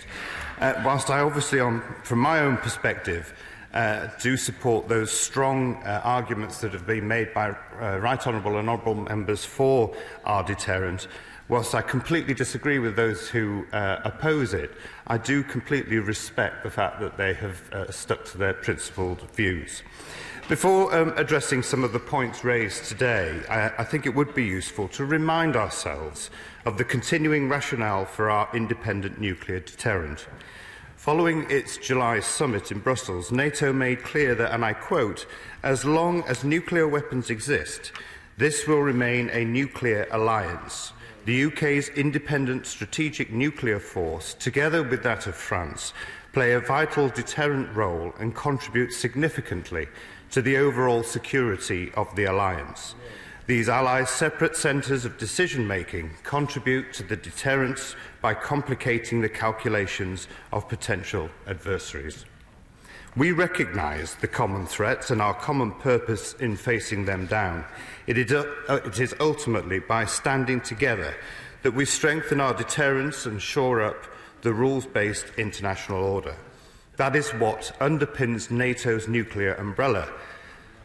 So, turning to the points that were raised in the debate today, the front bench spokesman asked me to answer a couple of questions, particularly on financing. As she will know, and has just been mentioned, we have the £10 billion contingency. Through that, we have been bringing forward parts of the project early so that we can try and get in as much time as possible and bring in those cost savings where necessary. And of course, we are working closely with all of the industry in there to make sure that this is delivered on time. My right honourable friend meets with the Treasury regularly, and the Treasury fully understand the importance of our nuclear deterrence. On Brexit, again, the Ministry of Defence continues to meet regularly with our suppliers to ensure that they have robust plans, whatever the outcome of the negotiations are, and that work is extensive. And on the warhead, work continues to transition. We continue to refine the options and the technical solutions that will inform the final government decision, but bearing in mind that the replacement is not required really until the late 2030s or possibly even later. My right honourable friend, the chair of the Select Committee, I have heard him advocate for many years the importance of our nuclear deterrent, and he always puts those points extremely effectively. And he rightly pointed out the support that exists for it in this House with the votes that have taken place on numerous occasions, and then rightfully reflected the nation's support for our deterrent, with some two-thirds of the population supporting it. Now, the honourable member for Glasgow South, if I remember rightly, started talking or quoting about big willies and little willies. I think I'm not going to go there personally. But he also said that this was a backslapping exercise. And I have to say, I think many members on both sides of the House found that a bit out of order. This is certainly not about backslapping, because the first job of any government is the defence of our nation. This debate is about marking the gratitude of those who have made sure that our country has remained safe. And as others have said already and pointed out, particularly my right honourable friend for Sevenoaks and the honourable lady for Bridgend, that NATO is a nuclear alliance, and therefore there are conflicts in the position that the SNP have made. No, I'm still referring to the points that he's been making, so if you'll just give me some time. He also raised the issue of decommissioning and the NAO report. Now, I acknowledge, and so does the report, that this is a very complex issue, complex in nature. I personally accept that this is something that's gone on for too long, but it also recognises that actually the Department and the Government are making initial steps in this, and this is something that I'm personally taking an interest in. Following several meetings I've had with the Honourable Member for Plymouth Devonport, for Rosyth and for Berwick-upon-Tweed, it is something that I will continue to work with. I should just make very clear that in August we completed the demonstrator phase with Swiftsure, and we are now commencing with Resolution. So we are working on a plan. First government to do so, I have to say, for many years. I'll quickly take his intervention. That's fair enough, and I hope he does make progress. No one wants to see that more than me. But can I just take him back to the point he raised on the Scottish National Party position on NATO. And independent Scotland's place in NATO is supported by none other than the former UK ambassador to NATO, Dame Marriott Leslie, who was ambassador during the time of the coalition. She's right, isn't she? Yeah. But it feels that the Scottish National Party want to be protected by nuclear weapons but have no responsibility for them whatsoever. No, I have very... No, in fairness, there were lots of speakers. I want to get through them all. And actually, we've heard quite a lot from the honourable gentleman today. The right honourable gentleman, my right honourable friend, the member for Sevenoaks, rightly reminds us that the deterrent is used every day. To say that it is not used is really quite an insult to all those who work so hard on our behalf, and reminded us of the growing threat that we see, not least from Russia, but also from North Korea. And it talked about the importance of maintaining that independence for our country. The Honourable Lady for Bridgend, I thought, made a very valid point about reminding ourselves about the importance of NATO to us and the importance of our deterrent being an at-sea deterrent. That fact that it is hidden is a very important aspect of keeping our adversaries guessing, as it were. My honourable friend, my right honourable friend, who held the position I have, as he is someone I have great admiration for, and he is clearly respected right across industry, and particularly with his recent report. And I'll come on to a bit of prosperity later. The honourable member for Durham North, the right honourable member for Durham North, quite rightly recognised that there is a commitment to the NPT, and I think this is a really important element, that we are wanting to see a reduction in nuclear weapons. It's how we go about it, and I would also say to him that my right honourable friend, the Secretary of State, never fears in fighting the corner for us when it comes to the Treasury. The honourable member for Argyll and Bute said that the future of Faslane would be safe in an independent Scotland. That's a very big statement for them to make without a nuclear enterprise. It would be a cause of great concern, I'm sure, for the 127 Scottish companies who are in the supply chain that generates business for them of £130 million. And also, I'd be wondering how many of our service personnel would actually want to serve in Scotland when they tax them so much. It is only thanks to the mitigation of this government that we are being able to help those. My honourable friend, I want to get through these responses. This isn't just this. I know. Whenever we do these debates, the Scottish National Party try and disrupt the closing speeches. I have given way to the honourable gentleman once, and I will carry on. My honourable friend, the member for Berwick-upon-Tweed, yes, she is wearing the Submariner's sweater. We're very proud of it. But she spoke eloquently about the detailed day-to-day experiences of those servicemen and women. I have to say, having been on one of those submarines, I'm not sure, frankly, and I'll be honest, that I could do it. The thought of being in that confined space for that long a period of time is something that I always admire. But what I have to say is what strikes me is how proud and how much those service personnel love doing that role. The honourable member for Barrow, who has been a long advocate of this, he's held many events in the House over recent years, rightly talked about the workers in Barrow and the huge contribution they're making to this national exercise. And of course, that means that we should recognise all parts of the country. Particularly, I know that the honourable member for Plymouth Devonport rightly wants to point out the contribution that is being made there for the continuous at sea deterrent. And the honourable member for Barrow mentioned the medal campaign. Well, he will have heard my right honourable friend say that this is an issue he will look into, and I'll make sure that we do that as quickly as possible. My right honourable friend, the member for Rayleigh, he also talked about his experience going on board, and again I would repeat the points that I made about admiring the people who work on those services. And the honourable member for Worley quite rightly reminded us of the modern-day threats, not just in intentions, but also the capability that is being built up by many of our adversaries, and it's important that we do that. And also, quite rightly, reminded us that many campaigners will talk about the weapons that are on, perhaps, that we have pointing in one direction, but never referring to the weapons that may be pointing to us. The honourable member, I think, for Gedling actually made a strong and powerful points. He was absolutely right that we as a nation, with a seat as a permanent seat at the UN Security Council and as a member of NATO, that therefore comes with a responsibility, and it is important that we stand up, and successive governments have done that and have been proud to do that.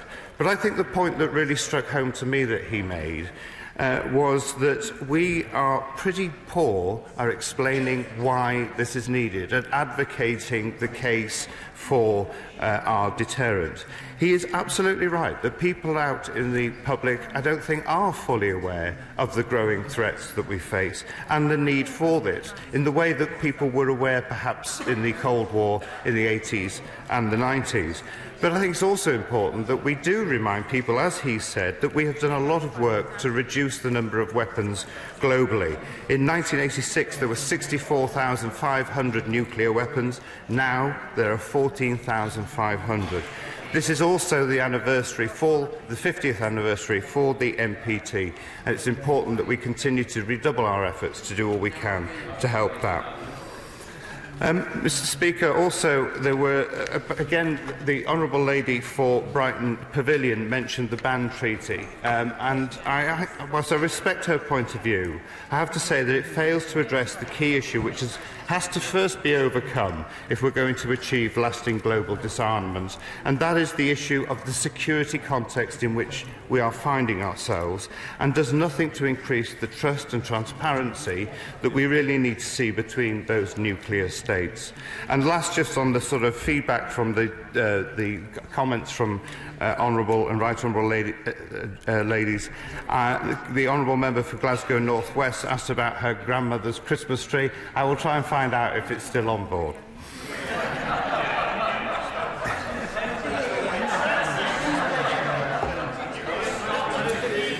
And if it is, yes, if it is, it will stay there. Mr. Speaker, I think it's also important that we should remind ourselves of that significant economic benefits that we get. Our continuous at sea deterrence supports thousands of highly skilled jobs in hundreds of companies across the UK. BAE Systems, with around 8,000 personnel, are key in Barrow and Furness, where our submarines are designed and built, and Rolls-Royce has over 800 employees in Derby. And in Barrow, who manufacture the plants that will power our submarines. And of course, the Atomic Weapon Establishment employs nearly 6,000 people working on manufacturing, maintaining and assuring the UK's nuclear warheads, in addition to providing nuclear threat reduction services. I've already mentioned the support that it gets, that the Scottish economy benefits from. But today, I think, essentially, is about marking the tremendous contribution of the people who serve and to protect our country.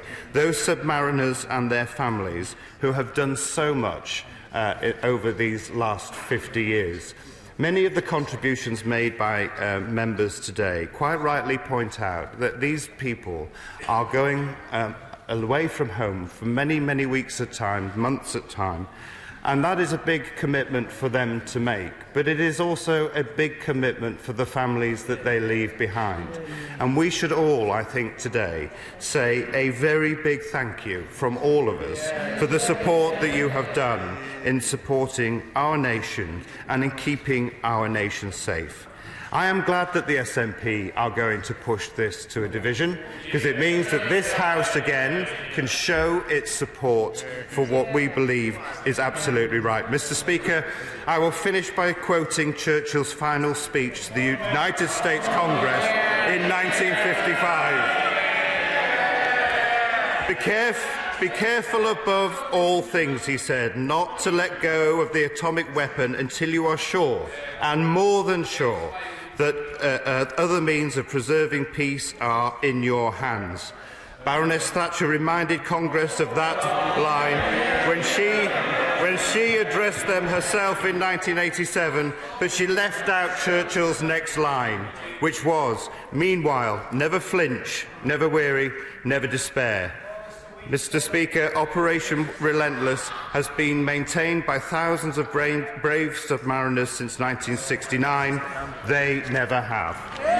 Order. The question is that this House has considered the 50th anniversary